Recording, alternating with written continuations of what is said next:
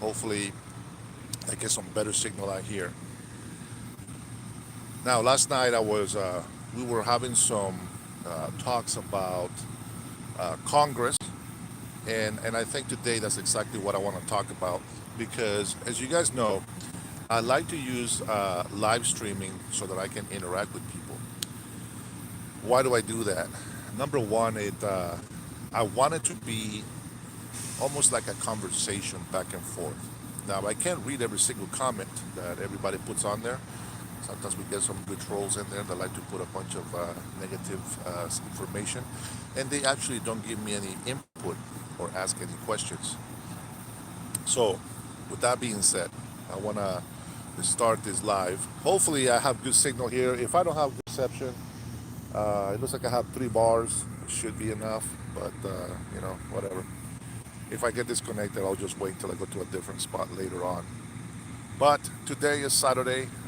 We finished our live about 1 in the morning. It's about 9:15 now, 9:17.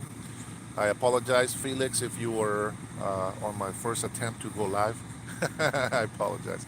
I lost my signal, so I came outside to try to get some better reception.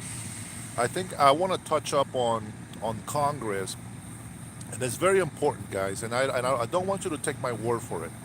I want you to do a research. I want you to look up some information. Congress has been, Congress is the lawmakers. They make laws for things to run smooth in our country, and and I think that sometimes they like to blame somebody else when something doesn't work out. I noticed that Congress has done a lot of things that benefits them, but not something that benefits the American people. And I think there's something wrong with that. Our system is broken. Us patriots, Republicans, Democrats, and independents, we're out here fighting amongst ourselves, and then we wonder why. And I'm going to tell you something. When you have parents, for example, this is something you learn as you grow up as a kid.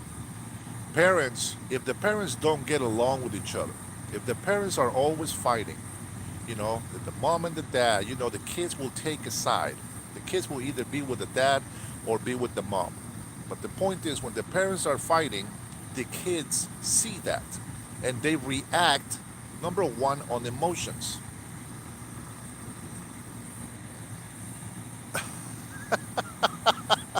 Jesus, God bless you, brother. um, Hyper, thanks, man. Appreciate you, dog. Uh, so we have an example as kids, that if the parents are fighting, we grow up seeing them fight, and then we kind of adjust to it, and then our mentality goes kind of with what the mom says or what the dad says, depending on which side you pick. In Congress, we have Republicans and Democrats. Republicans and Democrats are, you know, they're the major parties. Independents, there nobody knows what that is. I'm sorry, guys. Independents, you guys don't get shit. Uh, what I will say is this: Democrats. I'm not going to say Republicans are not guilty of it. What I'm talking about is corrupted politicians. But right now, it seems to be the Democratic Party that is in charge.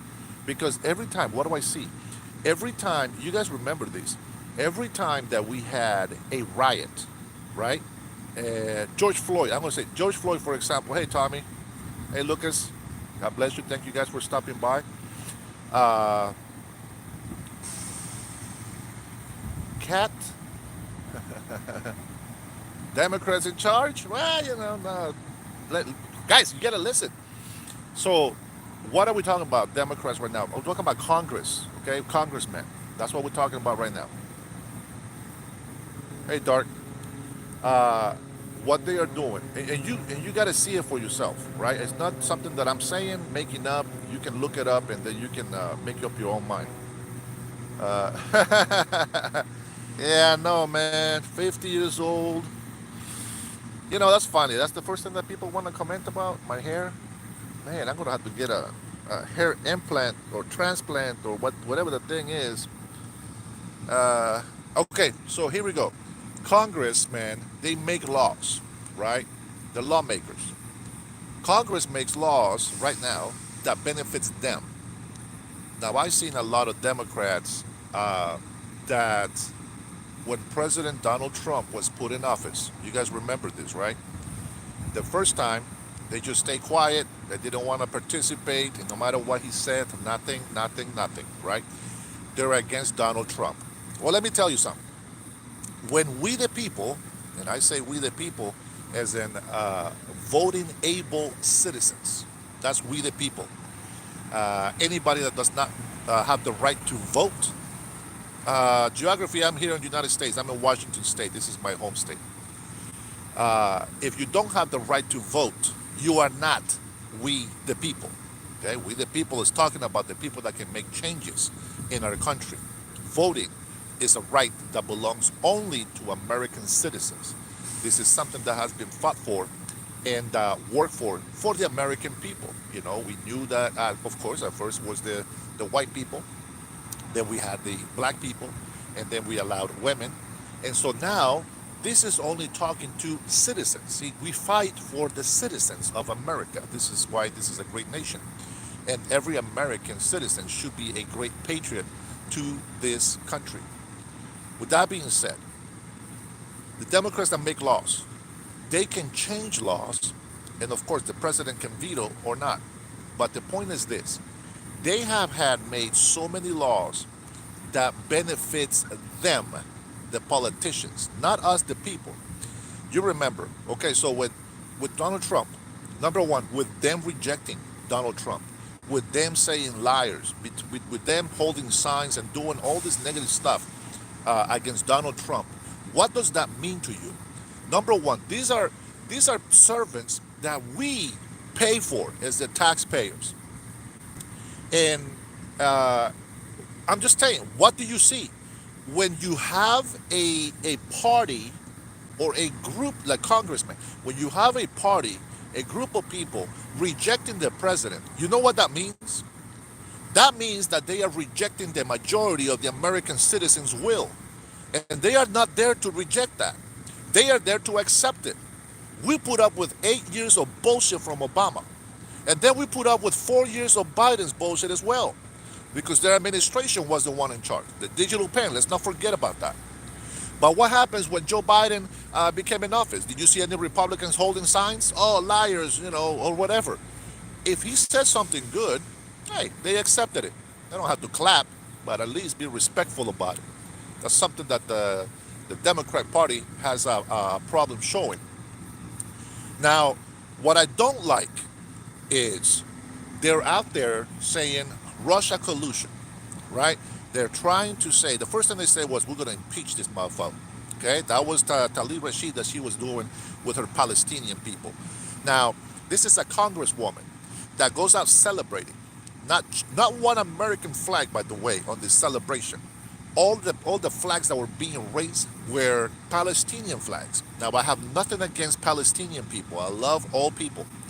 I think, number one, to get it out of the way, Gaza belongs to Israel. And the reason why I say that is because only Israel is willing to help Palestinians. Hamas is torturing and killing their own people. They are provoking war. They are making attacks. And they might as well be committing the crimes themselves and then accusing Israel of doing.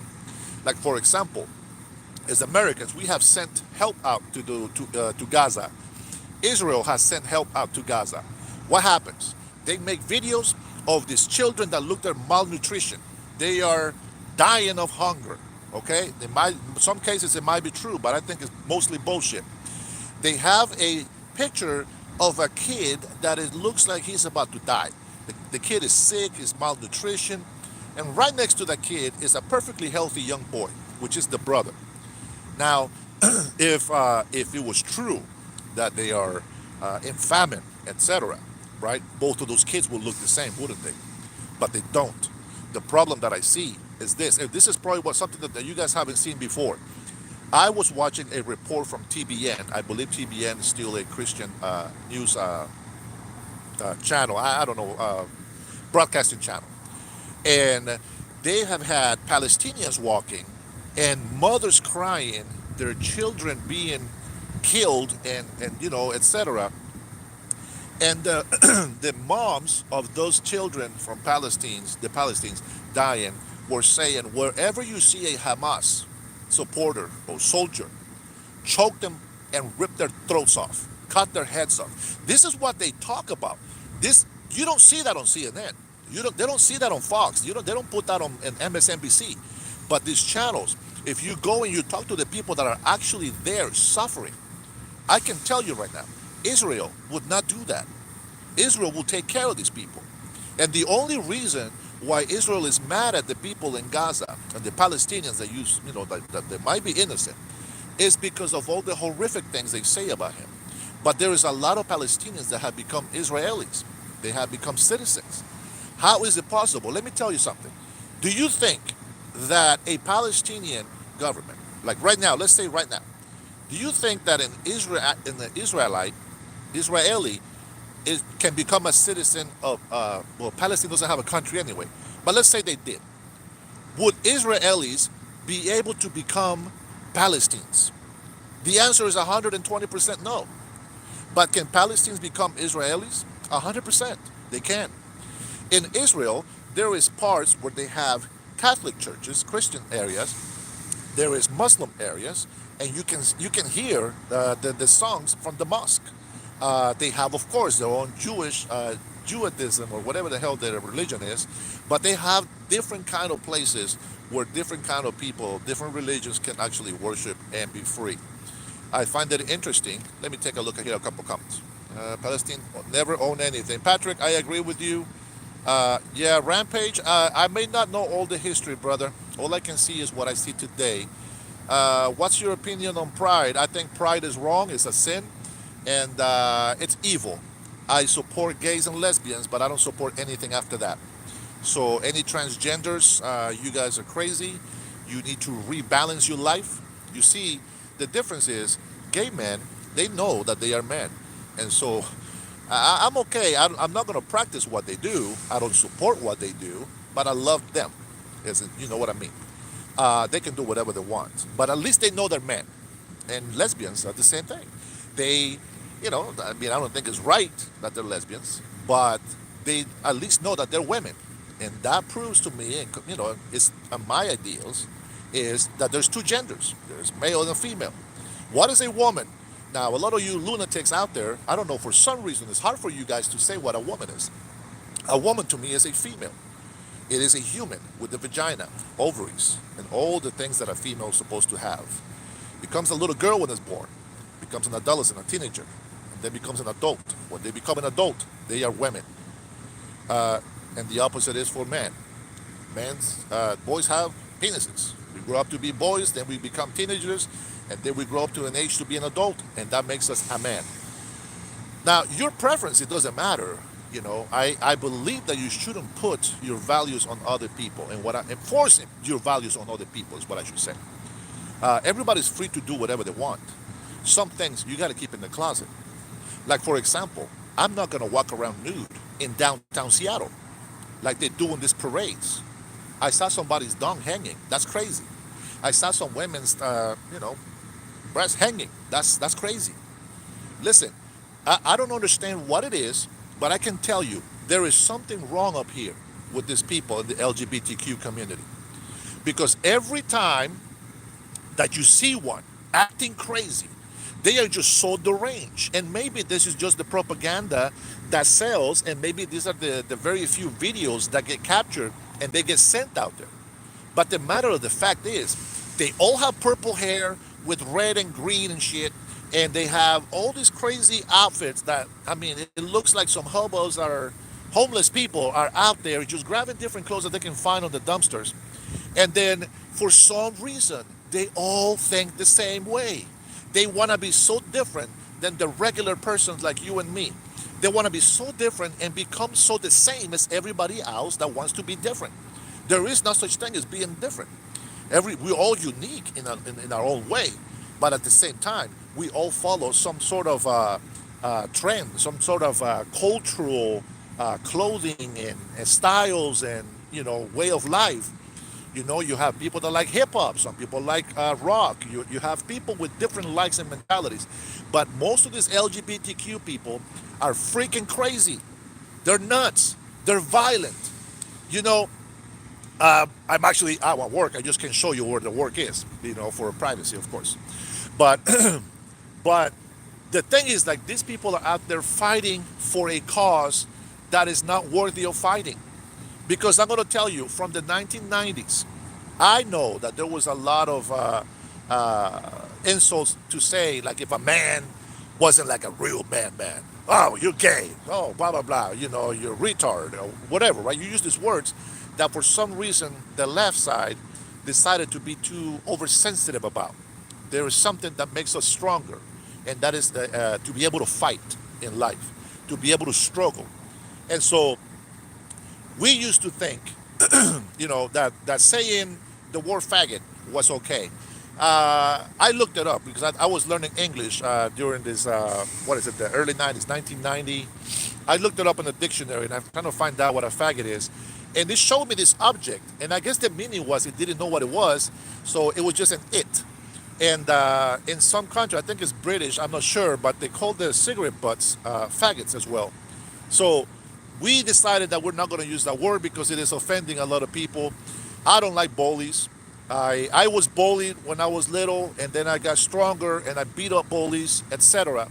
But the fact of the matter is, we cannot condone violence. Now, sometimes we have to be violent to defend the weak ones or the innocent ones from other violent, crazy people. Now, I am all for stop harassing gay people. Listen, stop making fun of them. That's not cool. I can accept that. And so I agree with that, and I believe that we should protect them. Now, it doesn't mean that we're going to enable them or convince them that they're weak or that they are victims.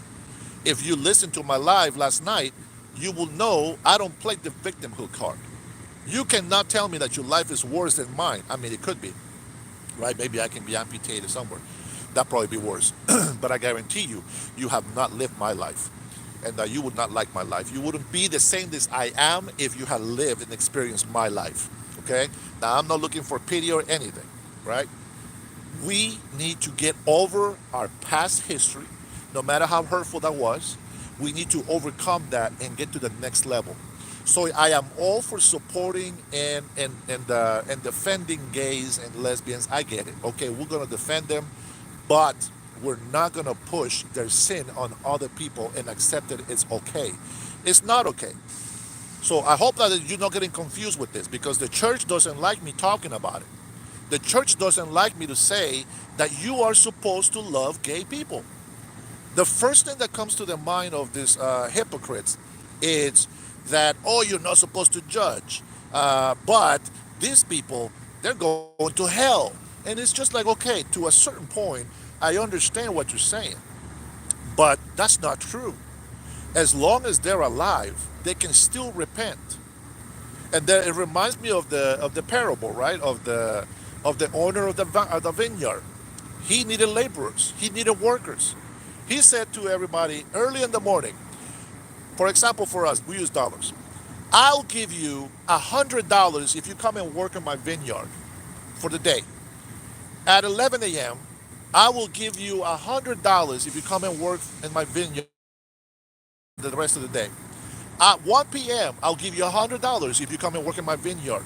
And the last people, right before 5 o'clock was about to come, 4 p.m., these people also joined and they worked in the vineyard.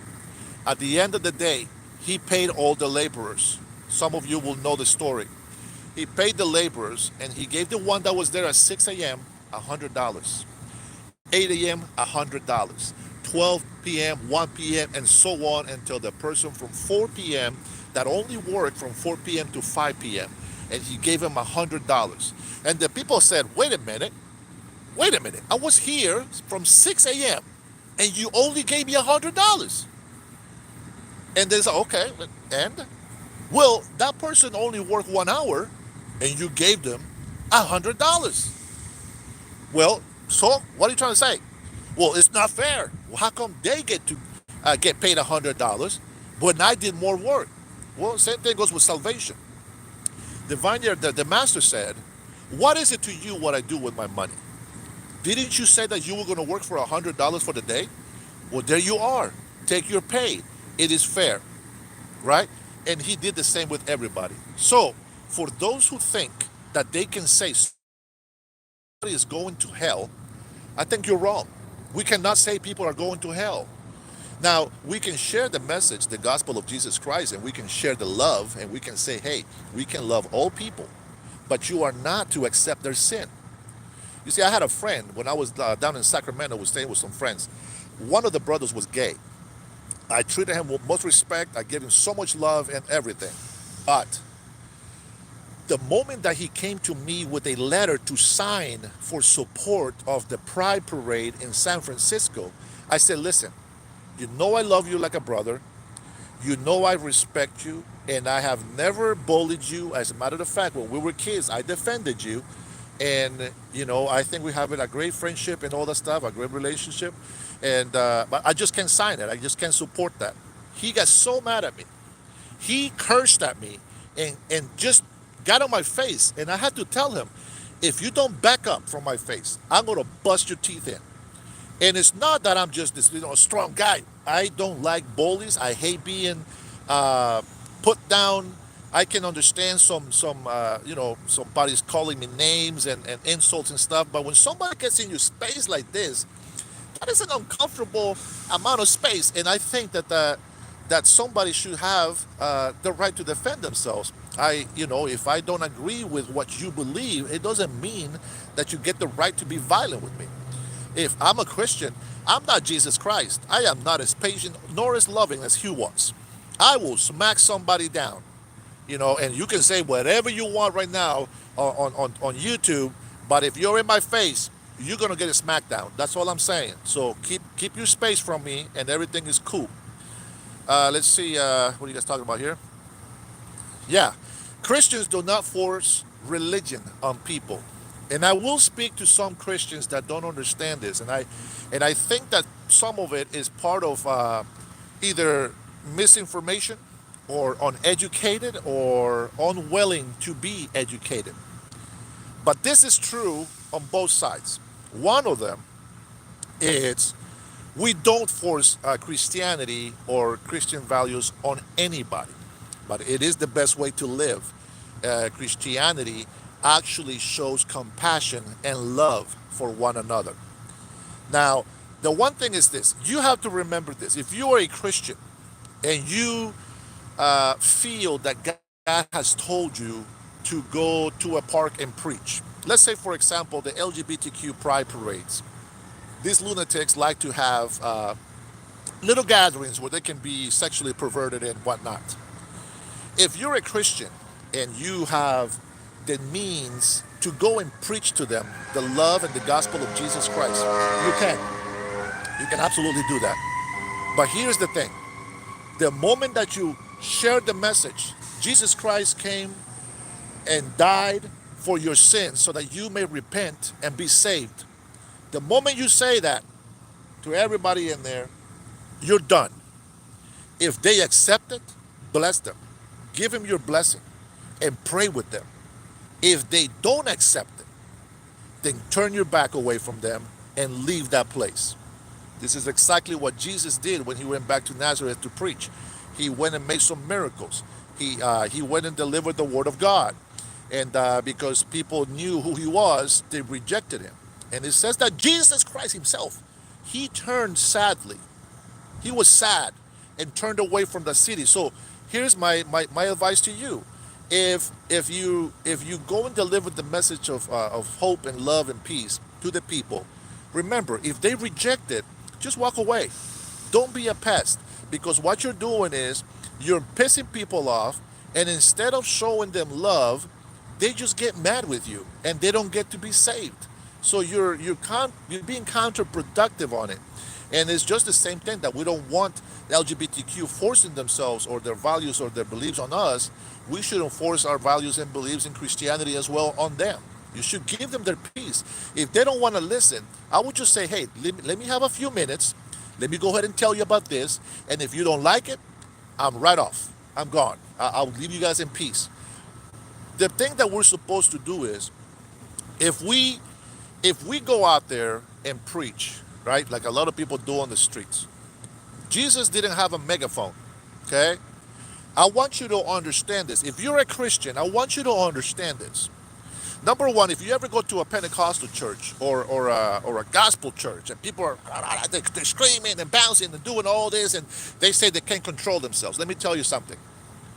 That is false. The Holy Spirit, it is a spirit of order, not demonic dancing. That is a false teaching. And people should not be acting like crazy animals in church. The Holy Spirit, it's order. Doesn't act that way. Okay? Number two, if somebody doesn't want to accept the word of God, as Jesus told the disciples, if somebody rejects you, dust your sandals, take your blessings away with you to the next person or to the next town, whatever they're going to accept you, then give them your peace and give them your blessing. It's the same thing that we need to do as people today, as Christians. You cannot go and preach the word and try to convince people. The Bible is very clear. It is the Holy Spirit Himself that brings people to Him. He knows who He's choosing. Yeah, she's here. Yeah, no, she's good. Yeah. Sorry, I told you I was at work. See, the Holy Spirit is the one that attracts people. He's the one that the Holy Spirit is the one that chooses who comes to Him. And so when you go to a location and you share the gospel of Jesus Christ and you share the message of salvation, you see, you don't get to convince anybody. That's not your job. The job supposedly was share the gospel. Tell it to the world because there's a lot of people that haven't heard about it. And you will notice that some of them will actually say, pray for me. I believe in Jesus. Some say they believe in Him, but they don't because they act demonic, right? They go the opposite way. And so for those of you who said that homosexuals and the LGBTQ is going to hell, you cannot say that because you're not God. I'm going to tell you something. The only way that I will agree with you that gays and all this stuff, they're going to hell is if they die and they never repented. That's the only reason. If you're going to say that because somebody will never repent and because they have told you this, then you can actually say, well, you're going to hell. If that's what you're choosing, you are going to hell. Now, if I have met any gay people, I'm going to, hey, listen, while we're here, we are going to love you, we're going to respect you, and you know what? If you have needs, we'll take care of you. And we can work together in respect. We can all work together amongst gays, strays, and whatever religion. We can all work together. At the end of the day, when it comes to Judgment Day, it is my job to tell you the way of salvation. Once I do that, my job is finished. And then it's up to the Holy Spirit to touch that person. If that person doesn't get touched by the Holy Spirit, I feel sorry for them. Just like Jesus did with Judas. You remember what He said to Judas, it would have been better for you not to have been born because you have no idea what's coming your way. And I feel the same way about gay people. If they want to live that life, listen, if they are in their deathbed at 90-something years old and they said, Lord, I made a big mistake. My whole life, I've been living this way. Please forgive me. I repent of my sin. Even if the person knows they're about to die, they got the chance to say it before they died. And just like the parable that I gave you about the master at the vineyard, even though he came at the last hour of the day to work, he still got paid the same as he offered everybody else. And salvation works the same way. You have to listen to the parables of Jesus Christ's gospel, and you will understand that a lot of those parables make sense in life. And if you don't understand, it's because you're not meant to understand. Now, if you choose to lose your soul because you want to feel ignorant or play a victim, that's up to you. Remember, Lucifer was made perfect. perfect, the most beautiful creation on earth, by the way. Lucifer was the most perfect creation. And then many of you can probably say, well, God doesn't make mistakes, right? Well, he made a mistake with Lucifer. No, no, no, no. God did not make a mistake. Lucifer was given the free will. And I think that's a mistake. But I'm not God, so I'm going to follow the directions and the orders and the laws that he puts in place. But Lucifer had the free will. That's right, Samuel. And he chose to be evil. He chose to try to take God out. And what happened? He got rejected. He got sent to earth to be shaped as a human. Oh man, I'm going to lose a lot of you on this one. Adam and Eve were the first sons of God. These were not demons that were sent to earth to be punished. They were in a protected garden where they had immortal life. If all they had to do was obey God, listen to what he told them, the animals will obey them. They were so peaceful. And this is the nature of our flesh. We like chaos. We need to see something horrible happen in order for our spirits to wake up. But I have news for you. Today I'm telling you, if you choose God, he will choose you.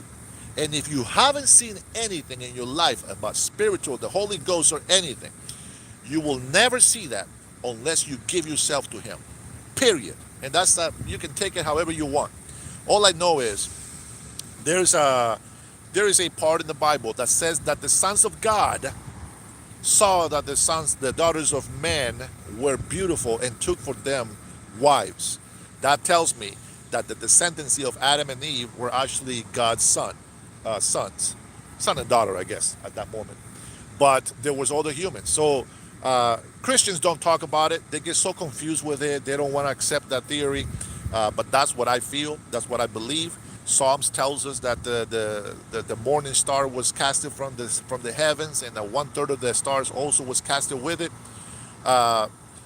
Anybody can tell me I'm wrong, but if you don't read the Bible, read it again. And if you don't believe me, I have a question for you. When Cain killed his brother Abel, God sent him to a city called Nod. You go ahead and tell me how that city got there. Go ahead. I'm waiting for your response. You don't have an answer. I guarantee you that 100%. Even my Sunday school teacher didn't have that answer when I was 10 years old and I asked her that question. The most important thing is don't push your values or beliefs on anybody. You know, somebody tried to quote the Bible to me yesterday, but it was actually a quote from the Quran. The same scripture is also in the Quran, a little bit differently placed, but it meant the same thing. And yeah, free will. You want to know what your purpose on this life is? Let's see. Why is free will a mistake? If we didn't have it, how could we truly love him? Not having free will would be like kidnapping someone and trying to force them to fall in love with you. It wouldn't be true love. What is your answer to the city? Nobody has that answer, right? But I said, if you say that I'm lying, prove me wrong. Who built the city of Nod where Cain was cursed to go to? There was only 4 people on earth, according to you guys' belief. According to my theory, there was 1/3 of angels that became humans. I wonder what the other 2/3 of angels will have to go through in order to prove themselves worthy of being with God. Why would Jesus Christ come and die for clay? If we were just made of clay and that was it, he would just destroyed us a long time ago. But he came here and called us brothers. He called us family. How beautiful is that? You think God is going to call clay that he moved, breathe life into? And that's it. What do you think? What do you think breathing life into clay means to you? This is symbolically, okay? And I don't want you to go crazy about it, blah, blah, blah. When God breathes into that piece of dirt called Adam, he took life. What happens when you marry your wife and you have intercourse. You give life, and you make a human being with the connection of a woman, a male, and a female. This is how we procreate. We give life inside a woman. God's breath of life into man. It's that. That's part of God. This is part of us. We reproduce in the same way that God works. Everything works according to God's will. And I didn't want to be like all religious about this life. This is not what this life is about. Uh, that's right, Samuel. Men cannot impregnate men. Women cannot impregnate women. It is interesting that women say they don't need men. They want to be lesbians. But what is the toy that they use? Yeah, it's the same thing as a man, right? Except it's fake. But the idea is, if something doesn't match, I can tie something with two nuts. I can hold anything together with two screws. I need a screw and a nut.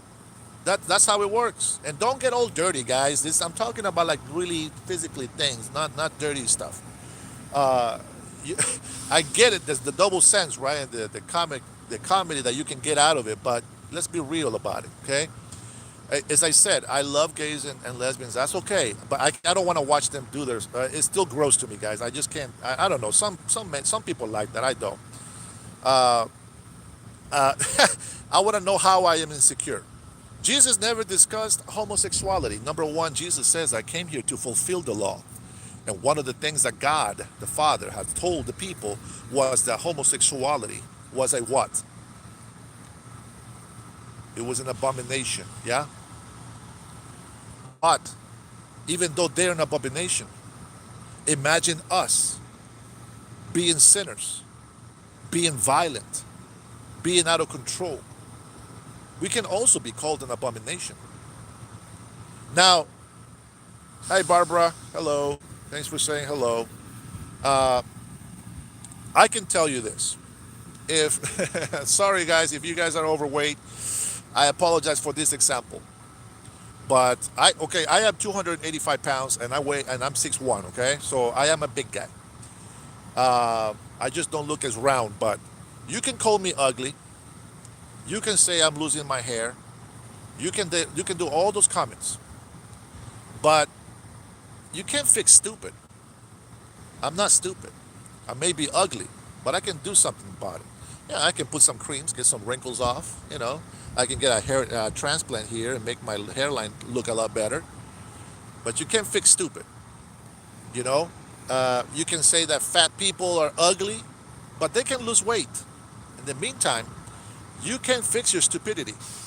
You cannot fix that. So I'm sorry if I offended some of you there. You know, if you're fat, you're fat. Dang it, just call it like it is. Stop being some softy wussies. You know, if somebody calls me fat, I'm like, man, yeah, I know. I know. I got to work on it. Matter of fact, it's been a week. I started going to the gym. The gym opens for me at 5 a.m. It's a sacrifice, doggone it. But I started doing it, and I feel a little bit better. I don't feel completely good. I hate mornings. It's such a pain. But I met a lot of old people that are in better shape than I am. That is very shameful. I have like, especially this black man. His name is Ron. He's about, I think he's 6'5", but he's 6'3" because he kind of slouches a little bit. This guy does more exercise than I can do, and I'm just like, whoa, this guy he's like 15, 20 years older than me, and he is more active and stronger than I am in many ways. So I know it's possible. Now, but not to get off the subject, I wanted to talk about Congress lying. This is what I started talking about. You guys bring me to religion. Uh, Congress has been lying to us for so long, and you know, I go through all these little samples so I can help you think for yourself. All right, here we go. Let me read a comment before I get to Congress. You can say it's okay if I'm fat. Thanks, Samuel. But at least Jesus loves me, and my body will stay here. That is correct, 100%. But my soul will be in heaven for eternity, enjoying perfection in heaven with our Lord. God bless you, brother. That's absolutely right. How does a woman want a woman that dresses, acts, looks, and performs? But I know, man. But, Michael, but we still have to accept them. Just don't accept the sin. Samuel, there is a resurrection day coming. That's right, Tony. There is. And I believe you'll find that in Second Thessalonians. I'm not very good with remembering scriptures, but I do all my stories, and I remember those. Let's see. Jesus says to love your neighbor. He said, the meek and the poor will inherit the kingdom of heaven. I hate the fact Christians twist the Bible and the teachings of Jesus to fit their narrative. I want you to give me something. And I love beautiful people to behave. Okay, I want you to give me something that Christians twist. I think you guys want to talk about religion, so let's talk about that. Tell me something that Christians twist, and I'll let you know if that's accurate. Well, I'll give you my opinion if that's accurate. Your truth may not be my truth. My truth are facts, but while you make that statement, let's see, sons of gods.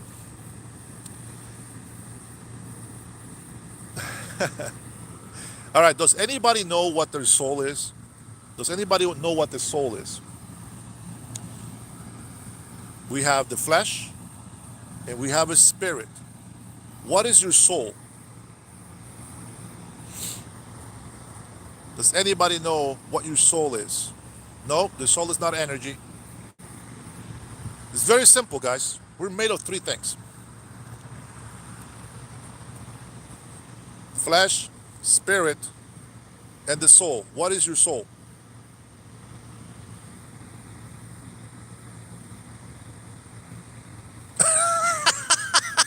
If you can fight for 1 minute, you out of shape. I'm gonna tell you a true story. One of my sons, he's the same as I am, just not as heavy as I am. Apparently not as strong as I am. Your soul is a divine spark of the Creator. No. Hey Omar, what's up, buddy?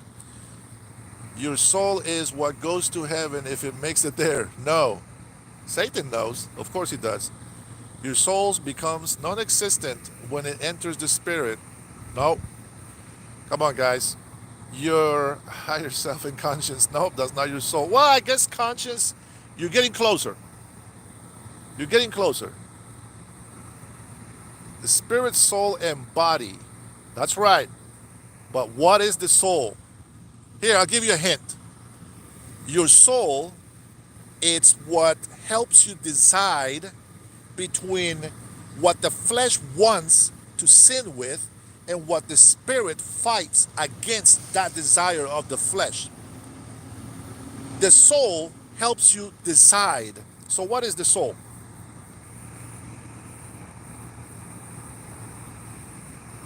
Come on, I know you'll get there. Ha! 100%. The leap or the leap. You win. You're 100% right. The soul is the mind, will, and the emotion. So don't know about the emotion. The emotion has to be a fleshly thing. Uh, but I'll give you an old saying. Your eyes are the windows to your soul.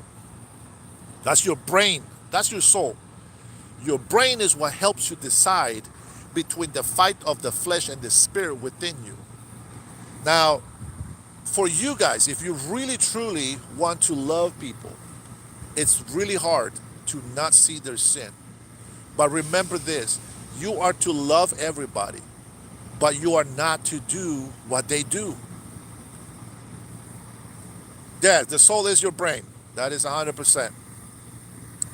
Uh, with that being said, it is very important that you know what your soul is, because if you have a black soul or a dark soul, as we say, you're evil. There's a lot of corruption in your mind. That's why we say you have a dark soul, because of the corruption. If you have a clean soul, a righteous mind, you are going to be making decisions like you will be able to love somebody despite their mistakes and their errors. Now, that doesn't mean that you're going to trust them on what they say, on what they do. They still need to prove that they are worthy of that trust. And this is where your mind comes in, and you can start thinking about it. You can make a decision. And it's very important because many people don't understand that. If you understand what your soul is, hopefully you will take better care of it. Where do I fail in my soul? Temptations, right? Even Jesus Christ was tempted. You guys know that, right? You know that Jesus Christ was weak. But why did he spend so many days and so many hours just praying to the Father? Because he was tempted. And you cannot be tempted unless you want something. He was tempted with hunger. He was tempted with riches. See, he was tempted with everything the flesh wants. But his soul, his spirit, fought harder against the flesh. I think the only advantage is that some of us, when we are born, well, all of us that are born into a human body, we don't remember where we come from. Now, a lot of times you will meet people and be like, oh my gosh, I feel like I've known you forever. You probably do, you just don't understand why. But Jesus Christ still remembers who the Father was. He still remembers everything that was in heaven, everything that he knows that they created. And I say they because the God, the Father, and the Holy Spirit, Jesus Christ, the Son, the Holy Spirit, and God the Father, they're all one spiritual person. Uh, he knows what's waiting for us. And he will tell the disciples, listen, just stay with me on this. Your Father will reward you in heaven. And to me, nothing bad that you can ever experience, no matter how scared I will get, no matter how painful my life might be to me, it doesn't matter what atrocities I see and experience, it compares nothing to what we have in afterlife. Now, I don't want you to get it twisted. The Bible says that Jesus said that we are to live today like the world will never end. But we're also supposed to live like today is your last day. That means that you have to love today. You have to repent today because the world can end today. Now, I don't believe that, but it can. See, I'm not God. I don't get to choose when the end of the world is. Only God does that. He knows exactly when it's going to happen.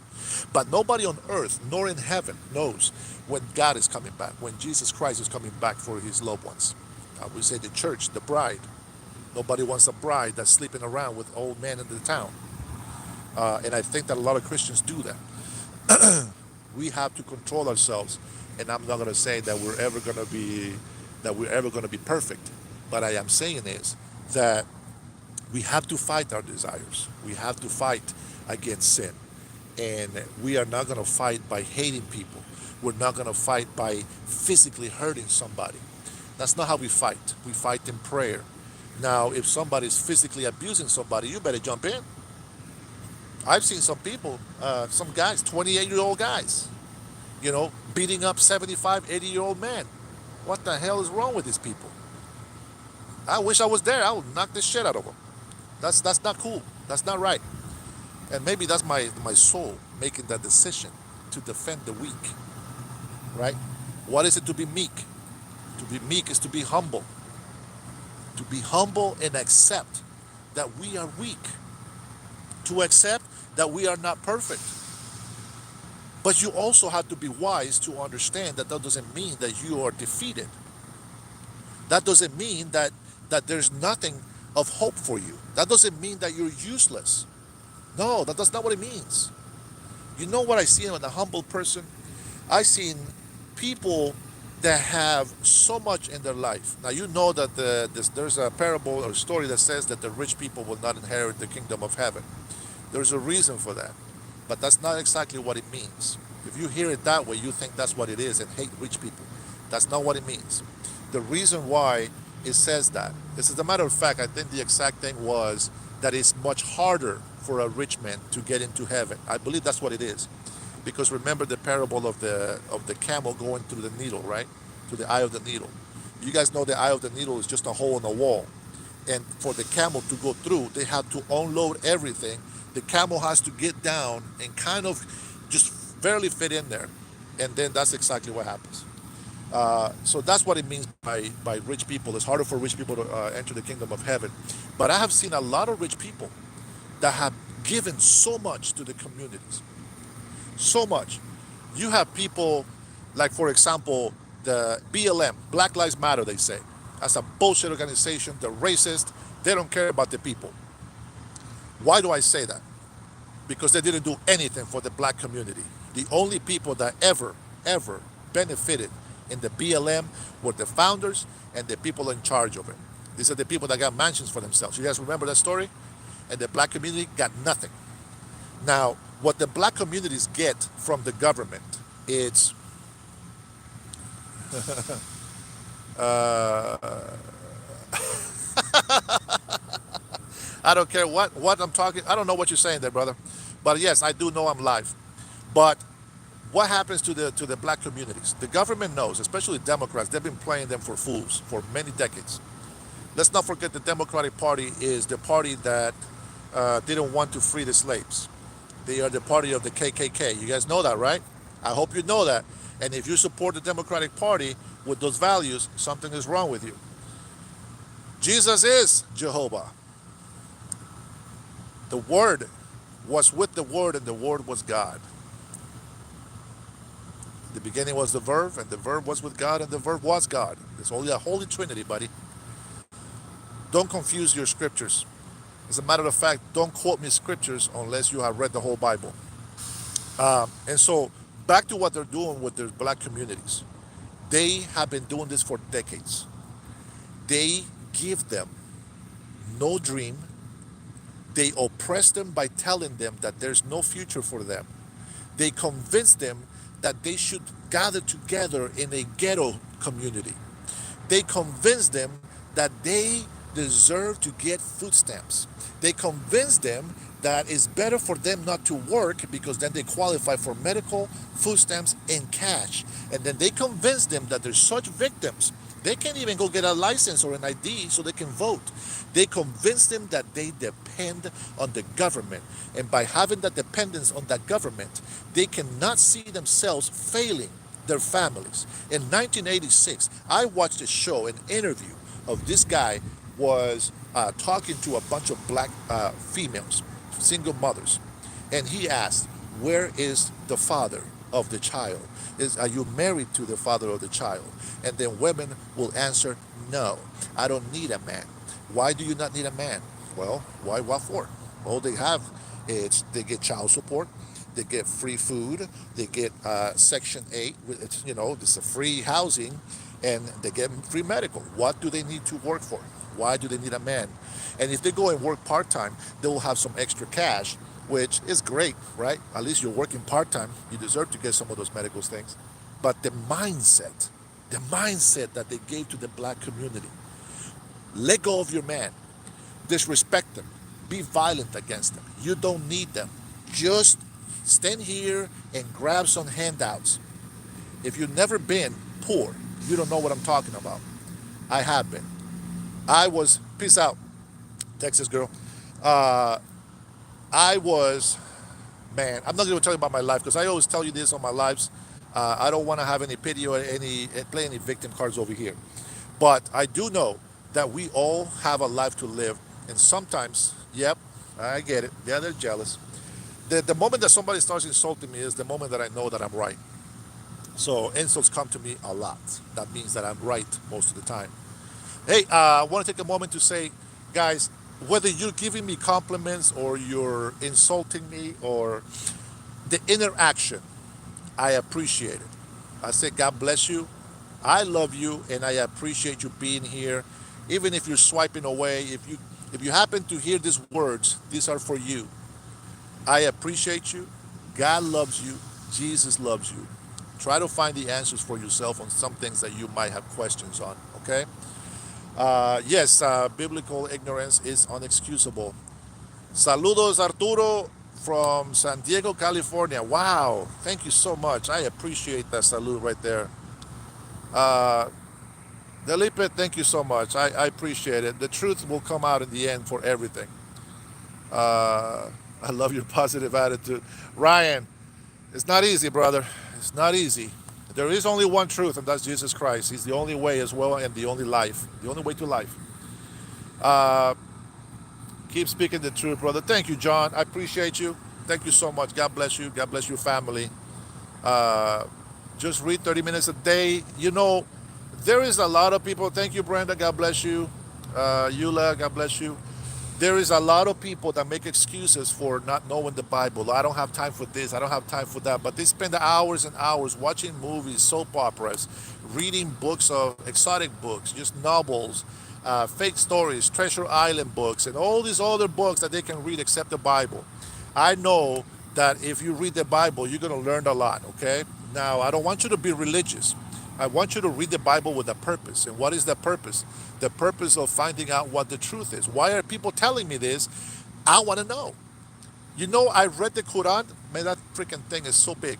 I read the Quran. Why? Because I want to understand why they keep saying this thing that it's actually not in the Quran, by the way.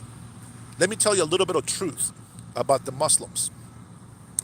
Muslims are descendants of Abraham. You'll be all right, John.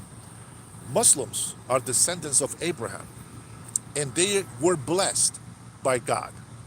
They were blessed. And so they do have a right on this earth. Here's the thing.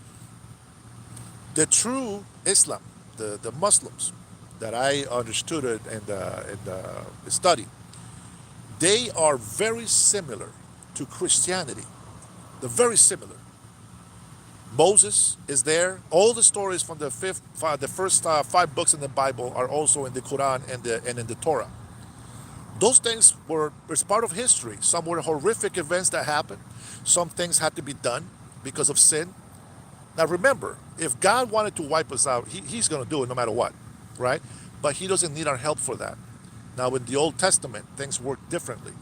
So Joshua and Moses had to go and fight wars and this and that, and sometimes annihilate, complete villages and towns because of all the bad stuff that was in there. But getting back to the Muslims.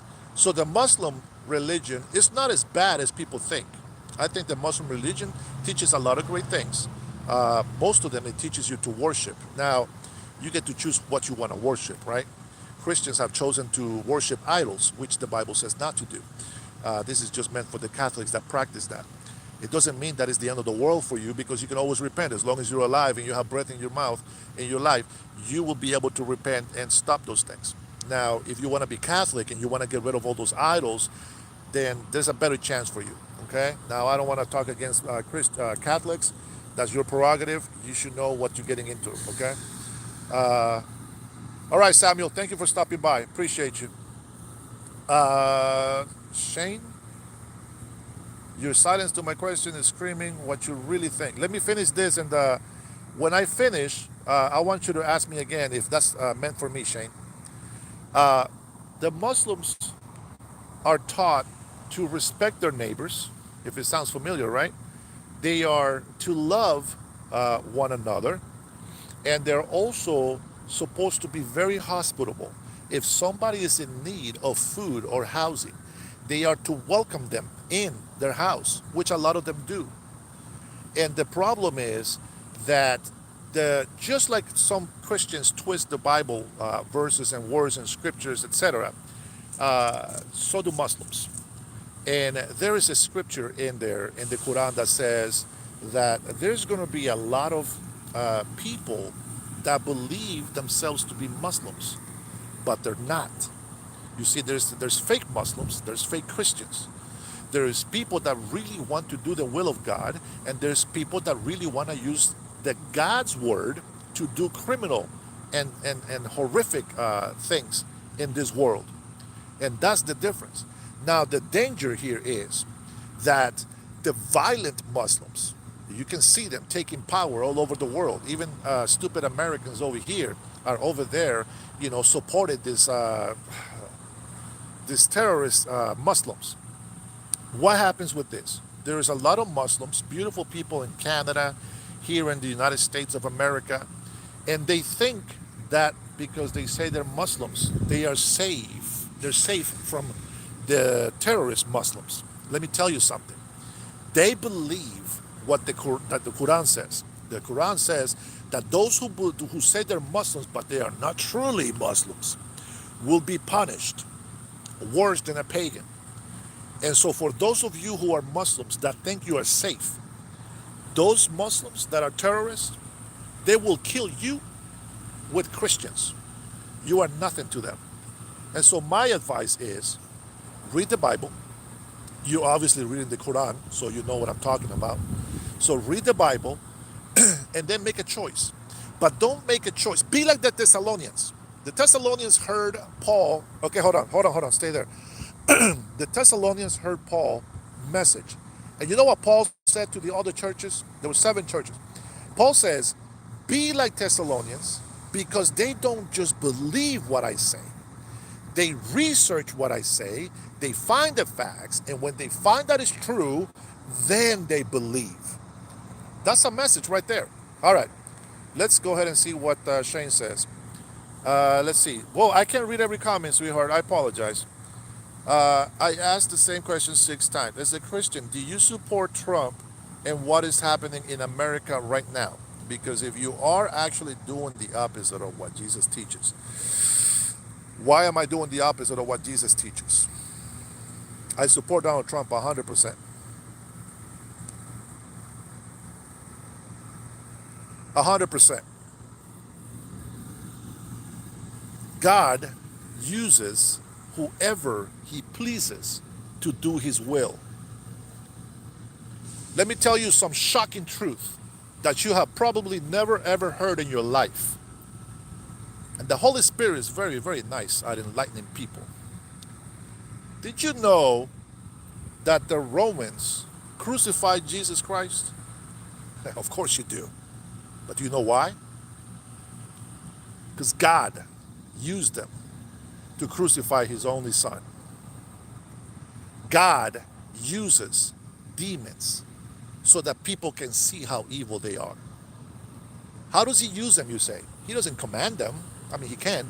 He doesn't command them. He allows them. He allows them to attack us because we are supposed to prove to God that we belong to him and we choose him every time. It doesn't matter what we lose in this life. We choose him every time. Donald Trump might not be your savior. Of course not. He's not Jesus Christ. But he is in the office because God put him there. And you know how I know that God put him there? Because most of us voted in the same reason. And he's there for us. Now, if you didn't vote for Trump, I'm going to say this very lovingly and as softly as I can. If you didn't vote for Trump, shut the hell up and get out the way. You had your chance when your party won. We stood by complaining to ourselves and we put up with it. Now it's our turn. Respect democracy. Save democracy. And respect the will of the people. That's what I say to you. If you didn't vote for Trump, shut the hell up and get out the way. Stop being an obstacle. Congressmen, it's all they have been doing. They have been obstacles for Donald Trump to do his job in our country. When I read your comments, you guys throw me off. You have to remember that we have a turn. I don't care if you like it or not. Right now is Republicans' turn. And right now, Republicans are the only ones representing patriots of this nation. Right now, Republicans are the only ones that were able to secure the border when Democrats said it was impossible. Right now, Republicans are the only ones that have been able to stop a war in many countries when Democrats said it was impossible. Right now, Donald Trump, Republicans have made deals across the world where Democrats thought it was impossible. Right now, Republicans are the ones that have put tariffs on the world to make them come to the table, to remind them that we are the most powerful nation in the world. We have the best market in the world. Republicans have reminded the world that we are not dead. Democrats said that was impossible. Republicans are the ones that are fighting for the benefits to the American citizens, not to illegal immigrants. Democrats say illegal immigrants, they're not illegal immigrants. They're migrants that are undocumented. What a bunch of morons. That means illegal immigrants. illegal aliens, for those that don't like it. I know Trump is not going to run for president in 2028, but I see some hope in J.D. Vance. J.D. Vance has been supporting Donald Trump, which I think is great. I think J.D. Vance was a good patriot before he hated Trump. Remember, J.D. Vance hated Trump, and so did Marco Rubio, my beautiful Cuban friend. Uh, they hated him because of all the stuff that they have heard about him.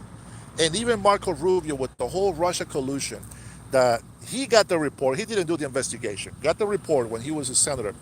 And, he said there was no Russian collusion found. And that's it. But what did the Democrats say? Russia collusion. Oh, we have so much information. We have so many evidence, and we're going to put Donald Trump in jail for the rest of his life. These guys tried 4 years while he was president. They were becoming blockers. They were stopping him. They didn't want to support the wall. They didn't want to support the immigration control. All that stuff. Democrats have fought him every single step of the way. I compare Donald Trump to a salmon fish. The salmon fish come from the ocean. They come through the rivers. They go upstream sometimes, and they go through jumps that are almost impossible for them to make. Somehow, they still make it. That's Donald Trump. Democrats are all the obstacles that are trying to stop him from doing everything that is right for the American people. And I will say to you guys, if you are patriots and you're watching this, put yourself in this situation. I want you to look at what's happening. Who is fighting for the American people and who is fighting for criminals and illegal immigrants? The Democrats like to set free criminals, repeated offenders. This is the Democrats. Republicans wants to punish them. I'm one of those. I want to see Shifty Shift behind bars. I want to see Hillary Clinton in jail behind bars. Obama too. Even though Obama is going to get... hi, Linda. Thanks for saying hi. uh, Obama is going to... Oh, that's a beautiful... See, the spot where I am, I get jets landing at Boeing, and the planes get so close, so big. I love it. But Obama gets a small break because of what they try to do to Donald Trump, and Donald Trump winning in court now kind of defends Obama a little bit. The problem is this. I find that it's okay if a sitting president is doing this to help the community or to help the country if they think that that's what they should be doing. But when the president willingly goes and deceives the people so that their vote doesn't count, look at the treasonous action on this. By Obama trying to make Trump's legitimacy president election, by him making it look like he cheated, like he did all these illegal things to become president, he undermined the American voters. Democracy. Save democracy, the Democrats say all the time. What they're saying is save Democrats. They don't really believe in democracy. They cheat every single step of the way. Everything that they do is lie and cheat. And I don't say that because I'm a Republican, even though right now I'm supporting Republicans. Like many of you Democrats out there that are patriots, you have loyalism, but you know in your heart that being a patriot is more important. And when you see your party being run down as corrupted politicians, you got to call it out. I've seen a lot of Democrats that have not turned to be Republicans, but right now are supporting Republicans because right now is the best thing that's happened to the United States of America. Democracy, Rick, it's our voting system. Democracy means that the people get to choose who gets to lead them. Now, we're a constitutional republic that has a democracy. I tell you something. Man, I love all people.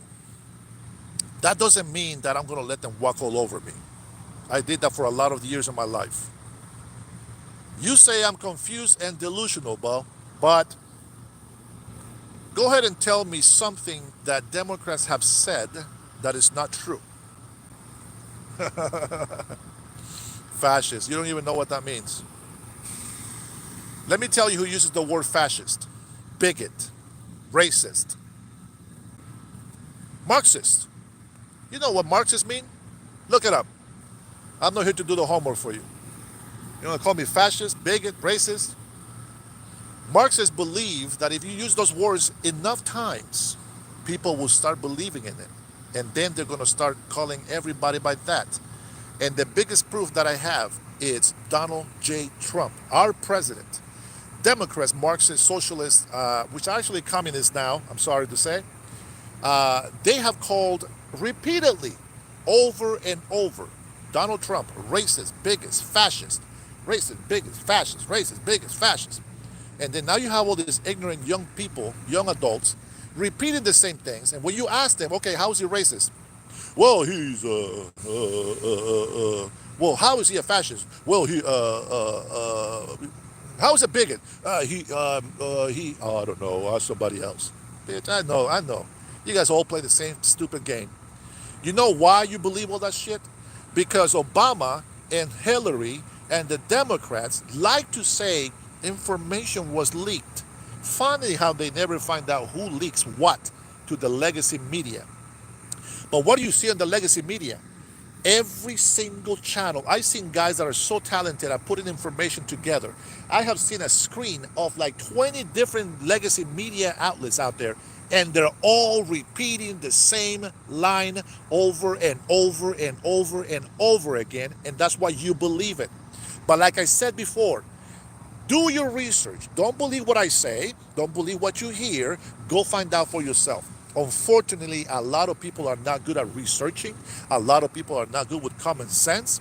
A lot of people need guidance. A lot of people get used because they're in a situation in their life. They're so poor. They're so needed. They have so many needs in their life, and they find that they're in a state of depression, of anxiety, and all this stuff, that stress, and they need something. They need a life jacket to be able to stay in the ocean and keep fighting for their life.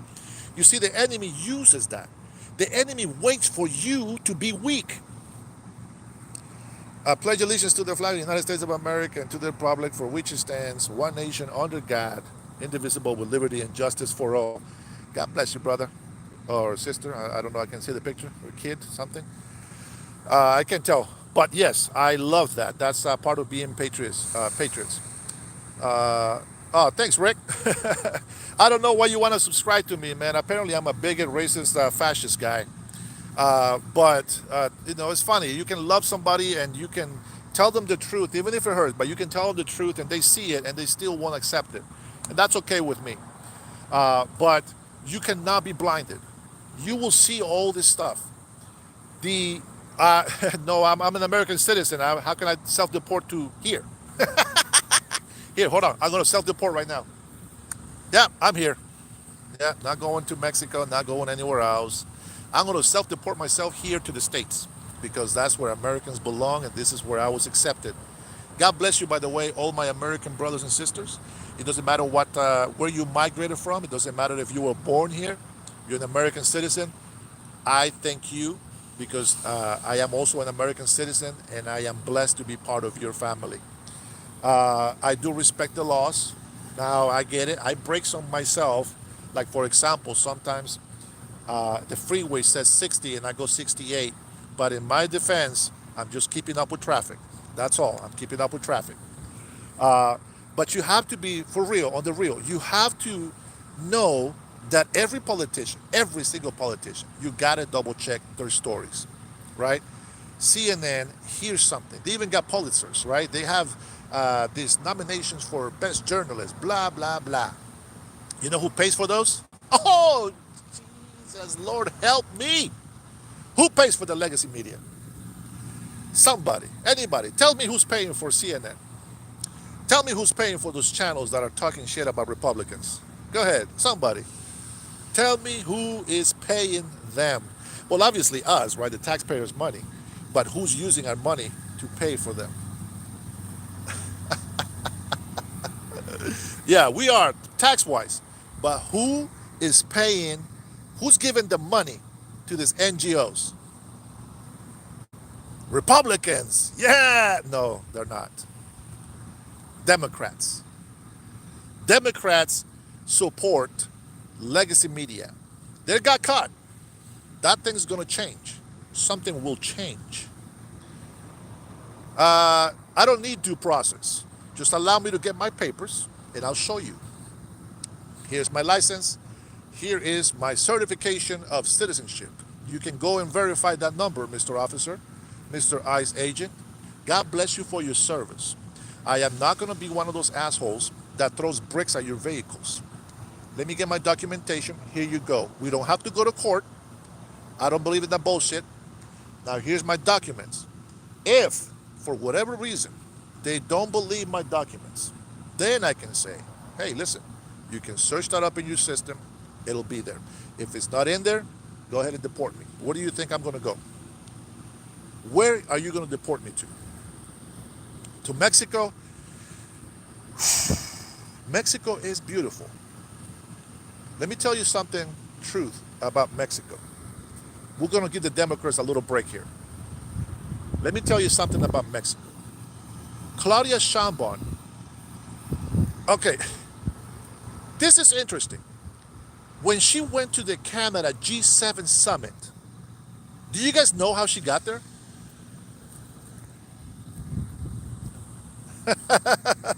Oh man, that's so close to Honduras. No, I'll just tell them to send me to Honduras.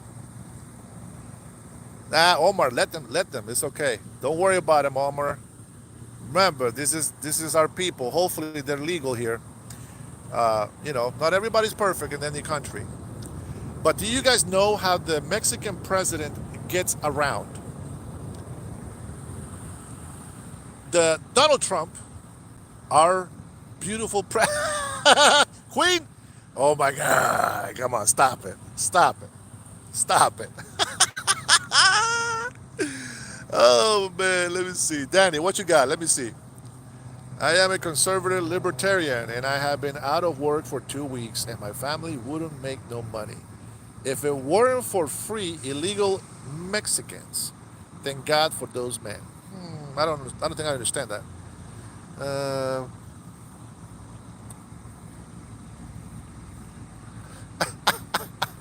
Not on Epstein's plane. All right, before I jump into the plane of Donald Trump. Shit. You guys are nuts. All right. Listen, I'm not saying all illegal immigrants are bad people. I am saying all illegal immigrants are criminals. I I love and I wish that this particular people would have papers in the States. There is so many foreigners that come to this country that truly are good people. And the best thing is that they actually love the United States of America. I wish that they can have papers. I hear the argument from, now mind you, I know a lot of beautiful people that work their butts off. I wish they wouldn't get deported, but guys, if they're illegal, they gotta go. It's the law. It's the law. We can't change that. Congress has to change that. Remember, there's a lot of illegal immigrants here today that have gotten asylum. Asylum is temporary. It's not permanent.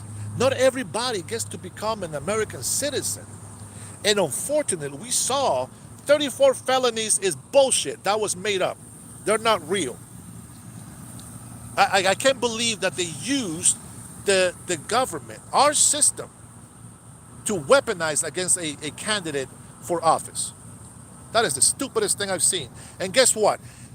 Now we're going to do it to them. And you tell me how you feel about that. Anyways, going back to asylum seekers, Haiti, for example, poverty is not a reason for asylum. Shit happens. We have poverty here in the States. Illegal immigrants getting $500 rooms, hotels. And we have homeless on the street. We got veterans that need to be taken care of. Don't be ignorant, please. Don't be ignorant. Okay, bye-bye, Felicia. El Tortugal, bye-bye. There is people that have DACA documents. A lot of these people should have been residents by now. The Democrats have not let that happen. Congressmen are the ones that don't let that happen.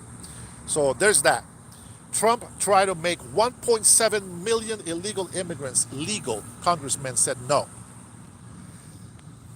Donald Trump trying to get 787,000 DACA document holders legal, plus other millions of people to get legal papers. Congressmen, Democrats said no. When they try to pass a bill, they say they're going to pass a bill to help us, the American people. But what do they do on these bills? They bitched about the big beautiful bill being over 1,000 pages. I remember that the Democrats passed a bill that was 1,600 pages. Hypocrites. And most of the money, they said, was for infrastructure. Now, this is for you guys that believe, that's why simple, you let them know. Bye, Felicia. You let them know. What do you think? I'm going to give you one little thing so that you guys can make up your minds on something, or maybe you can find something more. Gavin Newsom in California, how many billions of dollars? From years ago, not one track for that train project. That's Democrats. That's the people that you want to defend.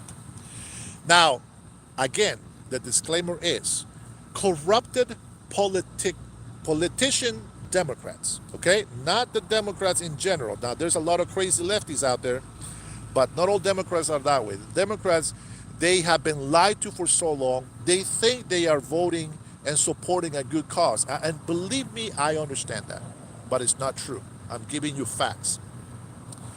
They spend billions of dollars, they say, for infrastructure somewhere.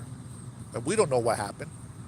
But we know Letitia James, when she found out that she was going to get audited, she put $2 billion that she had taken out of this NGO and put $2 billion back in there, and then we find out.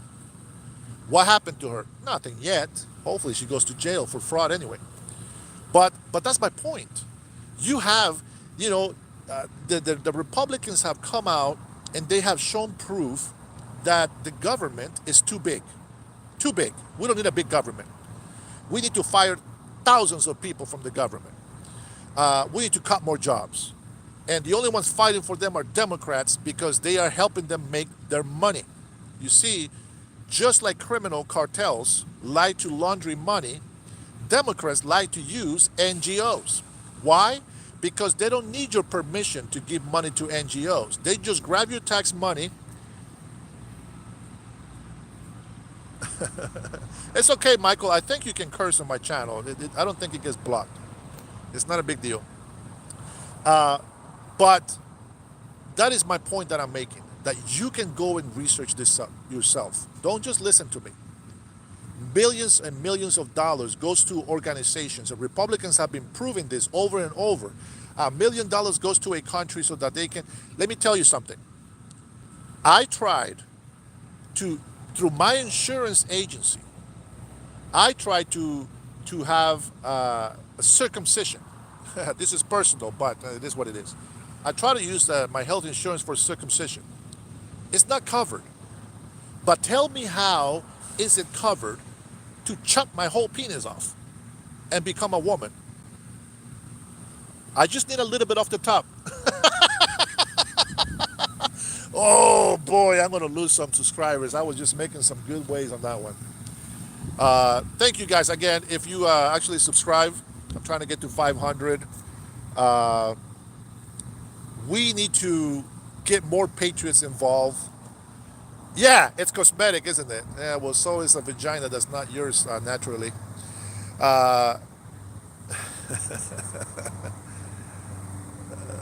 Yeah, NGOs is the best way to launder money. And this is why you're finding out from. I was talking about Mexican president, and I veered off, but I'll get back to her. She's so corrupted. And all these people that, oh, she's the best president ever. Oh my God, I love President Claudia Sheinbaum. I got a few things about that. But NGOs are the best way to launder money, and it's non-traceable. We have how much? We have $37 trillion deficit still, I believe. Now, it's interesting how that works, because just last year alone, thanks to Trump's tariffs from his first presidency, we made $4.1 trillion dollars for us. That should have brought the deficit from 37 to 33, right? Is that right? Where's the money at? $22 trillion of money used by Democrats unaccounted for. What? What? $22 trillion and you don't know where they went? What?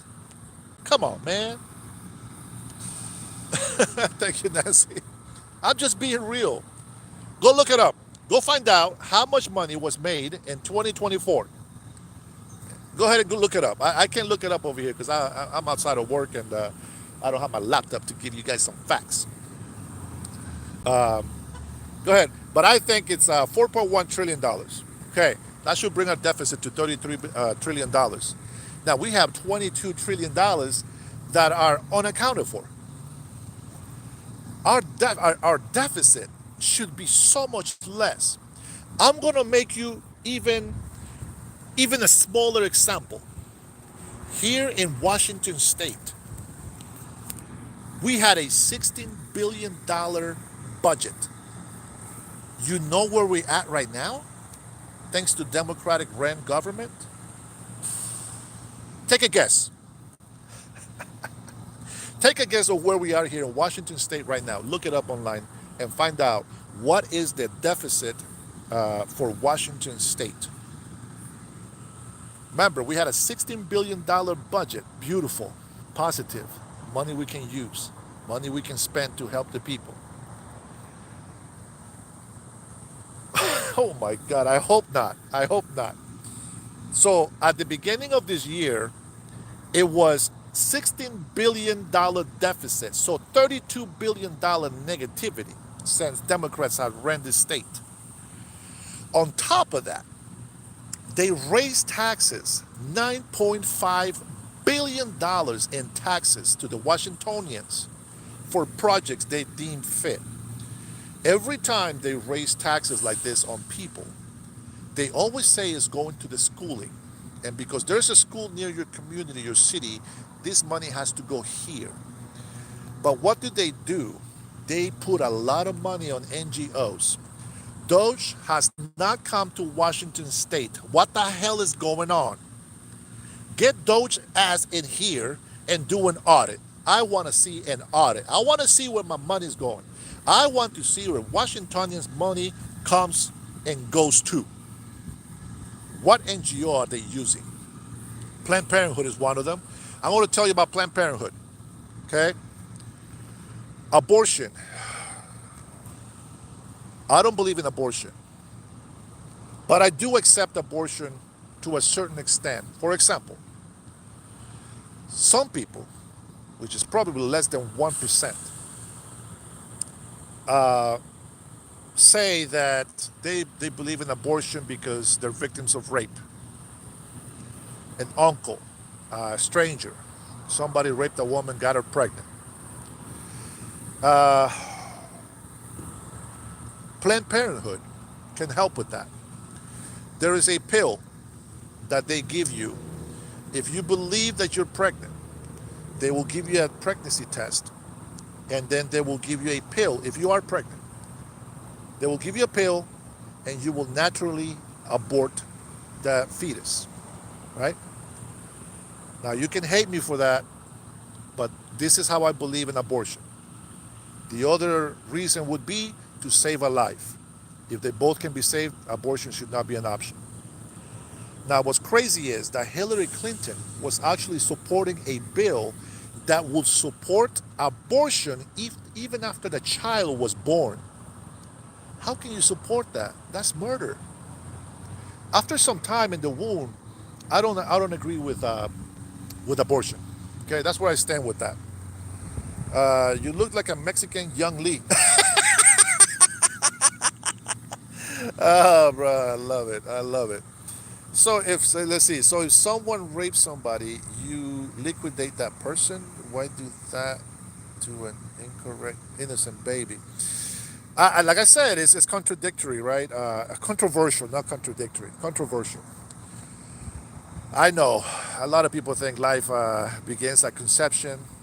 Uh, it's bad for me to say it, but as a Christian, I believe all life goes back to God, especially innocent lives. Now, I'm not going to support, after a week. I would say. I wouldn't support any type of abortion. If you really are a victim of rape, you know you're not going to wait a month. You're not going to wait 2 months just to see if you missed your period. If you're really a victim of rape, you're going to go in and say, this has happened. This is the hospital records. This is what's been happening. I want to get a pregnancy test and I don't want this fetus. I think, yeah, I know. Man, I hope that doesn't say Inslee, man. You bastard. Everybody hates Inslee here in Washington State. Uh, but that's like I said, that's my only exceptions, right? Somebody was raped, blah, blah, blah. You take that pill, you're still getting rid of the fetus, but at least that way I can kind of understand. Everything else, forget about it. You got to deal with it. If you go out there, spread your legs, or you're a man and you get a woman pregnant, you know what? You better be responsible. Actions has consequences. I know because I paid child support for 22 and a half years. If you have been on my live chat before, you know this already. I'm an open book. You want to know something about me, I'll let you know. I am the result of, I'm going to assume that you said rape. Oops, herb. And so is my oldest daughter. Oh, I do not believe in abortion unless it's to save a life. I can respect that. I can respect that. I could be wrong on the way that I believe, um, but you know, I don't know. It's just hard. I know people that have been born out of rape, and they're actually great people. But I don't know, man. It's a tough one. You know, what if the person that raped you was drunk and this baby, you know, number one that it was not a willing thing, and especially with drugs being involved and alcohol, that makes for a really hard life for that baby if it ever was to exist. And you see that today, a lot of people suffering. Now, I know in my message of Christianity, it doesn't matter what sufferings we go through in life, right? Our salvation is more rewarding than whatever bad things we go through in life. Um, let's see. Damon, this is the no fact chat. Hey, give me some facts. I want to hear some facts. I'll give you guys a chance. Yeah, Queen Bee. I agree. I agree. Hi, Mohammed. Assalamu alaikum. I assume he's Muslim because of the name. He's still my brother, man. No matter what. We have good brothers and we have bad brothers. I believe you might be one of the good ones. As they say, Inshallah, if God's willing, we're all going to be together one day having dinner and celebrating that we made the right choice in life. We chose life over death. Walaikum salam. All right, here we go. You guys don't want to give me facts? Here's a fact. I love you all. That's a fact. How much I love you depends on you. I can, if I choose love, I can choose not to love as well. So right now, I love everybody until I meet you, and then you're an asshole to me, and you treat me bad, and you know, you just want to walk all over me. Then I'm gonna love you a little bit less, but I still would love you anyway.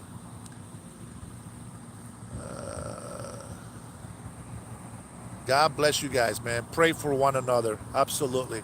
All right, we're going to the Mexican president. Now, the Mexican president, I was going to talk about Donald Trump's plane, right? We have an Air Force One, and we have also a dummy Air Force One for security of our great president, whoever that may be in history, in time, at the present time. Okay? Now, we do that for safety, for security, and privacy of our great leaders of our country. Claudia Sheinbaum wants to talk so much shit about the United States and a lot of Mexicans that are so proud to be Mexicans. Number one, they left their country. They're here. How about that, to be proud Mexicans? Good for you. You came to the land of opportunity, the land of the free, the land where things are great. And you can hate us, but we're still the best nation in the world. Anywho, Claudia Sheinbaum went to Canadians' G7 summit. I was, what the hell is this? I went to her channel. She actually has a YouTube channel. I think it's her, but the video was made for her. Claudia Sheinbaum goes to the airport. Sorry. She goes to the airport. And then she's going through the check line, guys. She takes her jacket off. This is the president of Mexico. Takes her jacket off. And then gets checked in to make sure she has no weapons. She gets treated like she's nobody. She's like one of us. She's not a president. She's one of us. Now you think, oh, that's humble. Oh, that's nice. No, they're broke. That's why they do that. She goes to a Canada G7 summit on a public airplane. There's no safety. There's no security. There's no privacy. If somebody was to attack that plane, the Mexican president is done for. She goes, takes her jacket off. They check her. She goes to the to the metal detector, and then she is walking from the back of the plane this way, as like this, as they're recording her. They didn't even show her sitting in first class. You can say, "Oh, how humble." No, they probably don't have the money. Mexico wants to talk shit about the United States, but let's be honest. The Mexican military ranks 32 out of 145 in the whole world. Where does the United States of America ranks? And I love this part. I know I'm a little conceited about my country, and this is why I'm so blessed and so happy to be in the United States of America. Besides being surrounded by great, beautiful American patriots, we are the number one military force in the world. And the best part about that is that we have a president in office that doesn't use that power to destroy all the countries that we don't like. You know what that means? That we actually like those countries. We want those people to be prosperous. We don't want them to lose lives. President Donald Trump does not hit the red button. And I've said this on my lives before. I know you and I will be doing this shit to the red button. Shoot, shoot, shoot, shoot, shoot, shoot. Destroy Russia. Oh, by the way, I think, correct me if I'm wrong, I may have been half asleep when I heard this, but I think Putin, it's actually going to stop. I don't know. Maybe I was dreaming. I think Putin's going to stop the war against Ukraine. I might be dreaming. I have to go and actually look it up, okay? Largest Navy, baby. Largest Navy. I don't know if you guys ever saw this, but we were in international waters doing our routine, check, letting people know, letting the world know that the United States of America is present. Well, China has been bullying the Filipinos for a long time. Ever since we left the Philippines back in 1992, China has been bullying them with their big ships. And the Coastal Guard ships from the Philippines, I'm sorry, my Filipino friends, but your military is shit. But thank goodness, let me see, Putin peace talks in Alaska. Okay, yeah, we'll wait for that one, I guess. I may have a dream, I'm sorry. Let's see. Thank you, Oops. Appreciate it. And thank you for the subscribe, guys. I appreciate that. Hopefully I get to 500 here anytime soon this month. So China is bullying the Filipino ships because they're weak. I mean, it is what it is. Thankfully for them, now the United States has their back. Like 100% because we're going to have our naval base in the Philippines. I believe that was the plan. I mean, unless I heard wrong, you guys can contradict me. I mean, correct me on that. Let's hope American troops don't have to fight for Israel in Gaza. Let me get to my story, guys. So they try to do the same shit to the American Navy commanders. And what is just funny is that this Chinese came out with a submarine, a warship, or what do you call those carriers? I'm not very good with terms when it comes to military guys. I just know what I see. Uh, Number one, the commanders from the military, from the Navy of the United States of America were laughing because they have this carrier that they say they use this new technology with a ramp that goes up at the end. And so because of that ramp, they cannot fly fully loaded or fully gas loaded. Okay, they cannot fly. They have to fly light so that they can take off. Now, our military, Air Force, the Navy, the jets that we have in the planes, they can take off the carriers fully loaded, full tank, everything, ready for fighting.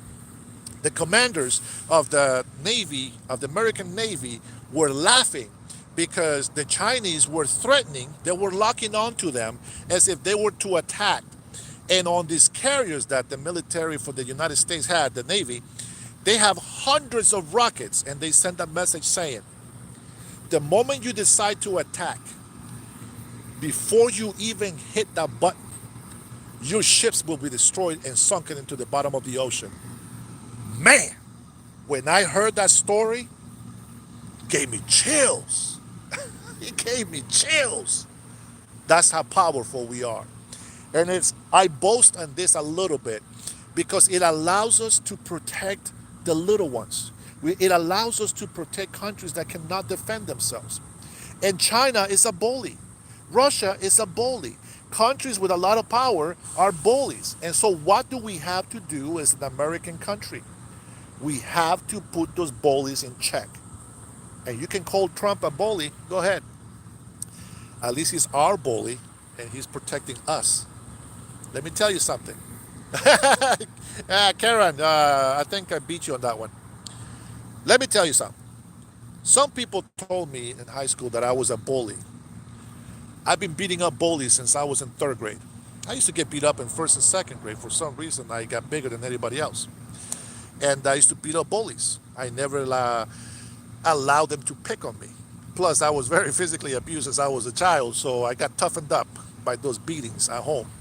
By a brother that hated me, which, by the way, he's asked for forgiveness. I forgive him. We're in a better place. I love him very much.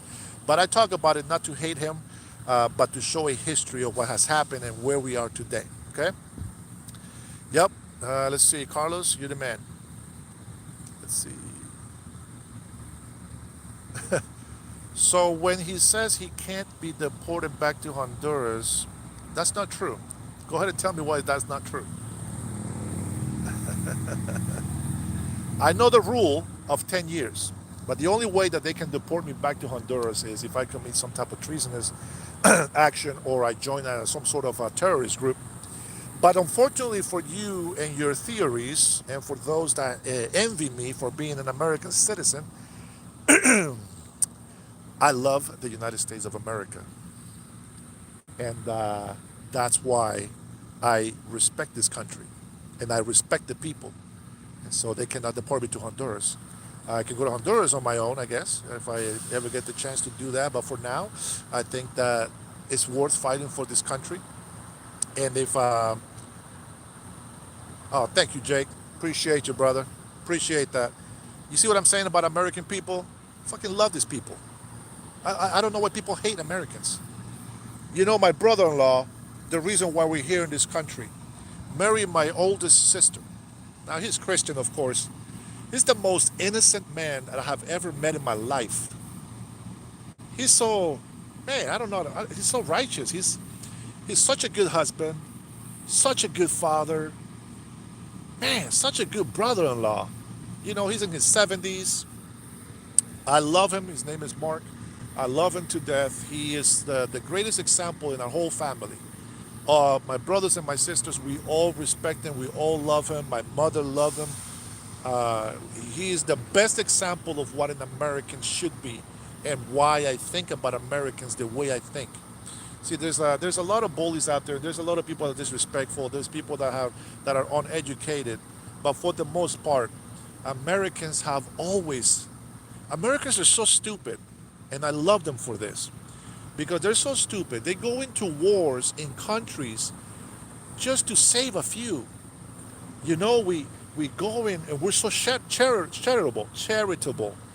That's when I say Americans are stupid, is that they're just such loving people. Like, I have not seen a country that has helped the world as much as the United States has. And so for those of you that are Americans, man, that you get part of that credit just by being American and by you guys welcoming into your American family. It's a great honor. I want to be one of the stupid Americans also that helps the world, because you see, the people that hate us, they hate us because they cannot do what we do. There is people in Honduras, and people don't believe me, but I went to the Bay Islands of Honduras. Oh, by the way, if you ever need a vacation, I'm telling you right now, the Bay Islands of Honduras is the place to be. You want to go to the area where the tourists are, because the area where the locals live, they don't like to be filmed, and also they're a little bit dirty. They're disorganized. So I recommend the tourist places, and you can go and visit these areas as well. But just keep that in mind. It's still a third world country. The tourist areas are kept, they're maintained, they're secured. Like, you can literally sit in the chair, and nobody's going to bug you. They have security there. It's very, very nice. I love it. It's the one thing that I have so much pride on from Honduras. Uh, okay, where was I? Shit, I forgot. Uh, where was I? Somebody remind me where I was with this. I was going somewhere with this story. Costa Rica, baby. Michael, you been to Costa Rica? I've never been to Costa Rica, so I'm not gonna talk about it. I'm not gonna say shit about it. Yeah, 149 countries. Wow. See, that's what I'm talking about. See, so I like it. You guys are awesome. But really, it's I. Oh, here we go. I was asking people. I was like, hey, so Donald Trump, and I don't tell him I'm a supporter, but I say, hey, Donald Trump is deporting, is doing a mass deportation of Hondurans in the United States. And I say, what do you think about that? The answer was, we are ashamed of those Hondurans. They bring shame to our country. And I said, well, that's a little bit harsh, isn't it? Because, I mean, they go there for a need. He said, those are lazy people. We all have need. There's poverty everywhere. But you choose to break the law or work harder. Not my words. I'm telling you. This is how people told me. I went on the street. Yeah. Go ahead and insult. That's the way you think you're winning. That's okay. But insults, they just kind of, you know. Uh, what I want is for patriots to stand up for the American people and its country. Uh, I think that a lot of people give up hope. But when I see the American flag,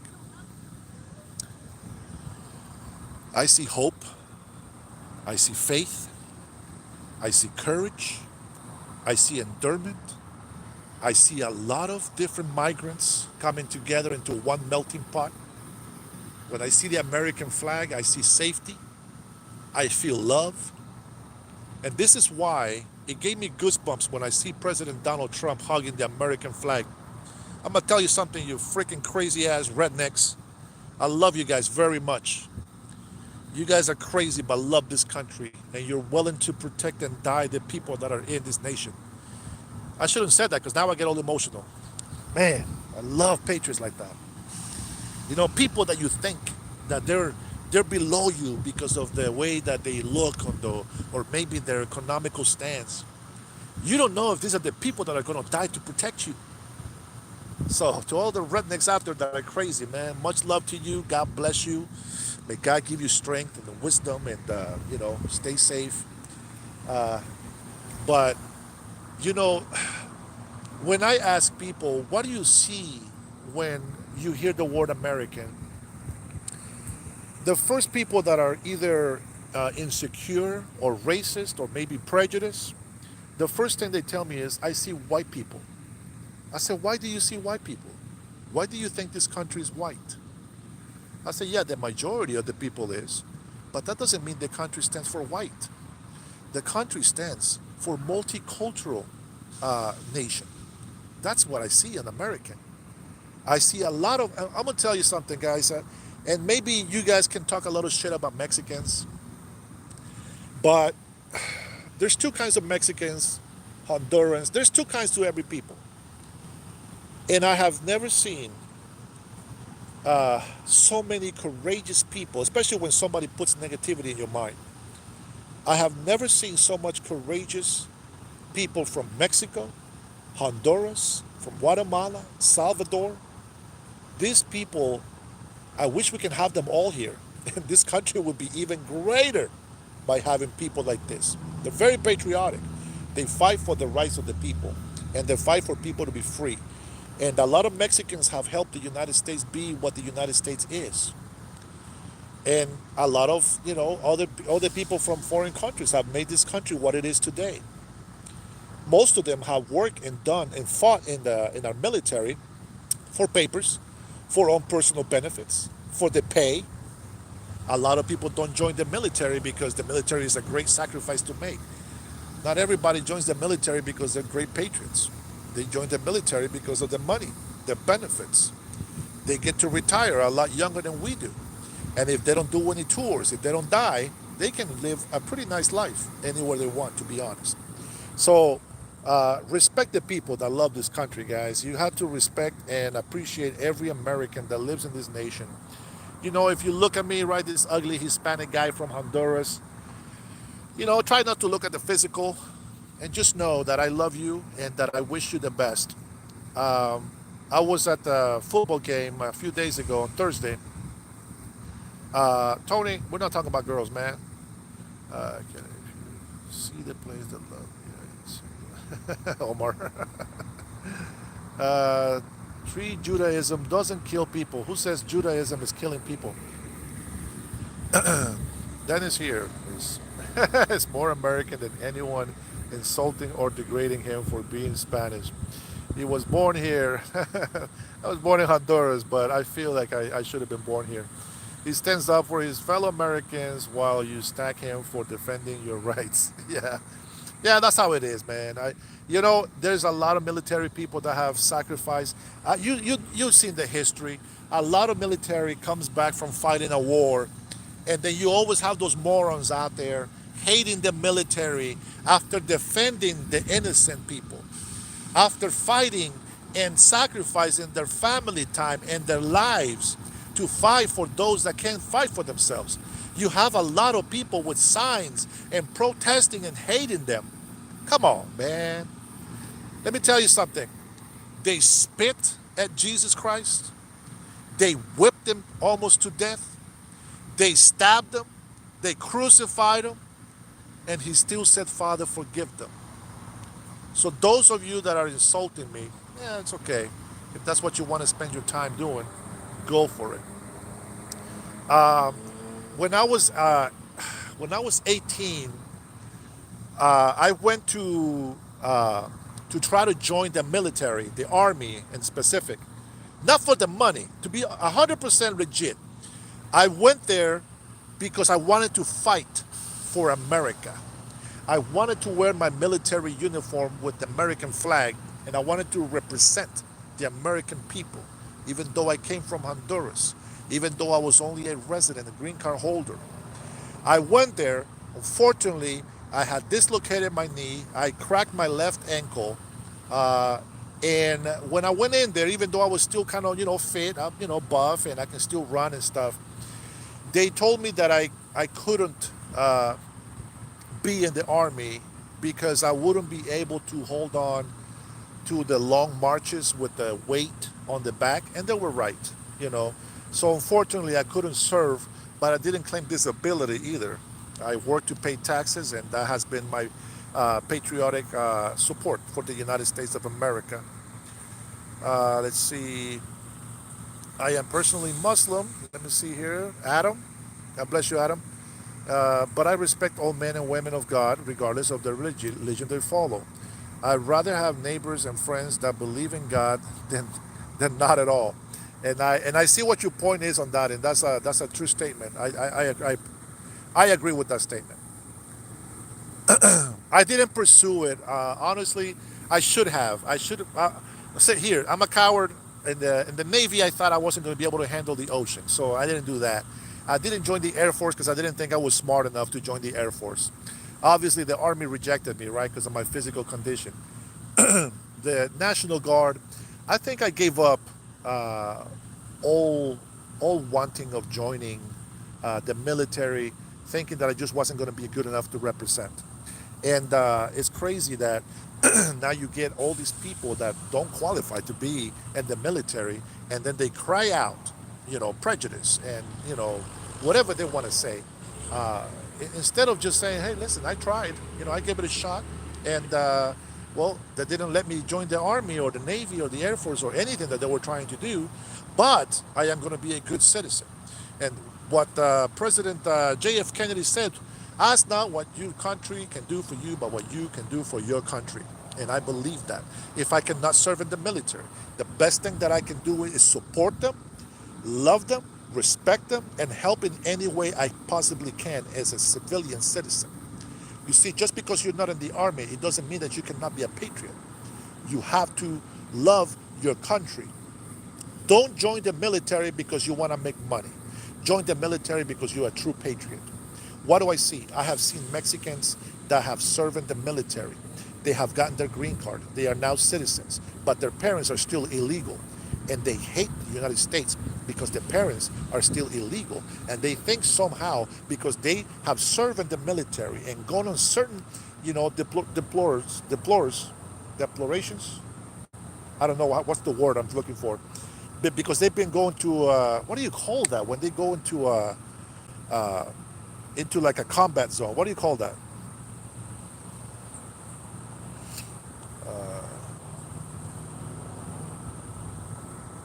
I can think. I can't think of the word right now, but it's like you have been not in combat. What do they call that word in the military? Oh my gosh. Anyways, because they have been, sent to certain countries to serve, right? They feel that their parents should also be citizens. That's not the reason why you fight for this country. National Guard is the U.S. Army. Yeah, I guess. But no, when I think about the Army, I'm talking about the jarheads, the ones that go to the up front, to the front lines and fight. National Guard, it is Army, but that's local. It's national, obviously. I'm talking about the one that goes out of the country to fight. I don't think National Guard goes out of the country unless they're really needed, I think. But their job is mainly for just to protect the national land. Uh, Tours, oh my gosh. That's the word, tours. Because they done tours in the military, they think that their parents should be, deployment is one of them. I just saw that in the comments. There's a lot of comments that I haven't got to, guys. It's so hard to scroll through all this crap.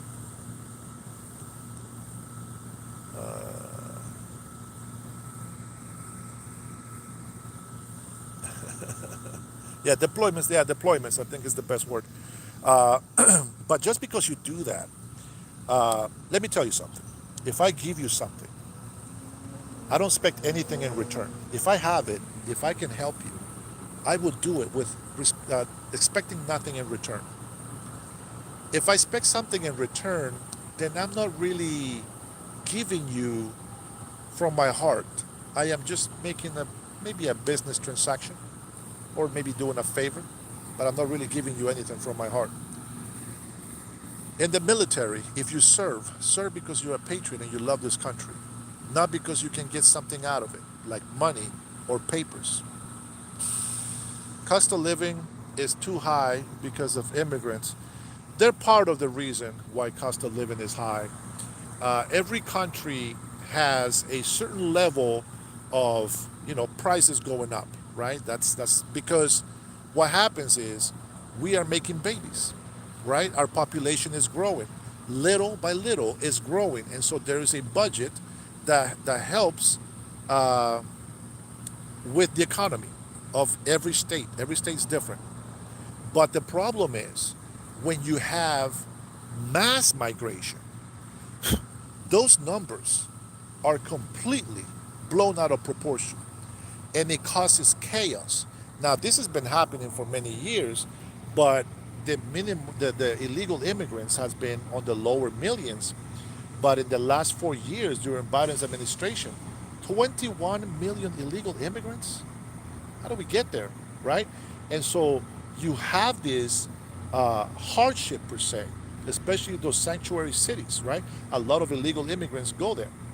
Uh, let's see. Let's get off the abortion subject. I don't like it. Uh, but I already gave you my opinion on abortions. Let's not talk about that anymore. Uh, but illegal immigrants do cause a cost of living to go high because the budget set for the people in states is meant for a certain amount of growth every year.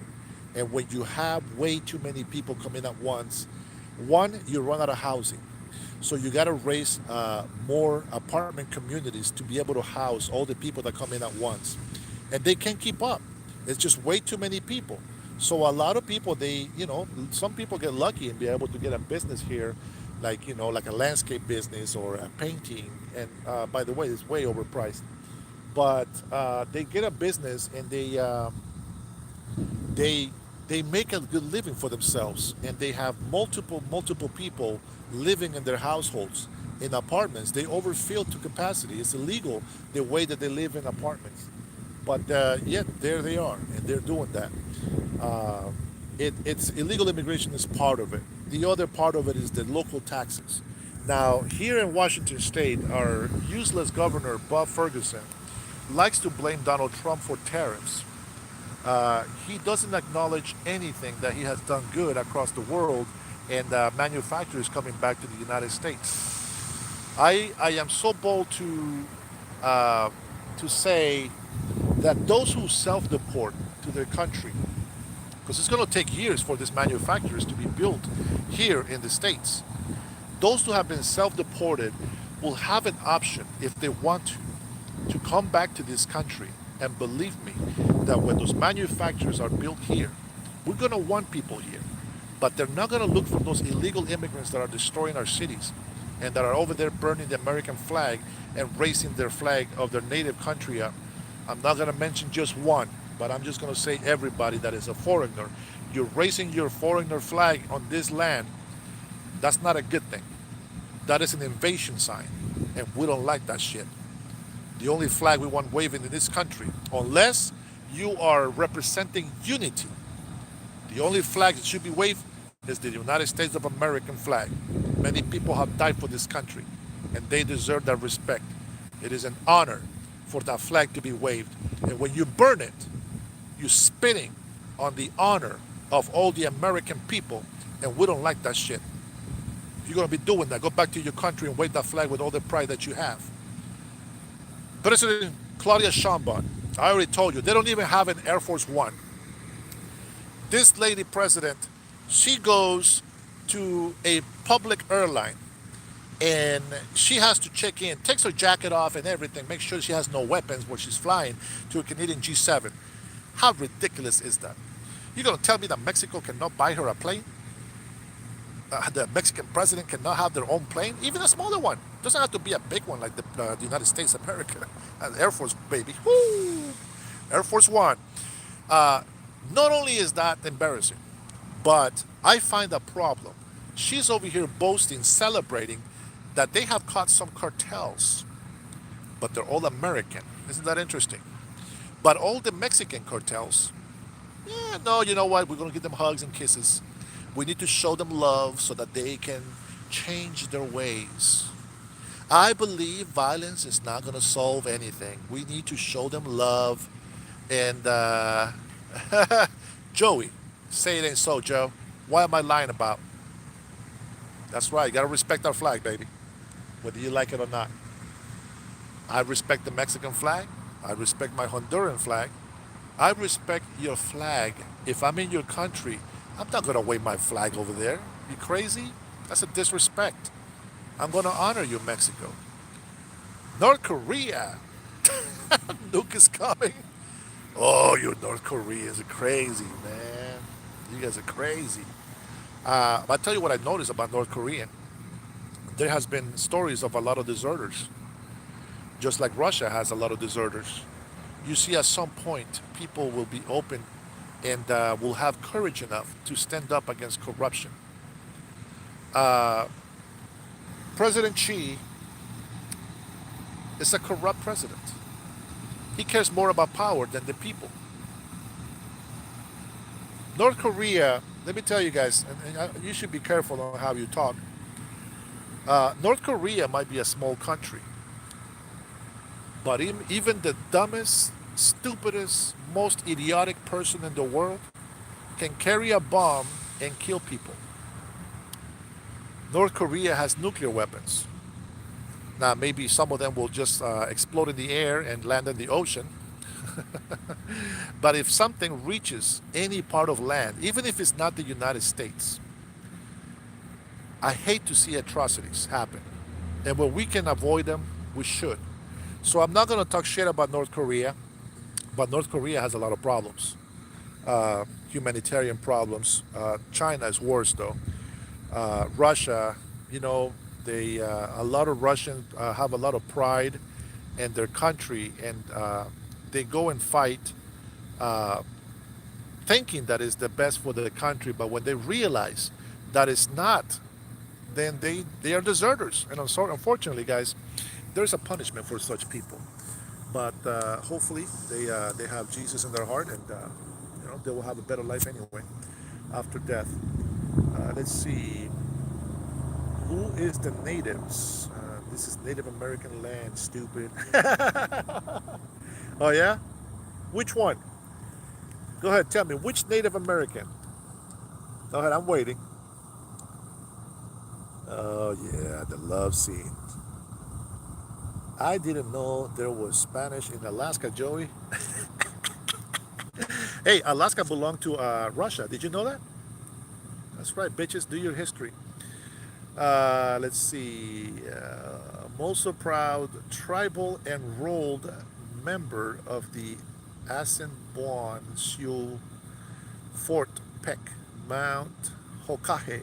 Man, that's a lot of words, brother. Joey, who pay your dues to be on my ancestral lands? Mexican field workers should stay since they have uh, work gene. Guys, Mexicans are not just they're just low IQ laborers, man. Mexicans are smart people sometimes, business oriented and family oriented. A lot of families do come here illegally or legally. They trade family values for money, and I don't think that's right in any way. Um, so I don't hear you telling me which tribe does the native land belong to? Because if I recollect from history, you guys were killing each other. If you feel that you're native, you were killing each other for land, and the only difference is that the outcome was that somebody stronger than you came along and took over the land, just like you were trying to take over the land from your neighbors. Mexicans, Texans left Mexico because Mexico's government has always been oppressive. They don't give a shit about their people. Pancho Villa, somebody mentioned it last night on my live. Pancho Villa is one of the revolutionary heroes. Why? Because he stood up to the corruption of the Mexican government. He was a farmer. He was mixed with African descent and Indian from Mexico. And he fought against the government, the Mexican government, the same government that is today oppressing the people. You know, Claudia Sheinbaum is so shameful that I was watching her live speech, and there was some Indians from Oaxaca that came in and told her some truths, and she dismissed her as an ignorant Indian. Now Mexicans, they get very offended if you call them Indians. I get I get happy. It's a compliment for me to be called an Indian because I know what we represent in this country, in these lands. Uh, but the Mexican president, you know, just because she's a female and she salutes the military and all this shit, she don't know shit about the military. If the United States went to war against Mexico, Mexico would be obliterated. be destroyed completely. The reason why we don't do that is because we love all people. We want Mexicans to be prosperous. President Donald Trump wants Mexicans to be prosperous. We don't want to waste lives or money on stupid stuff. We should concentrate on doing trades, keeping drugs off our countries. See, Nayib Bukele, the president from El Salvador, he's called a tyrant, an authoritarian. He's called all these names. But you know what? 91% of the people, 91% of the people support him. Crime. He caught crime. Done. He's got over 87,000 gangbangers, criminals arrested. And now that old lady, that all she can do is farm some potatoes, can actually go to the market without the fear that somebody's going to try to come and collect some defensive money, protection money. Come on, man. This gangbanger down there, MS-13 guy, cut this lady's arms or her hands because she wouldn't pay them for the protection money. An old lady. You know what that lady does now? She's still at the market trying to sell stuff without hands, thanks to criminals. That's why Nayib Bukele's done what he's done. We don't need to be merciful to criminals. If God can forgive you and you can go to heaven, but here on earth, you are to respect the law of the land. And if you don't respect the law of the land, there is consequences. And you will go to jail and you will pay for that. Don't forget that. So don't confuse Christianity or forgiveness from God as to say you don't have to pay the consequences of your criminality. You still got to pay for that shit. You kill somebody, you can't bring them back. You got to pay for that. You rape somebody, you can't give their innocence back. You got to pay for that. Any evil action that you have will have a reaction, and those reactions will bring consequences. So if you don't want to go to jail, if you think jail is so not whatever you want to call it, the most evil place on earth, don't do the crime. It's meant to be a deterrent from you to do evil. I love America. I love its citizens. I love people in general. Anybody that loves the United States of America has my love and my respect.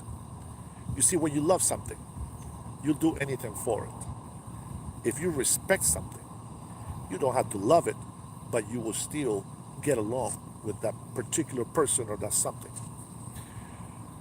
A lot of people lack a lot of knowledge. I'm not saying that I know everything, but Salvador is one of the safest countries in the world today. And because of the 91% approval rate that the president has, which is the highest ever in history in the whole world, they have allowed for him to run for president. Now, mind the difference. He's not there like the Venezuelan communist, abusing the people. He stays in office no matter what. The president Nayib Bukele of Salvador, he is not going to be in office forever. If the people don't want him there, he won't be in office. But if the people want him there, he can run until he dies. He can run forever because he's doing good and right by the people. Here in the United States of America and across the world where we have 4-year terms, is because we don't want to have anybody be corrupted by power. But if that person is doing their job correctly, they should be allowed to run for office again, as long as they don't break democracy, our right to vote, right? That's what democracy is to me. And so there's a big difference. And I think that the president, Claudia Sheinbaum, talking shit about Nayib Bukele from El Salvador, should just shut up and do something about her crime in her country. She says that she cannot control the cartels because Mexico is not a small country like El Salvador. That's the excuse that she puts in. And what's the other side of the story that I have heard from her own lips? We don't want to fight corruption. We want to show them love. And that's how we're going to win them over. Really? You're going to win them over with love? They don't know what love is. They don't understand what love is. The only love they know is the love for money. And that is exactly what they're fighting for. Claudia Sheinbaum, you can say she's great and all this stuff, but she does not want to defend her country. Donald Trump offered to help her get rid of the cartel. She doesn't want to. You know why? Because she's making billions of dollars thanks to the drugs and all the stuff that they do. She doesn't care if children are trafficked. She doesn't care what happens through the border. She does something because otherwise she will look stupid and obvious to everybody. But but there it is. That's just my opinion. That's what I see. That's what I have understood from everything that I have seen. Uh, Travis, thank you for that, man. I appreciate that support, brother. I appreciate it. Um, a lot of Americans have common sense, man. It's just a lot of Americans, they don't want to stand up or say anything. They think that if they don't talk politics, their life is going to be a lot better. But what they don't understand is that if they don't talk politics, their life are going to get worse. If we don't go out and vote, people say, well, why is President Donald Trump showing all these numbers about jobs and he is just trying to get the favor of the people? Well, no shit, Sherlock. The people need to know the truth. And if the president is doing something good for this country, people should know who to support. And there is fact sheets. If you got to follow the facts, if you don't follow the facts, then you're going to get lost. Like I said, these are just my opinions. And if you think that I'm lying about something, go search it and then prove me wrong. Completely tell me that I'm wrong, but show me a fact. Uh, Taxes, yeah, whatever. That's what they say. But let me tell you something. I don't like taxes. That's why we don't have a king. Even though Democrats keep saying Donald Trump thinks he's a king, I don't think they know what the hell a king means. But I don't like taxes. But I do believe that paying taxes to a certain extent does help us. Infrastructure, it helps us to be independent from the complete federal government. It does help us, building streets and roads and all this other stuff that we need. And I believe that tariffs are also important. And tariffs are the ones that take some of the burden off the taxpayer. You know, somebody last night, about 12 last night when I was doing my live, came into my chat. Hey, Omar, what's up? They came into my chat and say, I've been doing, I've been into economy for 30 years, and what you're saying about tariffs is not true, and taxes. Well, let me give you a little example of how I believe that taxes work and why tariffs is not an issue. If it is to a certain degree. But here's the thing. What do we need in our country to survive and to live free? Okay, let me start just by the very essential things, the most common things that most of us need. We need electricity. We need gas, natural gas, if we have it. We need affordability in our houses that we're trying to own. We need food prices to be low because we want to spend more money and get more for our money. Now, in order for the food to be cheap, we have to support the farmers. We have to support the local manufacturers that make our food, processing food, and all that stuff. How do we help them? Well, number one, we don't raise taxes on them. We give them tax cuts. We deregulate a bunch of shit that we have in place that shouldn't be. And we lower the taxes in gas. Gasoline, when gas goes up, everything goes up. Because of the way that our system works, we need trucks to drive. There's a lot of fuel being burnt, whether it's by planes, trucks, or even some diesel engines that we have in trains. So if we have a government that keeps raising taxes on the people, prices are going to be high. They're going to be up.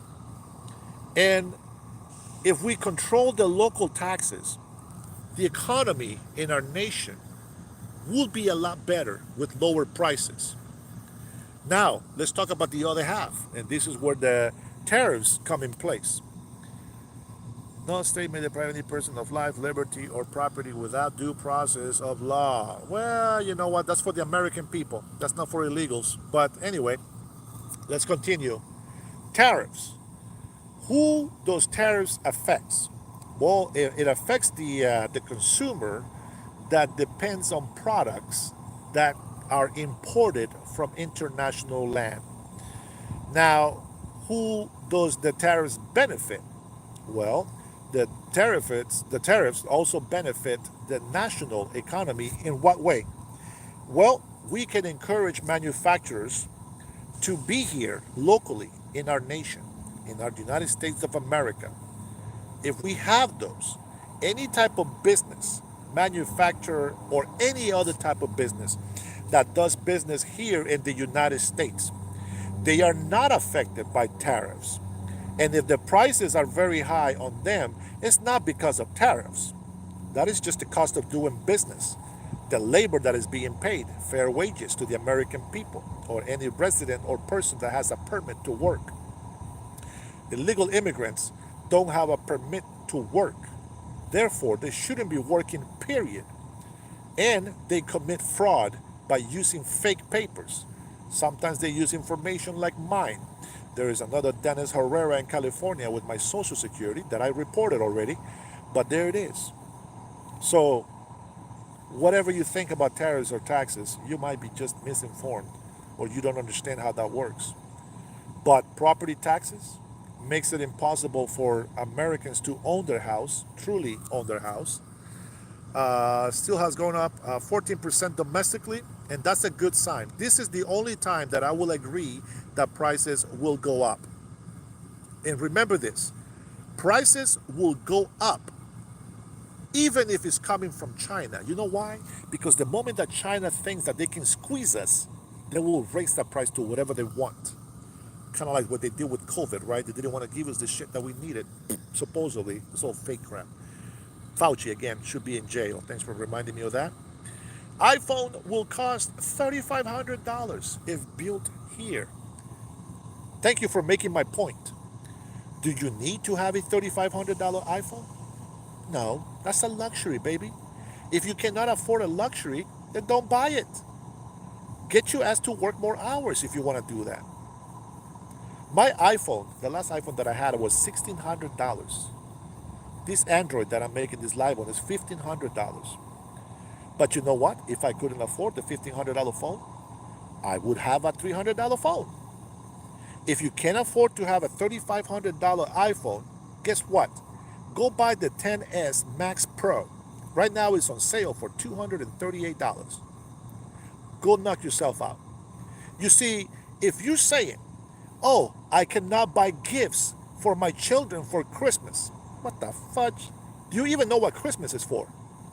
Christmas is not a holiday for you to buy gifts to give to people.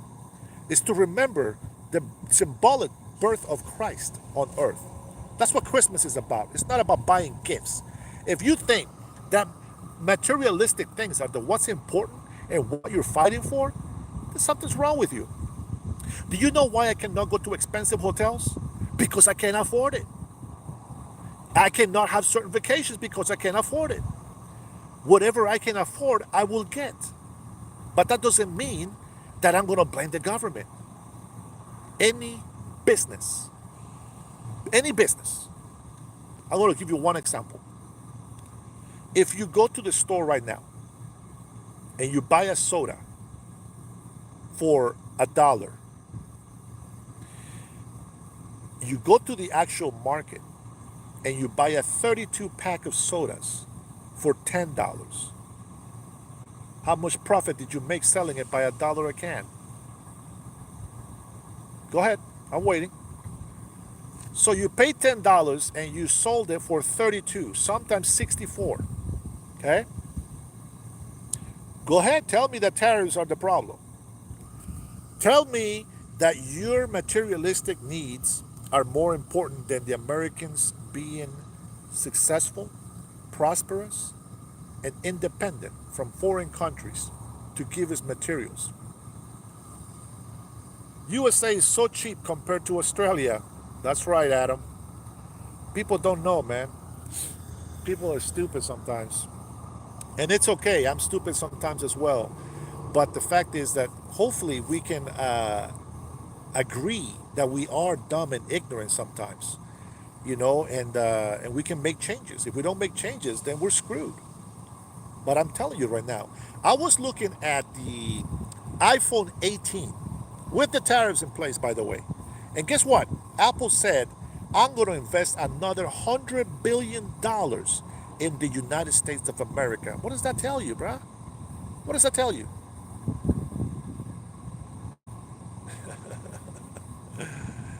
If you want to buy certain things because it's something of luxury that you want, you pay the price. Simple. You guys bitch and complain about American cars costing $50,000, but you don't bitch and complain when you go pay $110,000 for a Mercedes Benz. How hypocritical of you. 1948 and before, I'm college educated. I have 2 degrees. You can debate me and and win. Listen, degrees. I don't believe in college. Okay, I don't believe in college, but it's a hypocritical comment for me to say, because if there's a college that, well, I guess maybe trading school is different, right? But if you need to go to college to become a doctor, a lawyer, those kind of things, I agree. There should be an institution that should provide those type of things, economists and all that stuff.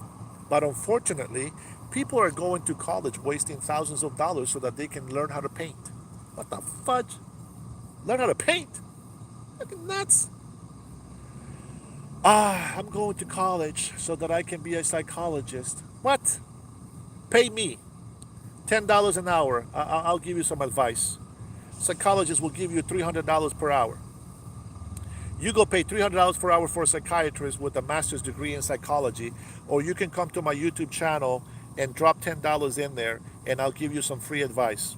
I'll tell you how your life is screwed up and how you can fix it.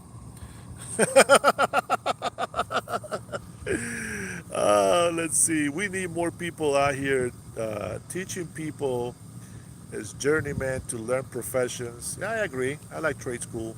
We need more people out here. Okay. Do you believe in Rosetta Stone?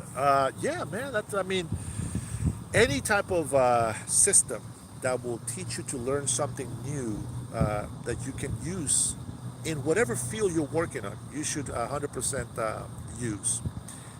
What was the Spanish one that they had forever, and I think it's still there? I think it's called Inglés sin barreras, and that means English without barriers.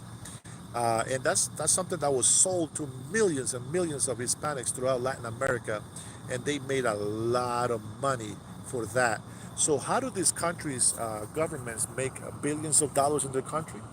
They encourage people to come here illegally. They cover it up, but that's what they're doing. They encourage people to bring people illegally. I was watching Jesse Lee Peterson last night, just an episode. Somebody posted it. It wasn't actually his channel, just somebody else posted it. But Jesse Lee Peterson was talking to this Mexican guy. He was born in Mexico, he was naturalized American, and he's a teacher. And what he's doing is he's going out to the desert, uh, leaving water. So whenever illegal immigrants come by, they can have water to drink. Lee Peterson, you guys already know this guy. He's a crazy black man that I think is hilarious, and a lot of black people love him because he really is a comic, and he makes points that are very very controversial. It makes people uncomfortable. Well, he was making this Mexican American very uncomfortable by the questions of, do you love this country? Yes, I love this country. So why would you not protect it from illegal immigrants coming into this country?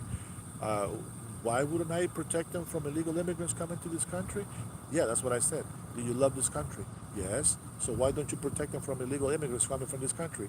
And the guy just couldn't give him a straight answer.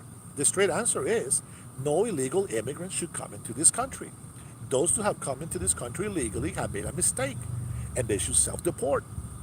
If you are waving the wrong flag in this country, go to that country where that flag belongs to, and everybody's gonna love it and support you. Let's see, golden visa. Okay. I think that's this is what I will kind of disagree with Donald Trump. Okay, I don't know how these golden tickets actually work. But to pay millions of dollars for a golden ticket, I have two takes. One of them, it tells me that that person can definitely afford to be in this country and will be a great contribution to the United States of America economically. But at the same time, wait a minute. I hope that you're saying that that you're gonna vet them, not just charge them the money, but they're gonna be vetted, they're gonna be tested, they're gonna be physically examined, etc. Because this is what we do before we come to this country. We're from Honduras. So if that's the case, maybe. But I think the idea is very stupid. Sorry, President Donald Trump. I love you, much respect for you, but I think that's a stupid idea. But it is a way to make money, and there's a lot of millionaires out there that can probably do something like that. It will benefit the economy in our country, though. People that have small businesses could pick up people as apprentices and teachers, you as well as college, and you can make money at the same time without paying off a loan. Uh, Many companies have hired fresh off of high school. They require a high school diploma, that's for sure. And then remember this: if you work for a company for, I think it's 25 years, uh, a lot of companies will give you a pension when you retire. So if you have a goal of working for 25 years, I have heard stories of uh, janitors becoming CEOs of companies. When I, yeah, those you disagree with is not anymore. Anyways, if I was to apply for a position here at this company, I gotta have a master's degree on engineering. Yes, I do have ADHD. I don't make an excuse though for life. I still got to work my butt off. If I want to apply here, I have to have a master's degree on engineering or accounting or management or whatever position that I want to apply for to make the big bucks, right? Or I can work here for many years, grab the experience, and eventually, with experience, get hired into that position that I want and make that good money. So useless college master degrees are just that. Many people don't find a job after college, so they go into debt, and then they have to work their butt off to pay off that debt, and then they can start making some money. So to me, it's not worth it. I would love to see a lot more trading schools, like for mechanics on American vehicles. I want to see more manufacturers that make more parts for the American cars.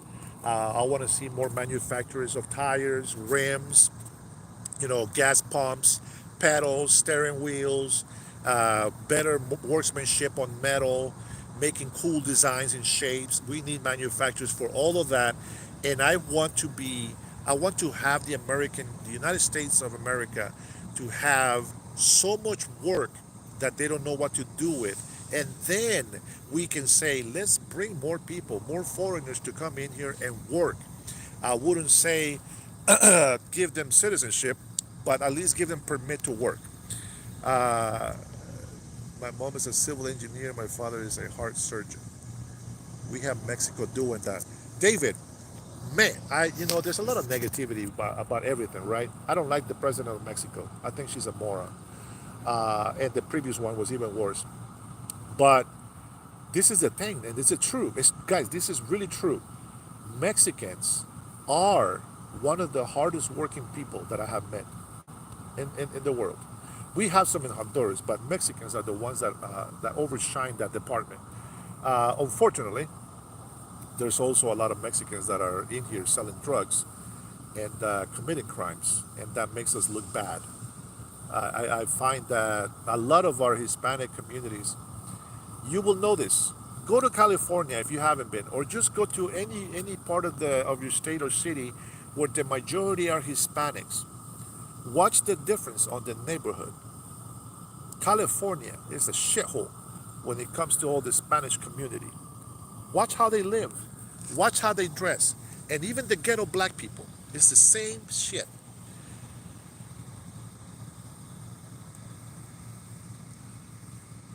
Guys, we're not comparing who does the better work or who has a better position or this and that. My point is that college can be a good thing. If you can afford it, you can go through it. Hey, by all means. But what we have seen from colleges nowadays, it's the hate for America, the socialist Marxist mentality that they're putting into our kids. This is what they're teaching. There is people in college that are more moronic than a second grade student that is very learning how to do anything in life. Man, power to you, people that have positions in the military, that have good jobs. God bless you.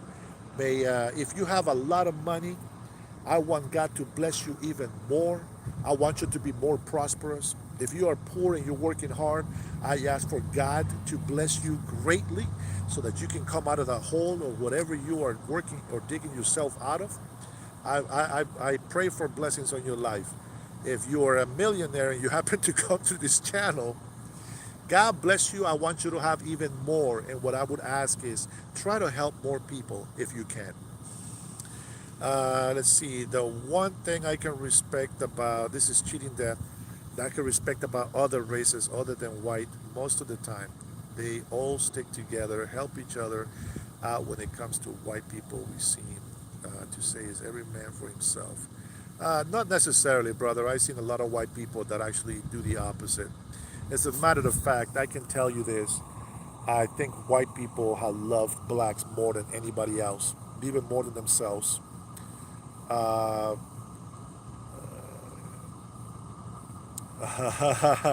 Lu- Lucio, go down to California. I want you to go down to South Central. I want you to go down to Fullerton and go ahead and tell me in these Spanish communities, go ahead and tell me how they live.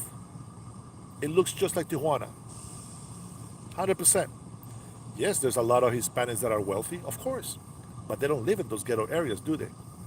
And that is my point. Wherever you have mostly Hispanics, especially illegal ones, you will see that the neighborhood's dirty, stinks, just garbage everywhere. And then what happens? When those Hispanics happen to find that, it's just like black people. When they live in the ghetto, right? When they find success, what's the first thing that they do? They leave that community and they go somewhere else. Uh, our house is clean. Uh, it, we don't have garbage on the street. I actually pay for garbage. I pay for two big containers so that we don't ever have garbage laying around. We have also a recycling bin that we pay for. Uh, we keep the house clean at all times. We mow the lawn every week. Uh, I mean, if people did that, then there wouldn't be a problem. But they don't do that. They're ghetto. They throw garbage everywhere.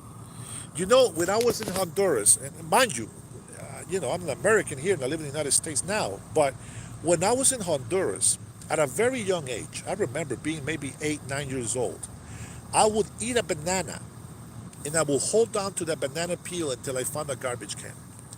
You know who taught me that? My teachers in school. Don't throw garbage on the floor. Wait until there's a garbage can and throw it in there. Dispose of garbage correctly. Don't make our cities dirty and stinky. This is the teachings that we had in school, and I think that's great. Do you think biologists are talking about postmodernism while studying how out what? Man, that shit moved on me. Sorry. While studying life under a microscope, do you understand how out of place that would be? Go to Honduras now and tell me how it looks. Dude, I just came back from Honduras. I spent a couple of weeks at the beginning of July, and Honduras is gorgeous. It's beautiful. There's a lot of dirty places. There's a lot of garbage in a lot of areas, and this is what I'm saying: that those who are educated, they know how to keep their places clean. I think you misunderstood or missed the whole purpose of the example that I gave you. There's a lot of dirty people in Hispanic communities, but that's because that's just the way they are. And then you have the Hispanics that become successful. They leave those areas, and where they live with the white people. Now they don't live with the dirty white people. They live with clean white people. That's the difference, right? We all have good and bad, guys. All of us. All of us. Every culture has it. Let's see here. Hi everyone. Marco Beats. Hi everyone. While enjoying the live, I want to take the opportunity to cry for help from my country, Haiti. Haiti, man, Haiti is a very poor country, man. But the uh, the problem, like any other countries that are having a lot of poverty, it's how people handle themselves. You know, I think a lot of third world countries they look at the United States and other and movies and stories of this and that and how they can be. But I have seen a lot of Haiti refugees here, and man, the area where they live is just dirty, man. They let me say this. I went to Haiti after the earthquake with the 82nd Airborne on humanitarian mission. God bless you, Ken. God bless you, brother. God bless you. David, as much as I want everybody to be here in the United States, we just can't. Not that way. Happy birthday to my dad. Huge ass. Shout out to Huge ass. God bless you. May God strengthen you. May He give you a happy day with your family and enjoy. God bless you. Dirty and disgusting. It is. And it is not to hate. Viva USA. I love it. Okay, let me read this one here from 623 Lee. Oh man, I thought it was Ensley. I'm sorry. I think I might have clowned it on you earlier. We hate Jay Inslee here, bro, in Washington State.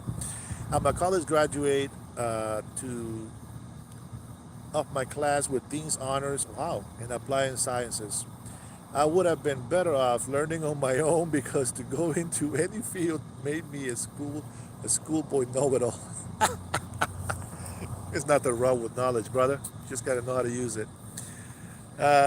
Ponte a trabajar, chingado, huevón mantenido. Hey, baby. Don't hate.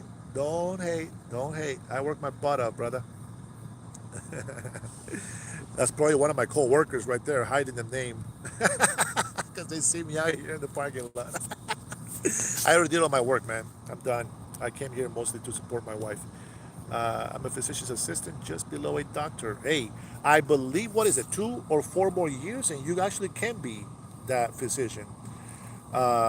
Yes, Americans do work hard, and a lot of Hispanics. This is the thing about this country. It is a melting pot of migrants. Okay, and I wish that the Native Americans here saw us as brothers and sisters, because we love the natives. If there's one thing that you guys have to realize, and maybe most people don't realize this, the natives are not extinct because we became a country. If it wasn't for this country, if it wasn't for the American people, the natives wouldn't have tribes anymore. They would all just be like everybody else. The reservation is protected because of us. Now, even though they don't give police, American police, the what do you call it? What's the word? Jurisdiction. Even though they don't give the American police, the government, jurisdiction on their tribe sovereign land, they still benefit from the protection that the United States has by having the number one military power in the world. So I wish that they would stop dwelling in the past. They cannot judge any white men today because they themselves were killing each other before the white men came to this country. So as Jesus says, those who are free of sin cast the first stone, and they actually have a lot of sin behind it. So there's that. Uh, Native Americans wouldn't be alive if it wasn't for us. So there's that. Even though some Native Americans were used in some battles of war, the Navajo in specific. I love the Navajo. Spent a lot of time with them. They sponsored me for a while. They taught me how to, get oysters and all this stuff from the ocean, and how to live in the forest. That was pretty nice. Change your diet. Man, well, come on, man. Why does everybody got to touch on my weight, man? I hear you. I do. I do need to change. I can't find any good food to eat, man. I can tell you, man. I'm sick of fast food, but I have no choice. Um, Eat seeds rustling, bro. I'm not a bird, man. I gotta eat some real food. I need some meat. You know what I'm saying? Like, there's some. I'm reconnecting over here, losing my signal. There's some muscle underneath all this mass that you see. Anyways, so guys, I had a blast talking with you guys. I mean, I can do this forever, to be honest. I like the engagement. I like the positive feedback. Thank you so much for those who have subscribed. I appreciate it. I want to do lives more often so that we can talk. Uh, I find it very entertaining to be able to share, to be able to share ideas and opinions, and to be able to see where everybody comes from. Because a lot of people are international people. Hey, I don't eat that many pupusas. Once in a while, I eat some, but it's just fast food. I like burgers, and the tacos here. They're not like real, homemade tacos, and everything is just, man. It's got so much crap in it. It's not healthy anymore. Um, but I love to interact with people, even those that hate me, because I know why. I know why people say the things that they say. Yeah, I'm guilty, man. I love Taco Bell. I used to work at Taco Bell. That was my second job back in 1990, 93. I know how it's made. I know how everything is made, and I still love it. Yeah, pupusas are good, but fattening. Depends on how many you eat. Let's see, where you at in Washington? I live in Everett, but Seattle, Washington is what everybody knows about Washington State. Let's see, I'm down by Olympia. That's way the hell. That's 3 hours from here, brother. We got taco trucks with some amazing food. There was a taco truck that I used to go visit. It used to be a Salvadorian guy that used to cook there. And man, those tacos were so flavorful. They were so tasty. Oh, and I want to point out one thing, guys. When I see Hispanics, I don't think they're illegal automatically. I think every person that I see here, even the ones that don't speak English, I think everybody has papers, okay? Until I know that they don't. So, power to them for doing that. Washington is a beautiful state. I visit once for the Northeast myself. Probably better than a doctor. I embrace allopathic and homeopathic medicine. I don't know. That sounds kind of gay. I'm not a doctor. I don't know what that means. Eyes is on the way. Man, you guys keep saying that to me. I'm telling you right now, man. God bless those people. They're doing their job. They're protecting this country. I love them. I support them 100%. And man, if you look illegal, ah, man, I love it. Someone was asking torque versus HP, horsepower. I thought they were talking about cars. Man, see what I mean by lives? You can laugh with the people, man. I'm sorry, man. It sounded kind of gay. I don't know. I don't know. Applying science, you should know these basic equations. Come to my Muay Thai gym in Big Harbor, huh? Gig Harbor or Big Harbor? Oh, thank you. Yeah, Gig Harbor. Gig Harbor. I might have to. Maybe I come and visit, but just don't be waiting with me for me with a shotgun, bro. Oh man, I tell you, I've been going to the gym for 1 week, except for the last couple of days because of things that I've been doing late at night. But um, I've been going to the gym 5 in the morning. I do like 15, 20-minute workout. I go shower, get ready for work, come back home, pick up my wife, and then we come to work together. And it's huge, man. I work out for a little bit, man. I just swell up. It's just natural. Damn, just natural, man. Just my Indian. That's my Indian side. I get my muscle fast. Let's see what else you got here. Um, Gig Harbor. No, we build new people up. We don't want to hurt you, so you never come back. Yeah, that's right, baby. That's right. Martin Luther King said to the black people when they were marching to be for equality here. They say that you are not to hate the white people because eventually, when you have to work together, you won't be able to. And everybody misses that message. I think a lot of black people have become racist nowadays. And of course, we're not talking about every black people. I think a lot of uneducated black people have. But most black people, thank goodness, are actually good people. And we love them. They can use you as a punching bag. Them white Jim. Yeah, well, you know what? I used to be able to handle a lot of punches on my stomach, but now, that was when I had an 8 pack. Now it's just a whole keg, and I don't think it holds as well. What can you even do with an applied sciences degree? I don't know. That's why I didn't go for that. I was actually thinking about being a gynecologist when I was in high school because they were paying $300,000 a year. Let's see. AD forward road.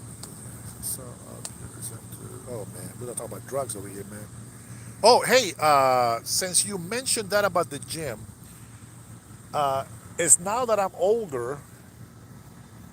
Now that I'm older, I find that when I work out, it takes longer to recover from the workout. What can I do to help that out? I know there's only like 40 people on there, but God bless you for stopping by. Number one, thank you for your support, and throw down some comments. Right now, we're hearing some good stuff. Let's see. Discrediting someone's qualifications based on an idea. What's your qualification to question my knowledge in applied sciences? Do you understand metallurgy? I don't know. Is that an allergy medicine? Okay, let's see. Get on TRT.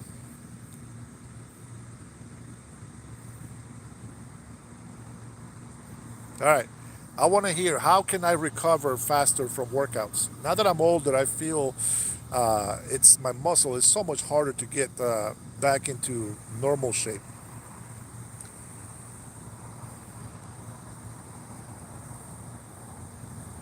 Our age. Big shout. Oh, Big 40. Hey, welcome to the club. Well, I already passed that club, but happy birthday, Gabe Horn.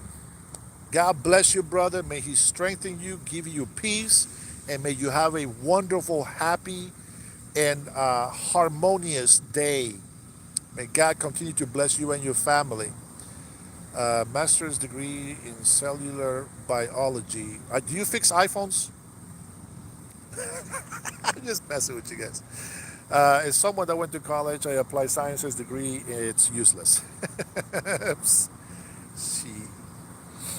First, change your mind about IDF demos. Then I can help you. Pay for it with my G bill. Guys, I want to hear testosterone replacement therapy and a clean diet. So I do take testosterone support. I actually get this from Costco. I don't know if it's the best. I feel it helps. I'm not sure if it really is helping, but I do feel it helps. My take on the homeless. All right, we'll touch on that a little bit. Hey, I don't know what you mean by do some bendovers, bro. I don't go that way. I'll do crunches. I'll do that, but no bendovers. Uh, Homeless, man. I think homeless has. Well, no. We have a lot of issues. There can be drug addicts, people that just have had no breaks in life. Taxes is one of them. The stress of providing for your family when the prices are high can be a big problem, I think. I was homeless for 7 months back in 2000. What year was this? Maybe 2007, somewhere in 2006. But the reason why I was homeless is I was paying child support, and I moved down to Hollywood because I was getting a lot of allergic reactions. I was getting sick too much over here for some reason. And so I moved down there with my growing up brother, which was renting a room at a house. They sold the house, and I couldn't afford to pay rent on my own. He moved to a different city, which was away from my work. So I had to stay in Hollywood. I worked at a Comcast in Cahuenga Boulevard, and they were taking 50% of my check. And this is how shitty the system is. So I was paying 50% taxes, I mean child support, but they will tax me on the full amount of my gross pay, and then they will take 50% of my gross pay. Okay? That's fucked up. But the biggest problem was this. When I tried to apply for food stamps, when I tried to apply for some home assistance, when I tried to apply for medical service, Medicaid or Medicare, I made too much money because they always count your gross pay. And so they said that I made too much money and I wouldn't qualify. What kind of bullshit is that, right? But that's the way the system is, you know. So imagine I'm working full time, I'm working overtime, and I cannot afford to get an apartment. After 7 months, almost 7 months, after almost 7 months, one of my coworkers, which was from Honduras as well, we talked together and we said, hey, why don't we become roommates? You know, we get along, you know, we're respectful. You got your side, I got my side. And we did. And we rented an apartment in South Central LA. And then from there, we would drive to Hollywood to work. We did that for about a year. And then I decided to move back here to Washington. Hey, how you doing, brother? Oh, man. Thank you so much. I appreciate you. Look at that. One of my Vietnamese co-workers saw me here for the last 2, 3 hours talking to you guys live, and he brought me a coffee. I love Vietnamese coffee, by the way. They probably spit on it or something. I don't know. All right, give me a second, guys. I gotta get this straw out. What a treat. There we go. They probably spit on the coffee. That's probably why it tastes so good. Oh, God bless him. God bless him. Thank you so much. I appreciate you. Anyways, where was I? Homeless. So, anyways, oh, that's so good. So, that was my reason for being homeless. A lot of people, man, you know, there's only a few of you online right now watching this stream, but I'm going to tell you something personal that maybe this helps you, or maybe it doesn't. But I'm going to tell you something. I I have starved, I think the most a couple of weeks. And the reason for that is because my brother was in charge of us. He's 13 years older than me, but he was in charge of us. My mom would send money. He would go to the Bay Islands. Oh, I love the Bay Islands. But he never took me. And he will leave us a little bit of money for like 1 day or 2 days of food for me and my little sister. My little sister is actually 3 years older than me. But 2 weeks, he wouldn't come home. And we will starve. We would just be, we'd be just hungry. And then some neighbors' chickens will come by, lay some eggs under our house, and that's what we will eat. So I tell you this because it's a bad experience, right? As a child, you're being malnutrition and this and that. So maybe that's why I eat so much now. I'm compensating for what I missed out. But that experience helped me understand that it's not nice if somebody's hungry. I have, since I was in school as a little kid, I used to see my friends, they didn't have money for lunch. I would buy lunch because sometimes I would get money. And your your deal, I'm reading what somebody else put in there. Uh, I would share my food with that person because I learned that being hungry is not a nice thing. Now, people that were violent to me, I learned that being violent is not a good thing. So it has been shaping me in my whole life. Being homeless for those months, working full time, trying everything that I could to make it, it has taught me that life is not fair. But I don't believe on the victimhood mentality. When I was in high school, I've been emancipated since I was 16 years old. So I finished myself junior and senior year. I worked, I studied, and I played sports. I had a 4 year scholarship to the University of Washington. Dislocated my knee, I cracked my left ankle. There goes that. No more sports for me. I went from a 4.0 GPA to graduating with a 2.03, which is a C average. But mind you, I'm working almost full time. I am having 7 periods of school. I had to do my homework, and doing all that shit is not easy. So, what have I learned in life? A lot of my friends that were in school had both of their parents. They had money. They drove to school, and you know what they did? They dropped out of high school. They were smoking weed all the time. They'd rather drink alcohol instead of going for a better education or getting a job. Why do I tell you that? Victimhood mentality is the number one reason why people are homeless. And at the same time, it can either make you a stronger, better person, or it can make you a homeless drug addict. So that's what I think about homelessness. And that's an example from my own personal experience, from my own life. So let me see what you guys talking about over here.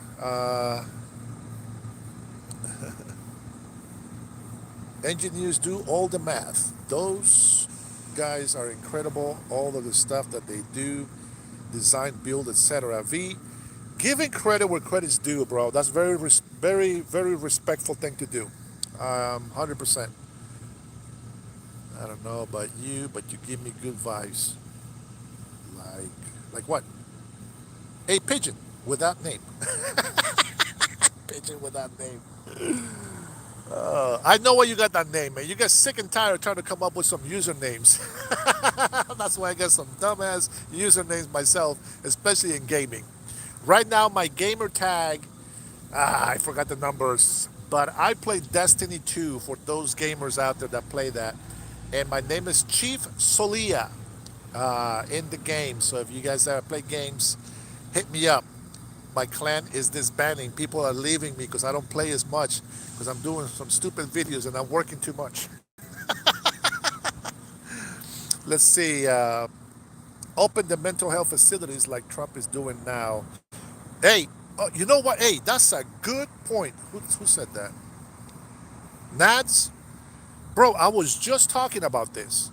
I'm like, okay, listen, this country has a lot of mental problems. Now, okay, oh my gosh, my brain just, the ADD is crazy, guys. Okay, oh my God, I have so many answers at the same time. Let me break it down and hopefully I don't get lost. Um, I believe that there is a lot of mental problems out there, okay? There's a lot of people with anxieties and shit that they can't control, people that become violent because of their mental state. I believe that mental hospitals are a good thing, right? They can help. At the same time, they can also be abusive. And if they start putting people just because somebody says, oh, this person is crazy, needs to be hospitalized in a mental institute, we've heard a lot of bad stories about that shit. We've seen a lot of movies, and man, it's just so hard to get the right answer on that one. But I agree. I've been talking about this lately, and I forgot to mention it. But yeah, mental institutions, baby. There's some that are very logical to be in there. But yeah, I don't know, man. People that are violent because of their mental instability, I think they should be in there. Remember the whole white jacket? The what do you guys call that? The crazy jacket. Anything can be good, and at the same time, it can be bad if it's abused. Like I know that you guys probably don't agree with me if you are Republicans or conservative or whatever the hell you want to call yourself. But I think sometimes socialism can be a good thing. And this is the only time that I will make this exception. Now I see that there's a lot less people on the stream, so I'm going to cut this short and cut it off pretty soon. unless we get more people to come in. Uh, all right. In example, in Samoa, the history of the Samoan people, they believe in God as of the 1950s, and then they believe in socialism. And how do they believe in socialism? Let's say, for example, we have a village. In this village, there's a high chief. The high chief is honored by the rest of the village. There's chiefs, which are heads of the households, and they all have a responsibility. Now, only chiefs can speak. And the way that they are socialist is if somebody gets sick, everybody pitches in so that they can get medicine. If somebody gets married, everybody got together and build them a house, a simple house. They call them fales. Fale means house. And they will build a simple home for the couple. They will make the floor out of broken coral reefs that will wash out on the shore, and they will use the tree branches, obviously, to make the the foundation and the framing of the house, and they will use the palm trees to make the roof and also windows. And so socialism in that manner works. Now, of course, they have gone from gathering food, right? Like the men will go, for example, fishing, right? Some men will go fishing and farming, and then some women will stay home, and some men will stay home, and they weave mats and hats and all this stuff to protect each other, blah blah blah, from the weather, the sun, etc. And socialism in that manner works very beautifully. And as a matter of fact, there is some countries that are just a small island that that's the way that they survive. They go and fish for the whole village. Marshall Islands, I think, is one of them. I think. Don't quote me, but that's where socialism works. And I believe here it can work to a certain point, but I think that being a capitalist nation, it's uh it's the way to go. It's the better plan, better economy. The harder you work, the more you earn. Instead of the harder you work, the more other people get from you.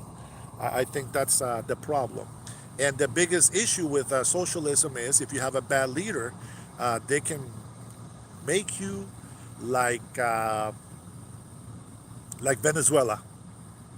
The leader, the corrupted leader, can take everything away from you: food, supplies, everything, and then the people get stuck with nothing. But if you have capitalism, you will actually have money. Rosa del Bene, ciao d'Italia. Thank you for stopping by. Chris Valentino, I have no idea where you come from. Stick up for your fellow man who cannot defend himself or herself. That's right. Uh, Ken, I'm not sure what's going on there, Ken. Ken, are I really educated? Okay, all right. Uh, Yorel, what the heck, bro? Come on, man. Hey, nopalero vendido. What's up, Danny? Takes one to know one, huh? Another Mexican friend. Thanks for stopping by, man. Uh, do the good work, bro. All right, down to 22 people. If we drop to 15, I'm going to go ahead and call it. Let me see. What was the thing that I was talking about? Donald Trump's Air Force One, right? We have a lot of people giving him shit for that plane that Qatar gave us. And many people were so pissed off that he had to say this is for the Air Force. It's an Air Force gift instead of the president's gift. And people were making a big deal out of it. I don't see why. We should be happy that whoever we voted in office, especially that one that is not taking salary, who the hell works as a servant for free? Nobody, except Donald Trump, because he don't need our money. Oh, and Nayib Bukele, the president of El Salvador, is also working for free. Him and his family are businessmen, so they don't need money from the people. Man, I said if we go down to 15, I'm gonna call it. And you guys are going back to 30. It's going back up again. Let's see. 623 Lee. Ken, apologize for your persistent accusations and conflations as if I was to be discredited. You have no right, when in fact I was simply answering questions. I personally don't care, says Nats. Nats, are you the one with the gym thing? I don't think I heard you say anything about the whole helping my muscles recover. It was never a gift to Trump. If it was, he would have always had it, the right to take it with him. When you have the presidency, it was always a gift to the government. The problem is the Constitution says that he cannot accept gifts because it could be a conflict of interest. Now, I think that he has proven to be a true patriot to this country, and nobody should judge him for that, taking that gift. I believe he could have taken it absolutely 100%, and I support it. And I wish that he could receive many more gifts because he has been uh, stopping so many wars. He has made so many deals. He has stopped so many conflicts from happening. He hasn't been able to stop Russia or Ukraine bullshit, but I mean, he's not God. He's only going to do as much as he can. So with that being said, hey Neta, tengo una pregunta para ti. All right, Danny, I'm going to look for your comment. Let me see where you're at. Let's see. Can be nice, guys. I don't want nobody fighting in here. You can fight with words, but don't fight with physical stuff, okay? ¿Tú estás de acuerdo en la deportación de la raza y por qué? Sí, estoy de acuerdo en la deportación porque... Oh, wait, what the heck? I'm speaking Spanish. My bad. I'm sorry. I am...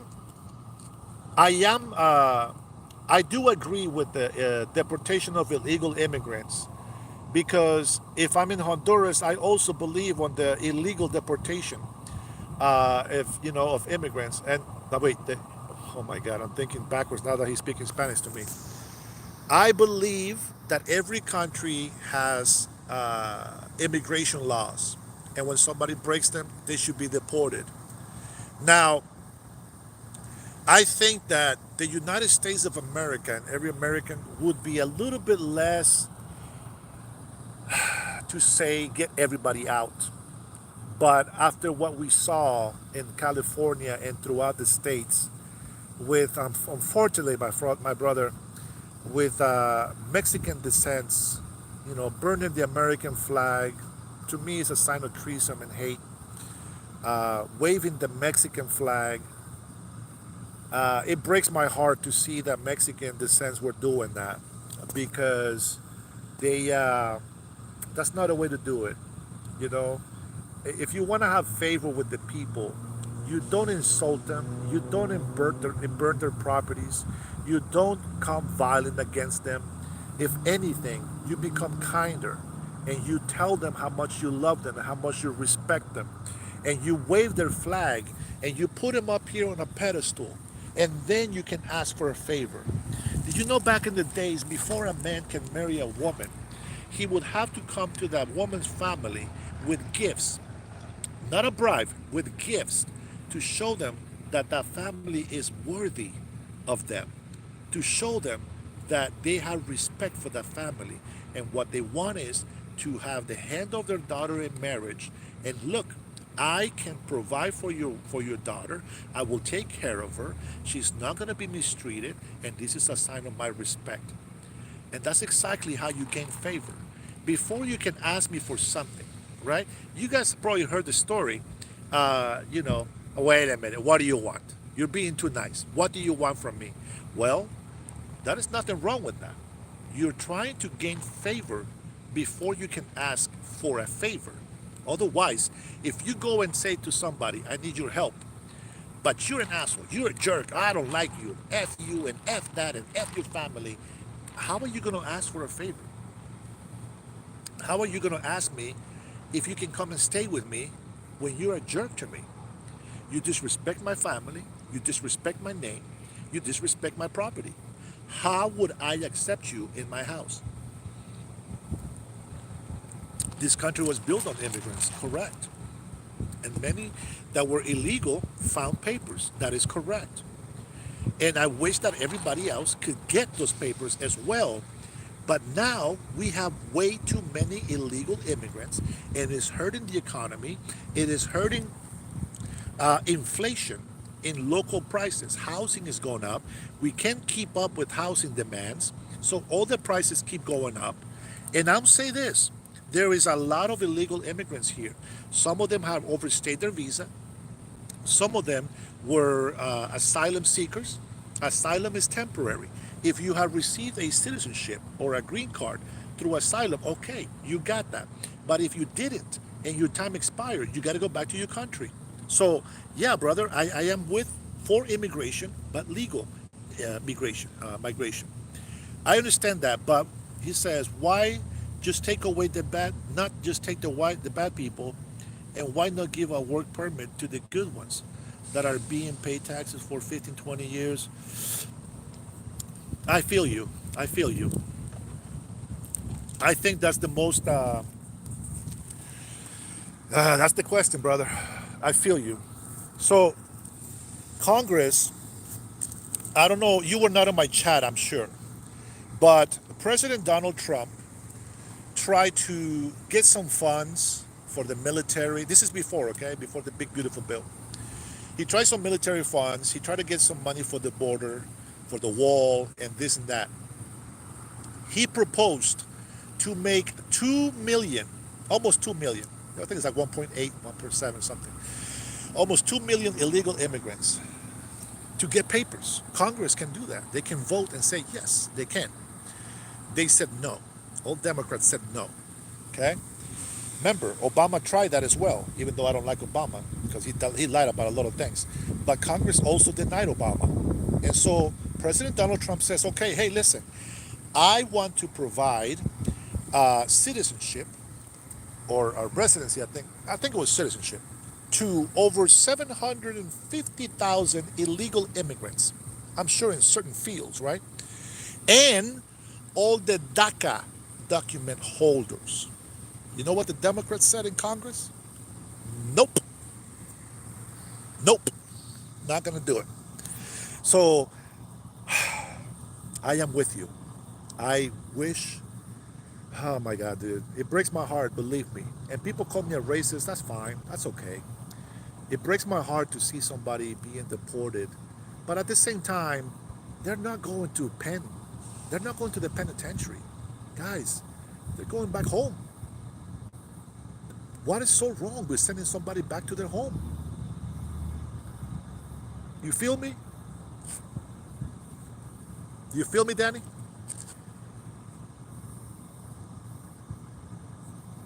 I well, I mean, that's just how I see it. They're just being sent home.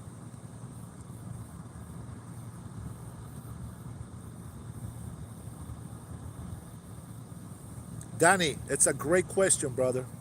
Let's hope that something changes for us. I supported Barack Obama when he was running because his campaign was a lot for us Hispanics. His campaign was promising migration reform. You remember that?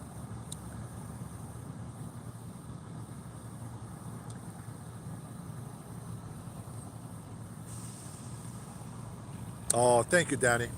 God bless you, brother. Much love to you, man. Uh, I supported Barack Obama because he ran on migration reform. I remember El Piolín in California on the radio, right? We heard El Piolín, Papuchon, all the stuff. I loved it. We were so excited. All these DACA document holders, all these asylum seekers, all the Hispanics, all of our Hispanic people, Mexicans, Hondurans, Salvadorians, we were all excited. And we supported Barack Obama, and of course he won. And what happens with Barack Obama? Number one, he said the same things that Trump is saying about the border security, blah, blah, blah.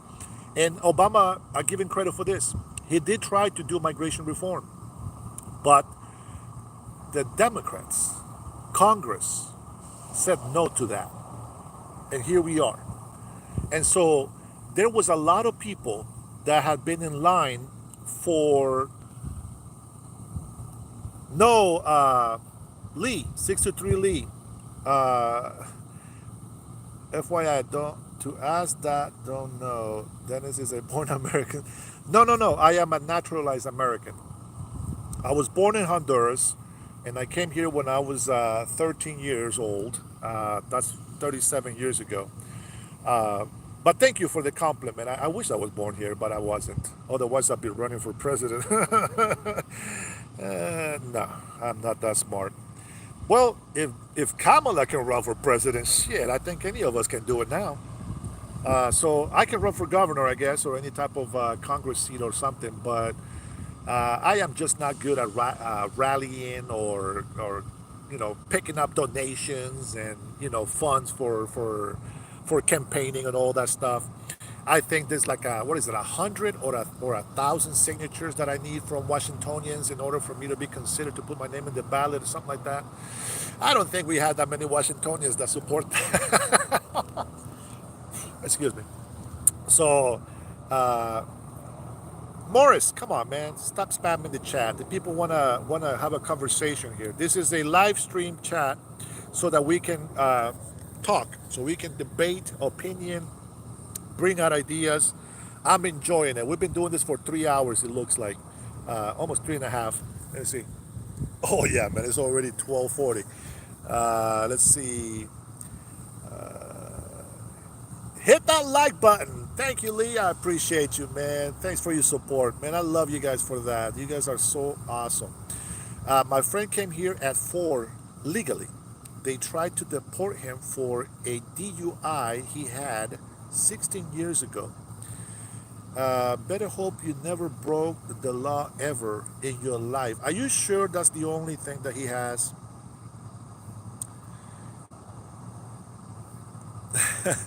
Thank you, Lee. I appreciate it, man. Americans, you guys are the freaking best people on earth. I love you guys so much. Uh, so there's a few rules. Okay, so if you're a resident or a green card holder, which I was for over 2 decades, because I didn't want to become an American citizen, until I realized that if I'm not a citizen, I cannot vote. And so I would be part of the problem if somebody was in office that wasn't good for the American people. So I chose to be an American citizen. I was accepted, blessed, and honored to become an American citizen, so that I can cast a vote and make a difference, even though we have lost to Biden before. All right, so he has spent 24 hours in lockup. Hey, welcome to the club. I spent 24 hours in lockup as well for back child support, even though I was taking care of my son his first years of life. Anyways, long story short, I paid 1 day in jail and then the $5,500 in back child support, which, by the way, I was raising my son, pay for everything. No food stamps, no government assistance. I was working 2 jobs, and my girlfriend left me because I didn't spend time with her. Well, if I ask if you had a job, I wouldn't have to work 2 jobs, and there's that. Blah, blah, blah. That's my story. Let's see. You're right. They are being sent home, and it's sad. However, that's the risk they take coming here illegally. Um, yes, yes, yes. Viva Trump. Tube. God bless you, man. God bless all of you guys and your positivity. Out of 100 people that are negative, one of you that is positive makes my day. So I love it. Lucio, she probably left you because you because you think you're white. Lucio, you still here, bro? Man, God bless you, man. Thank you for hanging out, bro. Isn't it cool that you can have a live chat with a bunch of people? I mean, they only got 31 now, but we did have 500 something at some point. Thank you, Lee. I appreciate you. You know, a lot of people, they think that I'm a brown noser, and I think sometimes maybe you have to be a brown noser. But to me, it's not brown nosing. I'm speaking from the heart. I'm speaking honestly, and it's crazy, right? Because my coworkers, I'm just a lead. I'm not a supervisor yet, but I will be, I think. But I give everybody a compliment. You know, uh, I think that if they do a good job, I should tell them, "Hey, man, great job. Way to go." And I'm a touchy guy. I'm sorry, so I pat people in the back, and I let them know that I appreciate their hard work. And I hopefully they respond well to that. They seem to be so far. That's just how I feel. If somebody's doing good, man, you got to give him props. Uh, Lee, thank you for your convoys. I appreciate it. Adri, hola, what's going on? I'm new here. Yes, have live chat with a stranger. It's pretty cool. Dios te bendiga. Thank you, Ari. Gracias y Dios te bendiga a ti también, mija. Lucio, more racism, nice. Welcome to our crazy chat. This is where crazy lunatics, left and right, meet in the middle, and hopefully stay in the middle after we're done. Trump is not kind to my country, but okay, we don't play the tariffs. Americans do. Tanuki, I'm not sure what country is that, Japanese? Because everybody in the world has tariffs on us, if you didn't know that. Lee, man, you are the number one, man. Love you. Hit that like button. These women always think they'll find better. I don't know what that means. I missed a comment on that one. Uh, Mark, they're haters, Dennis. We Americans love any persons or people that come legally. Correct, 100%. I'm with you on that. And want to represent America. We love you, brother. I love you too, man. Thank you so much for those kind words. Keep on living the American dream and working hard. That's right. That's what we got to do. We got to work hard. Indigenous bloodlines here, white skin, but my blood runs these lands, and I welcome you with open arms. Lee, coming from a native, bro, you don't know how special that is to me.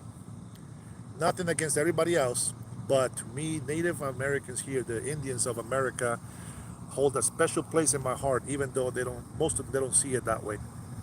Um, but of course, everybody that is here in America is my family, and I love you as such.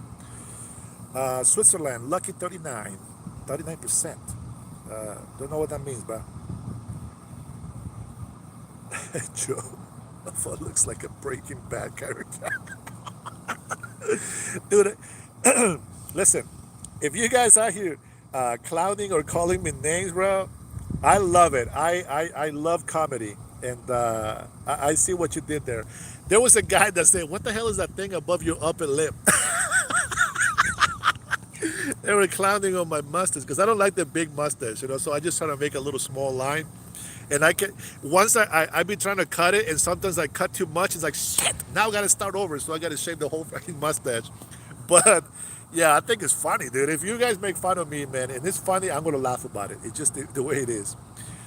David says, Deb calling ice. Man, it is getting hot out here, so I appreciate it, David. Dennis, did you come out in the movie American Me? Bro, that's a horrible movie, man. I don't like that movie. Say gato and I will subscribe. Gato, gato ento. The man. Man, you guys don't have any creativity with those usernames, man. Averme, bro, you are part of. I hope that's a good thing. I love that. They hate and don't participate. That's right, Mark. The Hitler stash. No way, dude. This is the Hitler stash right there. Like this long. Dude, I will never do that. I will never put my mustache that way just because of that. But if you see somebody doing this shit, I mean, don't think that's a Nazi salute that they try to do that on the when they were running in the campaign. That's crazy. You look like you're trying to catch Dexter, and then hey, Dexter was pretty popular, man, in the early 2000s, bro. I used to work for Comcast, so Dexter was one of the shows that people liked a lot. Uh, 39% tariffs, but don't you worry. We just exporting gold and chocolate. That's it. Hey, God bless you, Tanuki. I'll tell you what, 39% tariff. You think that's a bad thing? I don't think that's a bad thing. You're being privileged to be able to do business internationally. Come on.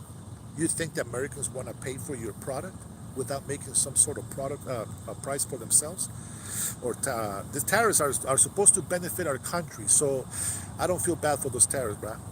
We need to make our economy in America great again. Going for the favela mustache, laugh aloud.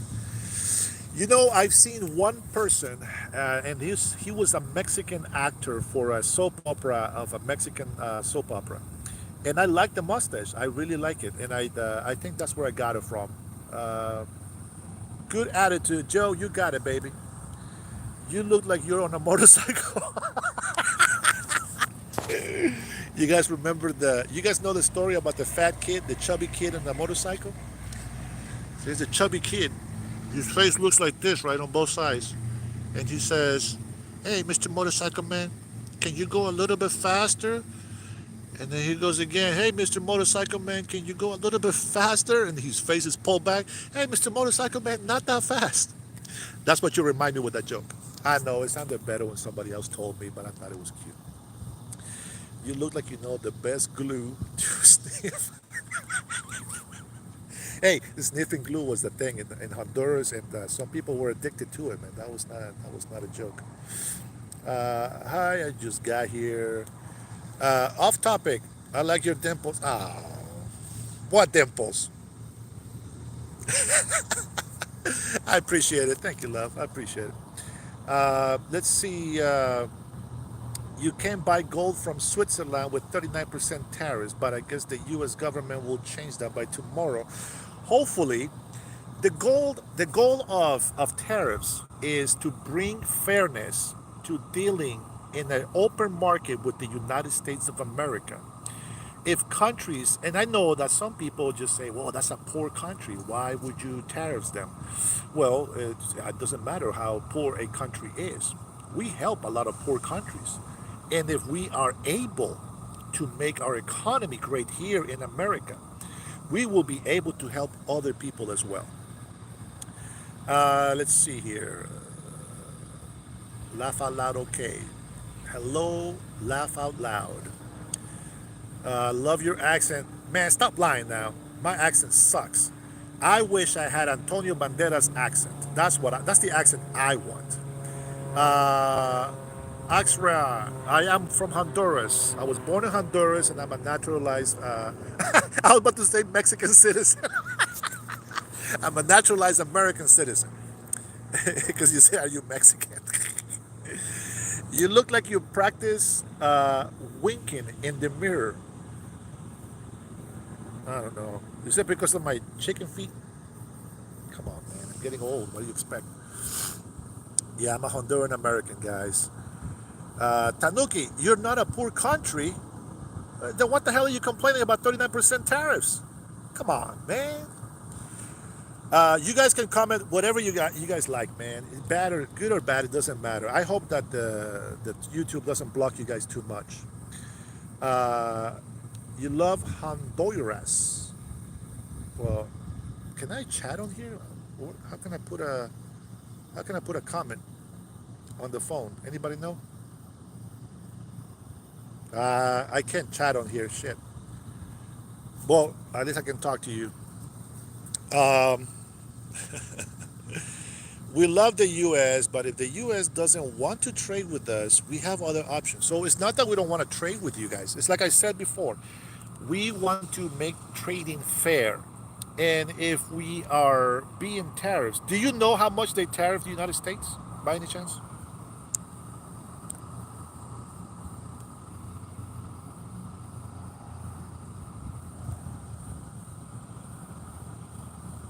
Hey, bro, I am from India. I love U.S. I suggest we should live and die in the greater U.S. I agree, man, 100%.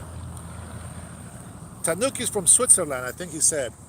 But do you know how much tariffs Switzerland has on the United States?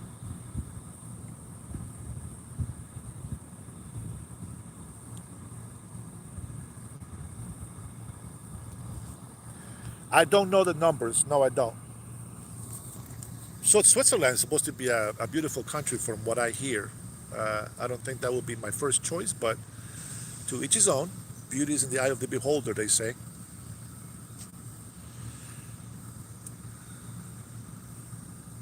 Billions of dollars. And how much does the United States give to Switzerland? See, when you tell me a story, you got to tell me both sides of the story, okay? So that way I can learn myself.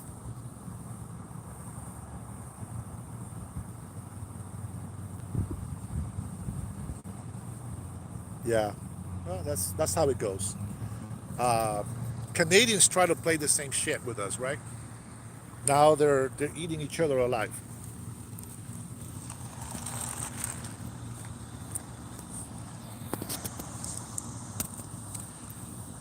Oh, thank you, El. Thank you for subscribing. Can you can you please explain the disturbing scenes that happened in your last stream? Which ones? The U.S. doesn't invest in Switzerland. Yeah. What for, right? We have everything we want over here. And pretty soon we're going to have everything that we need as well. The dump incident. I don't remember. Which one? You got to be specific. My last live. Okay. If you were in my last live, when was my last live and what time did we finish?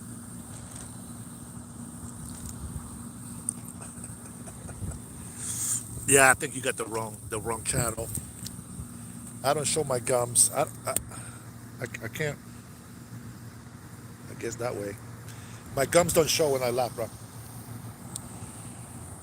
The U.S. will be very lonely if this continues. And you know when we're gonna have some friends?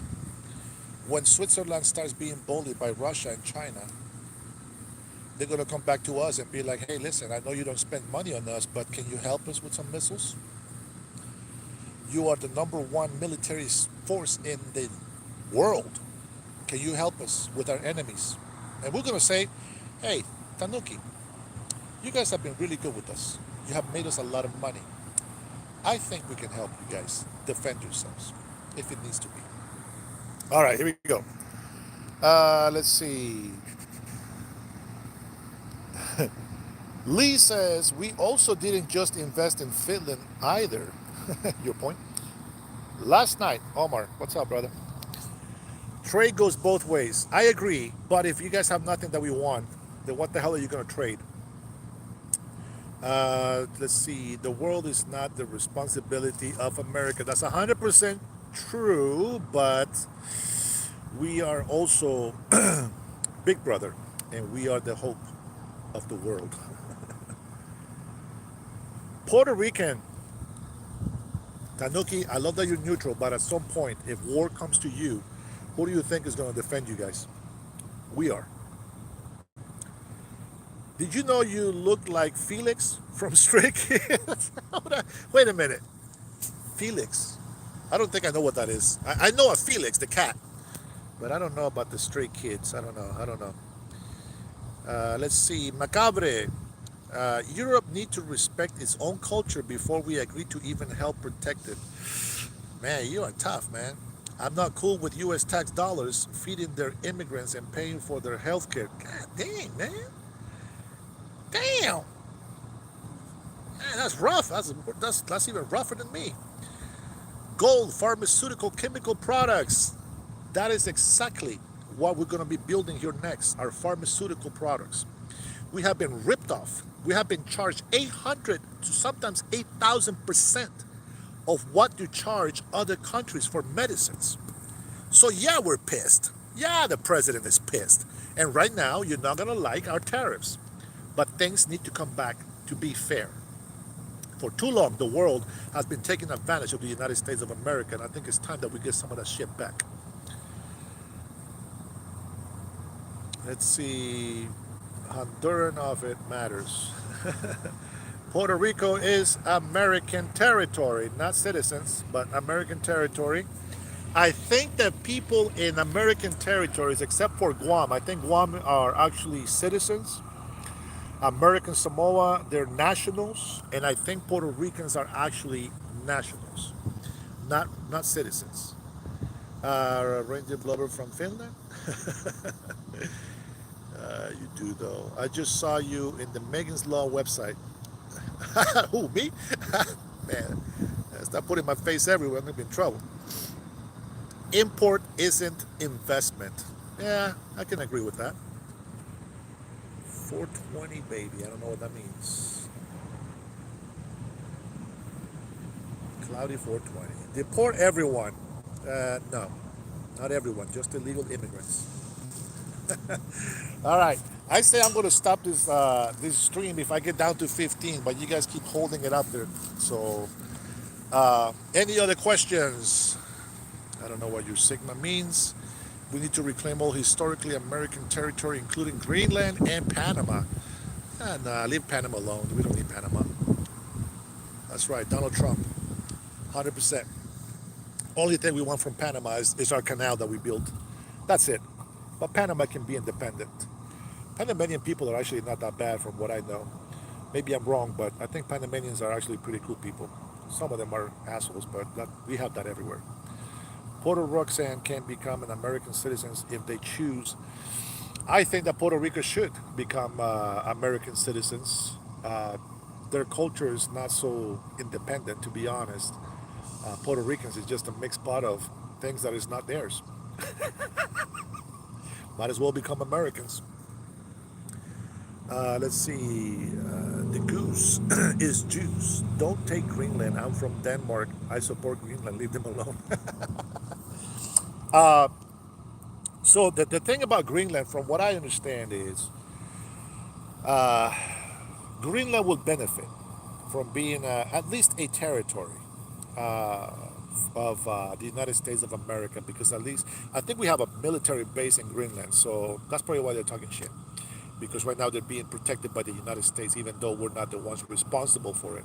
Who was the one that was supposed to be responsible for them? Was it Denmark? I can't remember. David, Roatan is my Bay Islands of Honduras and is the most beautiful place on earth that I have ever seen. Not to get in trouble with my American Samoan family, Samoa is very beautiful, is gorgeous, but the tourist part of Roatan, uh, West End, I believe, it's just, man, it's just breathtaking. It's just beautiful. It's not because it's my country of birth. It's not because it belongs to Honduras. It just really is, man. It's gorgeous. Now, I haven't been to other places in the Caribbean. They probably are just as gorgeous places, but I don't know them. So I think Honduras is the best, most beautiful place on earth. Do you think the world needs America more than the U.S. needs the world? 100%. Yes, I do. How much can I buy you for?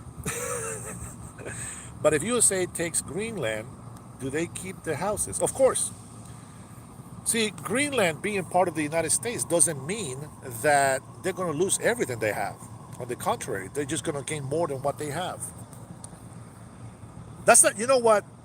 Who did the goose is loose is juiced? That's a good question, because what happened in California, a lot of Mexicans lost their land. But you know why they lost their land? Because they had a debt that they didn't pay to the American people. So they lost their land, got kicked out, and yeah, got taken over. You left out Palau. I don't know what Palau is. You talking about the Samoan? It's not about being cool or not. If you can be independent without U.S. tax dollars, floating your country might as well become a state. Greenland is ours. We occupied it during World War II, and we have been defending it since. So yeah, we have done more for Greenland than any other country. So there's that. The only hope for Canada is if we became the 51st state. At least our rights would be protected under the U.S. Constitution. I'm gonna tell you something, my Canadian brother. Alberta is probably the closest people that I would like to have as a 51st state.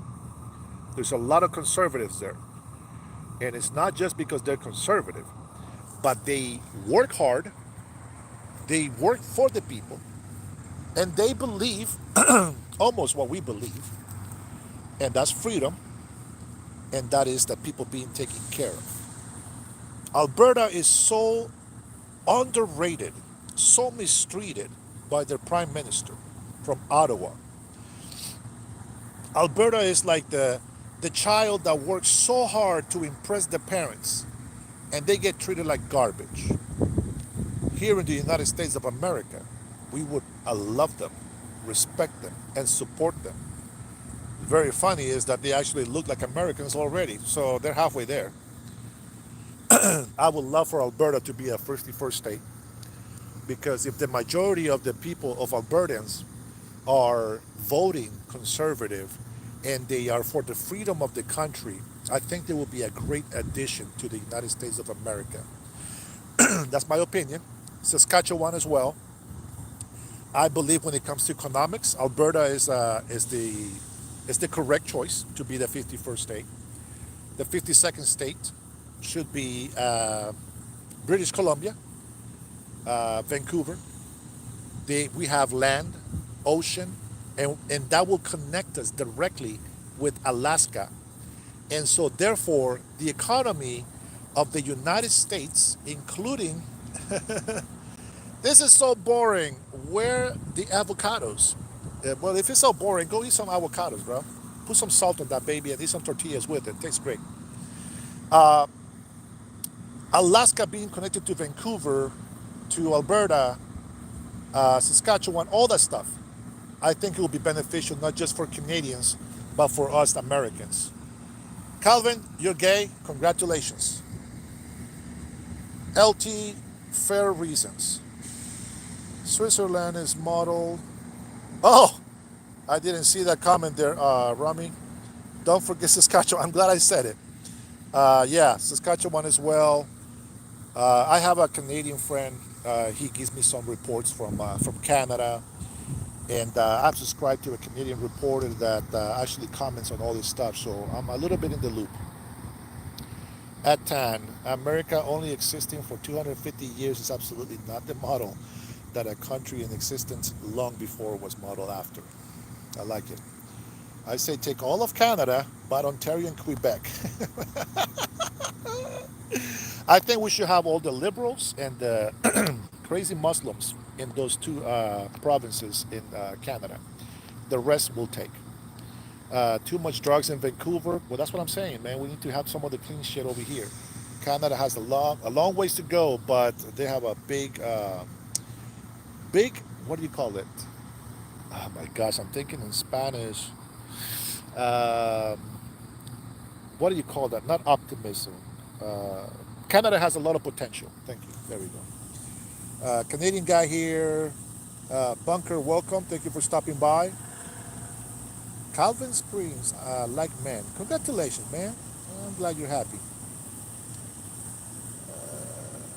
Lee, it doesn't matter how long Switzerland's been a country, brother. Just let them live in peace. 1848, Switzerland took many ideas from the U.S. You're welcome. This is what we do. We share our knowledge with the world.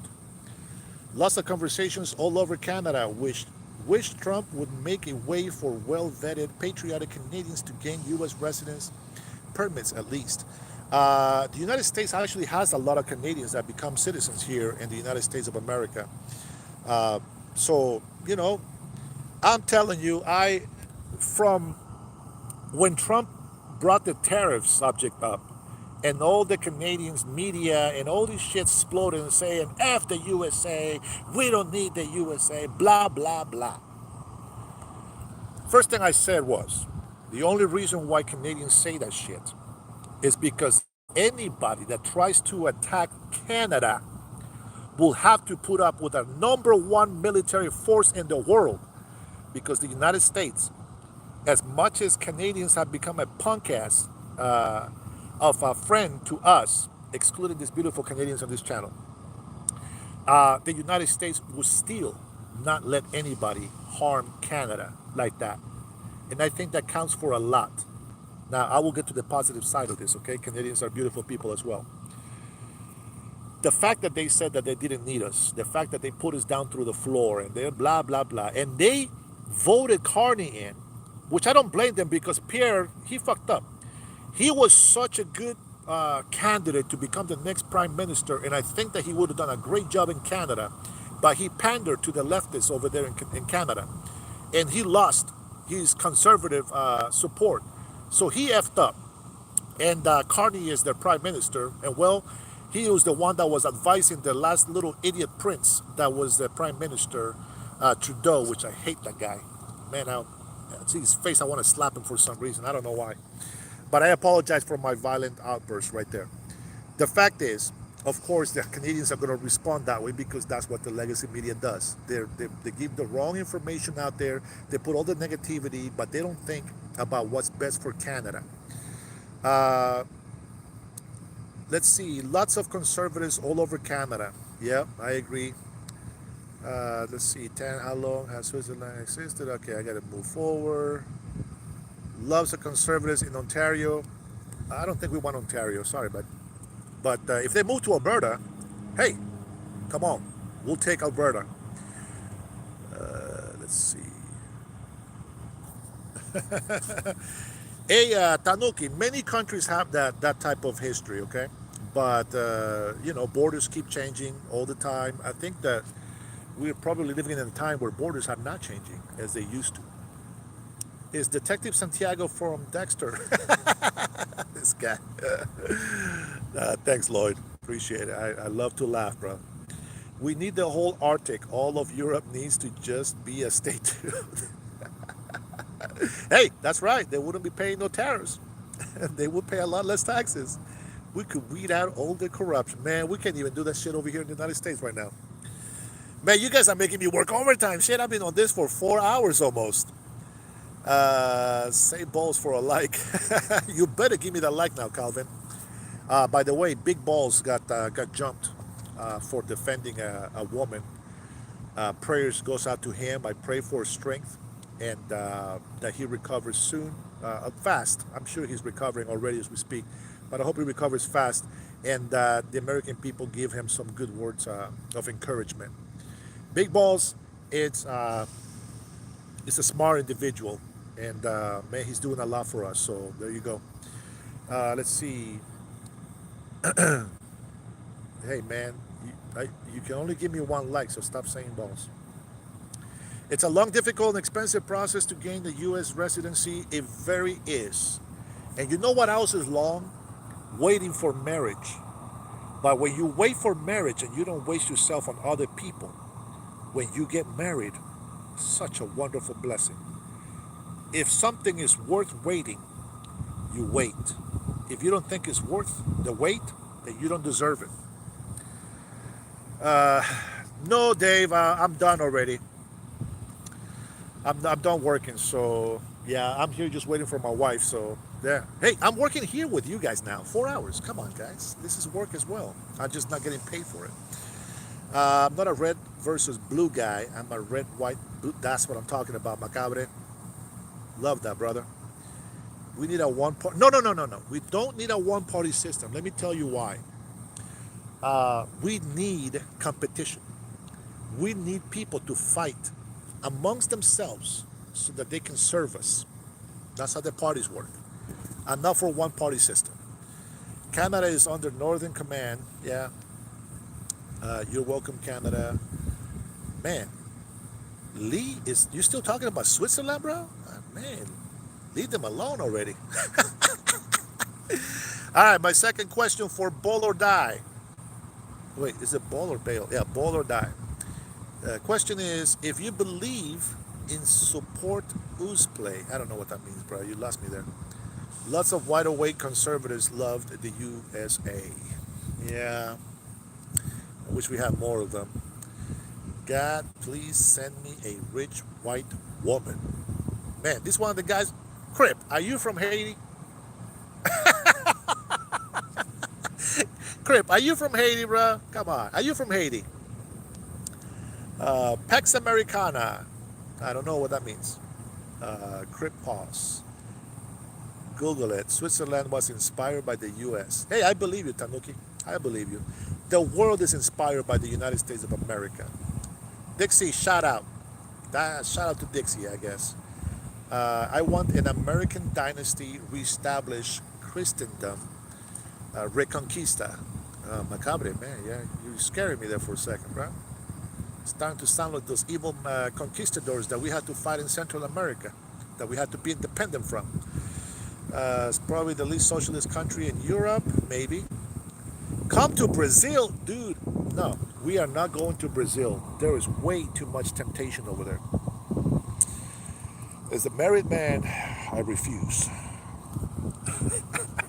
Even though there's a lot of temptation in Honduras as well, but I control myself because I love my wife. I agree amongst themselves, not against themselves. That's why one party system works. No, because corruption is always creeping around, and we have to have the option to combat. Competition is the best way to have democracy alive. Thank you, Pesa. Thank you so much, man. If you subscribe and like, I appreciate it, brother. I love spending time with all of you guys, even though I don't know you personally. The questions, the comments, the jokes, I love it. It's awesome. I love the interaction. Oh, Pax means peace. All right. Peace. The United States is doomed. It's just a matter of time, sweetheart. The world is doomed. It's just a matter of time. The United States is going to make it hard for tyrants to actually destroy the world that fast, but we are all doomed eventually. The only salvation is Jesus Christ. He is your way, the life, and the truth. Don't forget that. Zero corruption, then make politicians scared again. Yeah, I wish that we can control corruption, but we really can't. We really can't. Vatos locos, órale. My Mexican vatos locos forever, ese. Hey, Rowdy, I have a question for you. All right. I always like to enlighten people about this. Here we go. Do you know what essay means?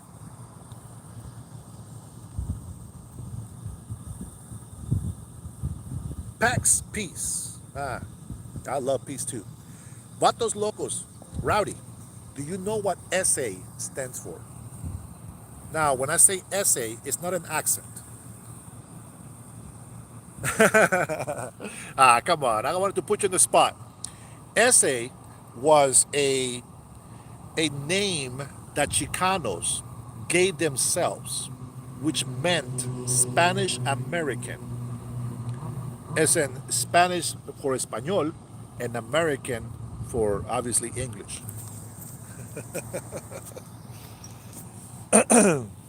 Did you know that? Lee, who's still on about Switzerland? You and Tanuki keep talking about Switzerland.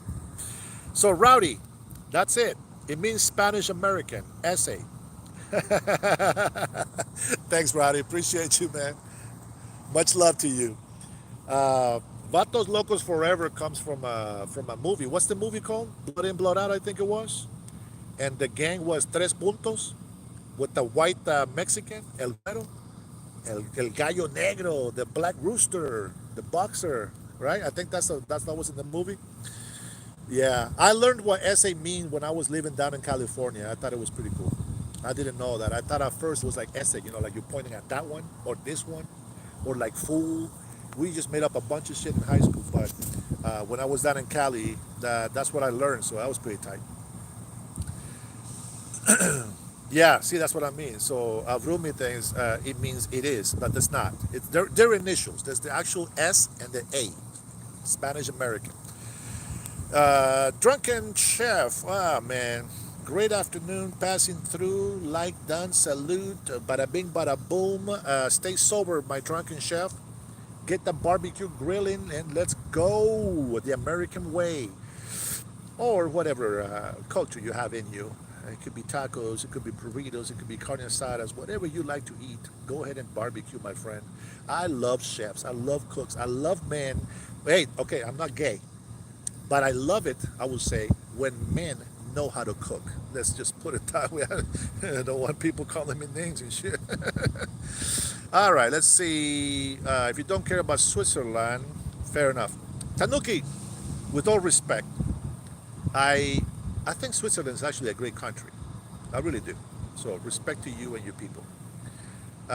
ZZ, when shit hits the fan, I hope you are the first to go, Dennis. To heaven, hopefully. I can see the evil in your eyes. No, man, I'm just tired, bro. Here's a eye. Oh, man, my eyes are dry. Why'd I do that? I don't know. I was stupid. Thank you, Avrumi. Yeah, well, thank you. That was because, Lee, that was because he laughed at my last comment about Switzerland and you follow up with three more. RK, in Edmonds, Washington. What? I'm right here, just north of Linwood. Man, nice to meet you, RK. God bless you, man. Food is life, and I'll tell you what, Tanoki, food is culture. As long as you remember the culture of food of your country and your people, they will never be forgotten or lost. At 10, homie, my apologies if you think I don't care. Mad love. There you go. I love it. Oh, good looking man. Man, this probably gay. I only take those compliments from women, man. You know, when I lived out in California, this is a true story, guys. I used to be, obviously, I had better hair. My body was chiseled, like no joke. I looked like a fucking cartoon, action cartoon figurine. I had an 8 pack. I had the obliques. Now it's just, fat hanging down. But I was in California, and I used to wear this like tight spandex like shirts. I had curly hair with blonde highlights. Okay, now you tell me if I'm wrong, and I have my little golden necklace, and I mean I look very good, right? The problem was that when I was working, the trainer was gay, and he always seemed to get nervous around me. I didn't know why, until I found out he was gay. And then, all the compliments that he gave me, then I knew why he gave me those compliments. But this is a true story. One time, I was at a laundromat doing my laundry, and there was these two guys looking at me. And I'm always friendly. Hey, what's up? I'm always smiling, to everybody and saying hello. Well, they smiled back at me, and I was like, oh, this is friendly people. They came over to where I was doing my laundry, and they said, hey, what are you doing later today? I was like, oh, shit. Oh, no, no, no, no. I say, hey, listen, man, I am not gay. I am not gay, period. So the trainer had a crush on me. These guys at the laundromat had a crush on me. And then the final straw, I was at a park by the observatory down in California. And I was sitting there writing my poems, just writing my life, all the troubles that I've been through and this and that. And there's a black beamer that goes up with tinted windows down the road. And then it comes right back down. And then it goes right back up. Did that 3 times. Fourth time, he stops. He rolls the window down. It was this big fucking black dude. And he says, hey, how are you? I said, hey, how you doing? I said, how you doing? I said, I'm doing good. He said, listen, I just got off work. You want to go get a drink? I said, what the hell is wrong in California? Everybody is they think I'm gay. What is going on? True story, guys. And so I go home and I look and I have this mirror, head to toes. And I looked at myself, saw my hair, saw my tight shirt, the muscle. Damn, I do look gay. So then I shaved my I cut my hair, never wore the spandex shirt. I gained some weight. The gay still hit on me though. But that's another story. That's a true story, guys.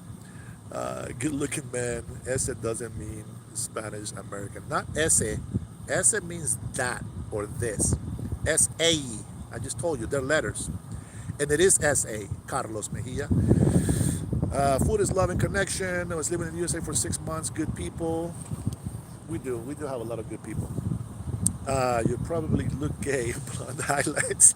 That's exactly right. I didn't catch your comments as I was telling the story. Japanese food is the best. I don't know about that, bro. Miss this food here, but cheese is better in Switzerland. Well, I do love Swiss cheese more than American, to be honest. Shades of weed. I get it. A gay cop has a crush on me too. Hey, be careful. That one can actually put handcuffs and put you in the back of a car. That might not be what you think. Memphis, what's up? Blonde highlights. Hey, man, that was the thing back then. Oh, and I left out. You guys remember that George Michael used to have a little cross hanging from his ear? Yeah, I had one of those. Oh, dude, it was so gay. It was so gay. But at the same time, I was flattered that even though they were men, they were hitting on me. That was pretty nice. It's a good compliment, to be honest. Rico, hi, hello, how you doing? Shamun is goaded. Let's see. I'm Chicano, ese vato loco, eh? Hit that like button, please. Love you, man. Appreciate that. Vatos locos forever. So you don't believe me, huh? The SA means Spanish American. You know what you're probably referring what you think it is. Loco means crazy, right? You will say somebody's loco. That's okay. Uh, Way is the Mexican word for fool, right? That's what that is. But SA is given to Spanish people that were born here in America. Let's see, Macabre, what you got? Also, Reconquista is a term about kicking Muslims out of European and Christian lands, not the conquest of the New World. The gays, lesbians, and trans love me. Well, I support the first two. The last one, that's too much for me. Uh, they think you got a mighty pretty mouth. Hey, that is, I mean, that is true. I do have some good lips. I don't blame them for that. And then the dimples that my mother gave me. But I noticed the dimples are not as popular the older I get. I don't know why that is. Uh, you know what? At least I'm happy that I still have an upper lip. I think that proves that maybe I'm not white. It's just a joke, guys. I don't think all white people lose their upper lip, but most Europeans seems to do. So, like Paul Rodriguez, who's Paul Rodriguez? Cherokee? God damn, man, that car looks like somebody's shooting a gun out here. Man, I can't believe you guys kept me on this long. My wife is probably thinking I'm crazy talking to a bunch of strangers on my stream. Ah, man, but I appreciate my Vietnamese friend. Gave me some of his coffee. Because of the crow's feet. Hey, you mean the chicken feet? The little wrinkles? I don't know. You guys. Oh, man. Thanks for the conversation, guys. I need to go find my wife. We're supposed to be going home a long time ago. She's still working. Every man needs a strong woman that can work overtime. God bless her. I was down in Cali. I believe I moved down there towards the end of summer of 2005. And then I moved back in 2009 back to Washington State.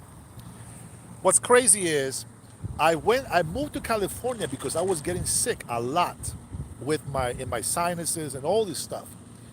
And what's crazy is that when I went to California, when I went to Hollywood, I got sick for a week. And then I went and visited Huntington Park Beach. I got sick for a week. And then I went to Long Beach. I got sick again for another week. I spent like 2 months almost back to back being sick like a motherfucker. The worst flus that I could ever have experienced. And then now that I came back here to Washington, it's been fixed. I guess all I had to do was just go to California and get sick a lot so that I can handle Washington State weather. Let's see. Let's see. He's a famous actor and comedian. It sounds familiar, man. Paul Rodriguez. I do hate it when they compare me with George Lopez. I think he's a freaking idiot. Let's see. Indeed. Thanks, Carlos. Well, the thing is that the stories that I tell you are true to my existing knowledge, and I love it. But it's more important that we find people that can find a common ground so that we can come together. From LA, hey, what's the highest price that you have paid for gasoline in LA? Lopez, I used to like Lopez a lot more back then. Now he's just kind of, I don't know. I guess I will have to meet him in person to see how he really is and why he thinks the way he thinks in order for me to see him different. All right, we're down to 18 people. We lose three more people and we're done for the day. Carlos, how much is the gasoline? And we just passed it back to 20. Okay, so Carlos, how much is the gasoline over there?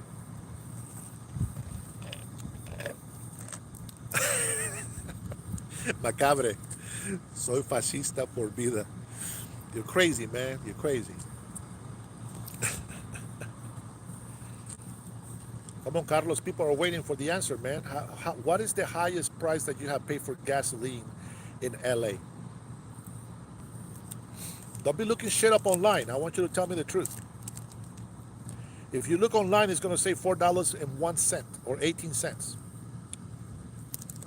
And I know that's not true because when I lived there, I paid almost $6. $5. Oh, but that's premium though. That's not bad. I mean, for premium, yeah, it's always going to be more than regular. Luis Nunez, there you go. $7 in Palm Springs. Son of a bitch. Wow. That's tough, brother. Luis, thank you for that comment. I appreciate it. Damn, man. And you know why it's $7? You guys know why the gas is so expensive? Please don't tell me tariffs. It's not tariffs. That's your taxes from your governor. That's what that is. If they remove all the taxes and regulations that they put on the oil there for California, I guarantee you paid about $3 a gallon. Yeah, unfortunately. And guys, if you're a Democrat, don't be offended when somebody says damn rats. Don't be offended when somebody talks shit about the corrupted Democrats.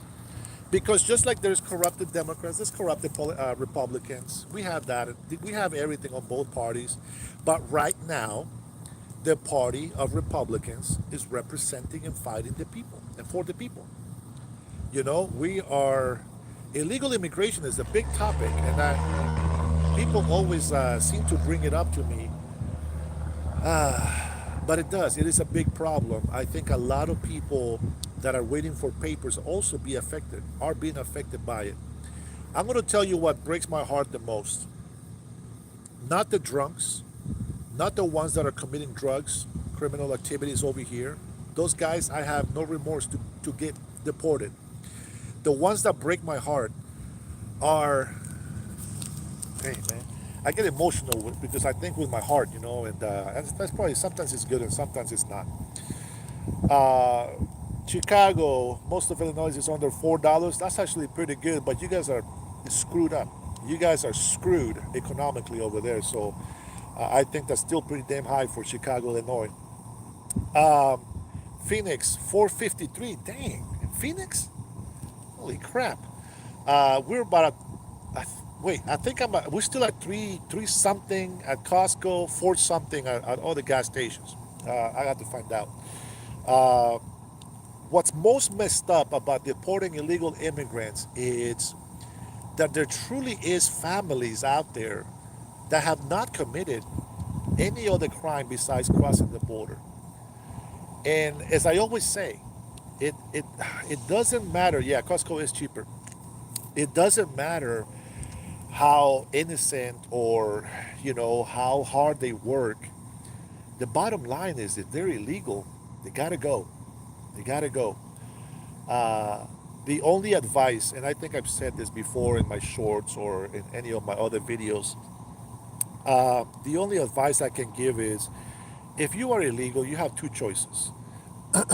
One, you chance it, just like you did when you came to this country legally.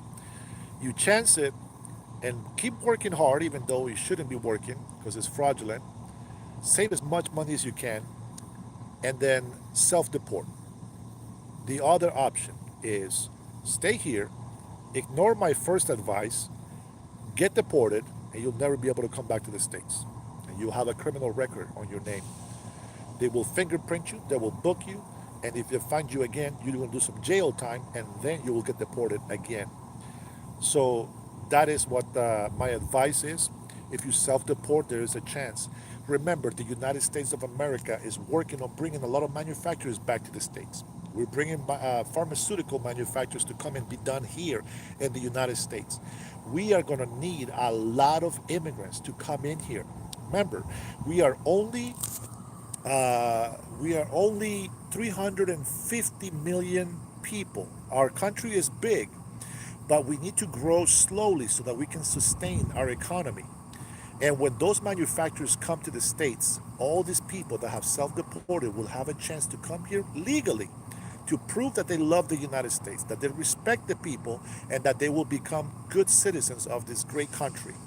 And I think that's the best way to come about it. My name is Dennis Herrera. It's the name of my channel. What do you mean? What's my name? Mercedes. Meches, señor, relaje las cejas que vas a tener dolor de cabeza. Mercedes, you are right, 100%. It's the light. I have to, I know I should have sunglasses on, but I feel it's rude because people can't see my eyes. Not that you can with this pouchy, fat eyes that I have. But you're right, it does give you a headache. But I can't help it because of the brightness. I know that's why I got the more wrinkles in my forehead, I think. Thank you for the advice, Metches. I appreciate it. Advice one, right? It's great that you don't call immigrants bad or something like that. Love the honesty. Well, immigrants are great people, man. It's just we can't have them here illegally. We got to find a way to do it legally, but we cannot have anybody here illegally. Um, I'm from Chicago, and I'm very ticked off at ICE because they will not deport my mother-in-law. Denzel, you sound like a Mexican, bro. You sound like a Mexican. I love it. I love it. I love Mexican people, man. The Mexican people, if you guys don't know, they're the most festive people that I have ever met. They are they're very hospitable. The Mexicans are very hard workers, but they can be a lot of idiots out there, a lot of drunks in the Mexican culture. But I love my Mexican people, man. Much love to you. God bless you all. I know people who have come across the border even by jet ski. That's crazy. These are patriots, but everything needs to be registered. The wild, the dawn thing is complicated. It really is. America can be self-sufficient. We don't need the world. Absolutely, 100%, Eric. I believe that. That's why we're going to bring all these manufacturers back. We just need these Democrats to stop blocking us so that we can move ahead faster, and that we can bring all these immigrants that are actually very great prospects for our future naturalized citizens. What is your opinion on Bangladesh? They are too much in the USA. Man, uh, I love my Indian people, by the way. But I think that a lot of the problems with migrants is assimilation. You guys need to become Americanized and leave some of the ghetto shit from your country back in your country. Assimilating is a very big thing, and you guys need to do that. But I think it's a good thing. I think that India is a better place to import, export, or trade with than China. That's just my opinion. Doesn't mean I'm right. That's just my opinion. Eric, hardworking people are welcome. Absolutely, 100%. But most importantly, people that love this country and respect the people. I want to see migrants that come to this country and hug the American flag and make people that are burning the flag eat it. That's what I would do. These people that don't respect our country come and burn our flag, they have the nerves to come here. Get the hell out of the United States of America if you don't like us. Anyone that came the right way have the right to be here, 100%. Carlos Mejia, hey, gracias Paisa. Thank you for your subscribing. I appreciate it.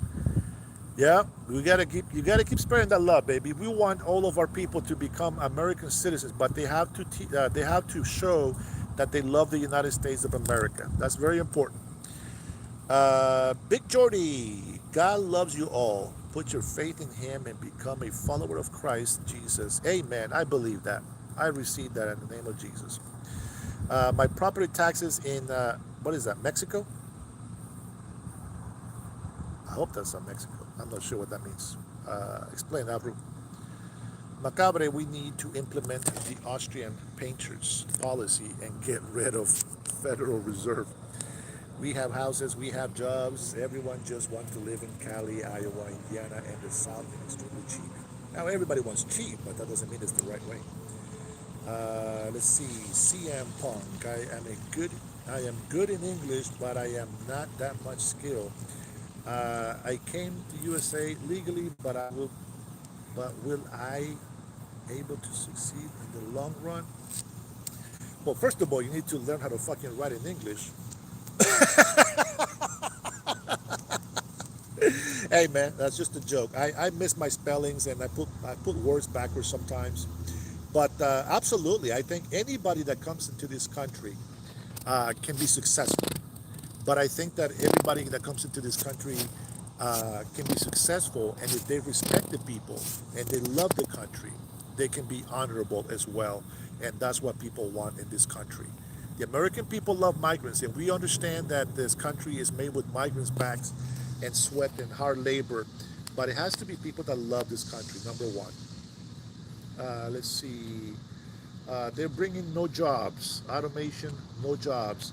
So there will be a lot of automation manufacturers. I mean, car makers right now, there's a lot of automation on there. But that's exactly why we need a lot of manufacturers to come back. Pharmaceuticals, products, of course, making t-shirts doesn't make that much money for us here. But the fact is that there's a lot of manufacturing that can make a lot of jobs here. Like for example, the companies that we have here, they use a lot of car boxes. There's a lot of employees that work in manufacturers that make car boxes, pallets. You have to think big. If we have, for example, manufacturers that make parts for vehicles, for cars, etc., if we make them here, those are jobs that can be filled. There's a lot of farming things that are going to be automated, but they still need the eyes of a human. And so there's always going to be, room for success. Democrats got rid of a lot of manufacturers thinking that way. And guess what? Everybody else is still doing physical labor and they're making money and we are losing money. That's why we're at $37 trillion. So there's that. Let's see. Who else we got here? Mega Man. Also, they're bringing automation, no jobs. Okay. Lee, just don't expect it to be any easier on you than it is on American citizens. 100%. Equally. For everybody, equality.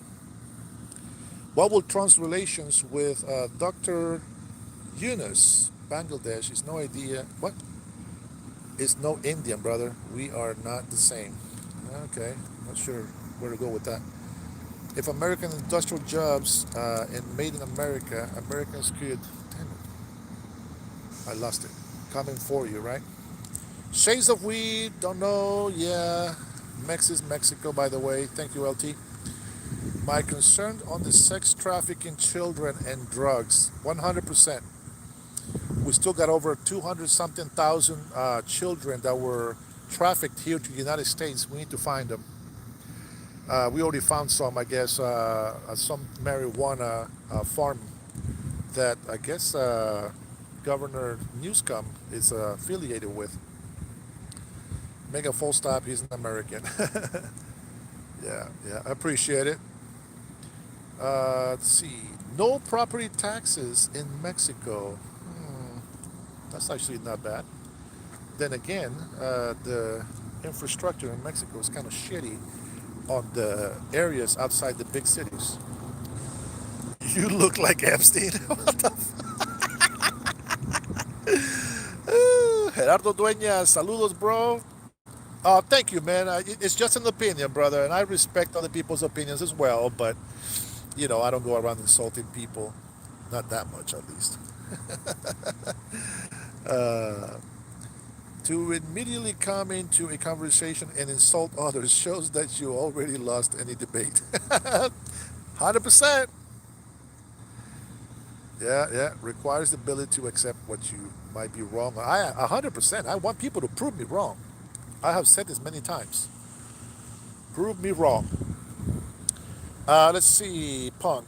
I am worried on racism. I am a good in English, but not that much skill. Spend most of my time study. I love first world country because of their discipline. Sorry for mistake. I have eye problem. Yeah, I got eye problems. Look at these bags. Look at this fluffiness. Don't worry about that, man. You try your best. You keep doing what you're doing. Yeah, being in the United States is a great thing, and you should be thankful and honored to be here. Okay, Mega Man, what you got? I'll be honest, you too uneducated and don't understand how geopolitics affects jobs or job creation, or how to even pass legislation. You're saying we should do no idea how to make it happen. Well, if I was in office, I guess I would prove you wrong, but I'm not in office.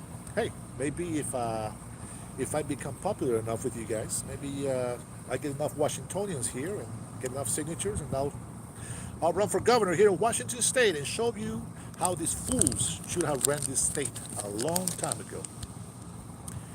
Crow's feet, dude. They're there, brother. What can I say?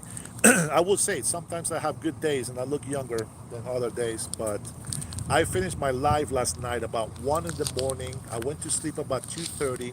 My wife woke me up at 8 to come and bring her to work. So I came over here and supporting her for work.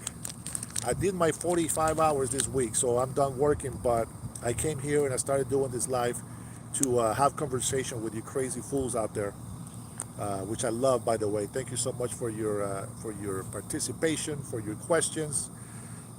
Lee, you are number one today. Normally Omar gets on, and he is normally my number one supporter on there. Let's see. What is your opinion on Trump versus Muddy situation? Who's Muddy? Let's see. Think Bangladesh are safe from tariff. Well, oh, you're talking about the Indian, the prime minister? Is that what? I don't know what his name is. Honestly, I don't have it in front of me.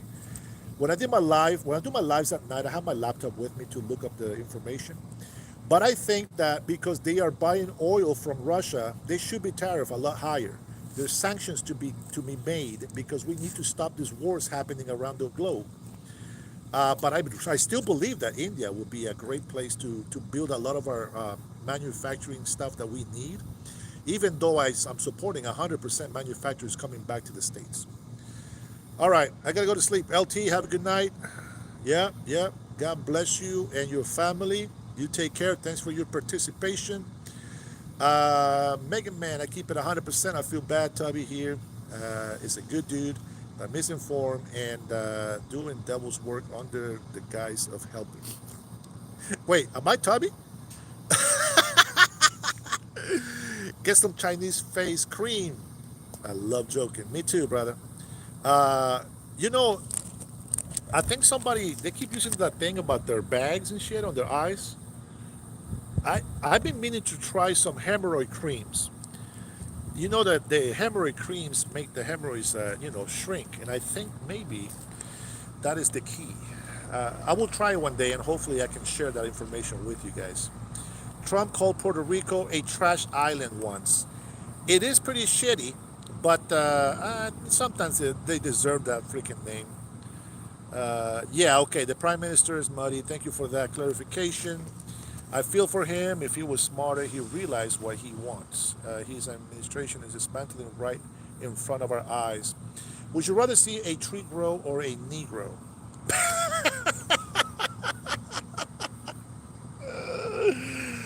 Oh man, I jumped right into it. Fiji, man, my Polynesian crazy ass friends. That's a good one, bro. I haven't heard that one for a long time. I can't believe I read the whole thing. I should have known that was coming. I love Fijian, by the way. You guys are awesome people as well. I have family, a Samoan family, some Tongans, and I have some Fijian friends. You guys are awesome. Never talk to strangers. I will talk to any stranger, just not the kind of strangers that you might be talking to. Let's see. Let's see. Religious prejudice. And a little bit racist sometimes it looks like. Benedictos para te. Does that mean eggs for me? Man, you know what? Shit, I haven't had breakfast yet. It's already 1:45. I can't believe you guys have been making me work overtime on this YouTube shit. If you can't balance your own budget, they belong as a U.S. territory. Stop sending out our tax dollars. We have some money to spend. Preparation age. Yeah, we'll give it a shot. We'll see. Mega Man is Catholic. Hey, nobody is perfect, brother. Nobody's perfect. All right, we're down to four. Let's chat activity, guys, here. We're going to close this here pretty soon. If I'm not wrong, Dr. Mohammed Yunus was involved in USA politics, but unfortunately he failed in Bangladesh. I live in Puerto Rico. Avrumi, man, how's Puerto Rico, man? I heard some good things actually about the island, uh, but I don't know much about it. I just seen the shitty parts of Puerto Rico on the TV. Mana is called iron deficiency. Really? So you think it's iron deficiency that I have? I think that's what you're talking to me. Um, it's got its problems, but I like. Okay, that's good to know, man. You should love the place. It's just like Honduras, it's a third world country. But I love it. It's still beautiful to me. So, okay, cool. You're Catholic. What's that mean? Okay, we're going to ignore that so you don't get into. Do I like Putin? Uh, no, I don't like Putin. Some things that he has said before against his corrupted politicians I do like, but he doesn't stand for that himself. So, no, I don't like him. Tubby, do me a favor. Read the liberal side's points on these issues. Then think on it. Okay, there's got to be a Tubby in here. Am I Tubby, bro? All right, let me go all the way to the bottom. Corrupt politicians and police. Yeah, that happens in a lot of our third world countries and places like that, brother. I know. I'm a national socialist. Most people are too, to be honest. Well, in a way, we are, in a way. They just don't know it yet. May God adorn your own crown, my friend. Only the Lord can place those judgments, yet here you are. Well, Lee, they can, I agree with that, not judging and stuff, whatever, but they still can make an opinion. Uh, all right. Hey, yeah, you're right. It does become a double chin. Yeah, man, I started going to the gym about a week ago, so hopefully that will help out. I have been in pain um, for the last couple of decades, and so I have let myself go. But don't be fooled. Just because I have a double chin here, there's a lot of muscle that is hidden underneath all this meat. And with that being said, guys, I know as much fun as I'm having, guys, it's been 4.5 hours that I've been doing this with you guys. And I don't want to be that Democrat guy that filibustered for 25 hours without going to the bathroom. I need to get home. I have to go back to the gym and take my daughter for a swim. So I want to say, guys, thank you so much for your support. Thank you for liking my videos. Thank you for subscribing. Hopefully, I get to see all you crazy ass mofos in here again so that we can talk more shit. But I appreciate you all. Thank you for your love, your kindness. Thank you for the sarcastic jokes. Thank you for the, even for the, I can't even think of the word because I don't like to use it. But thanks for the insults. To all my Hispanic, Latino friends and family, love you much. God bless you all. To my American people, keep the hope alive.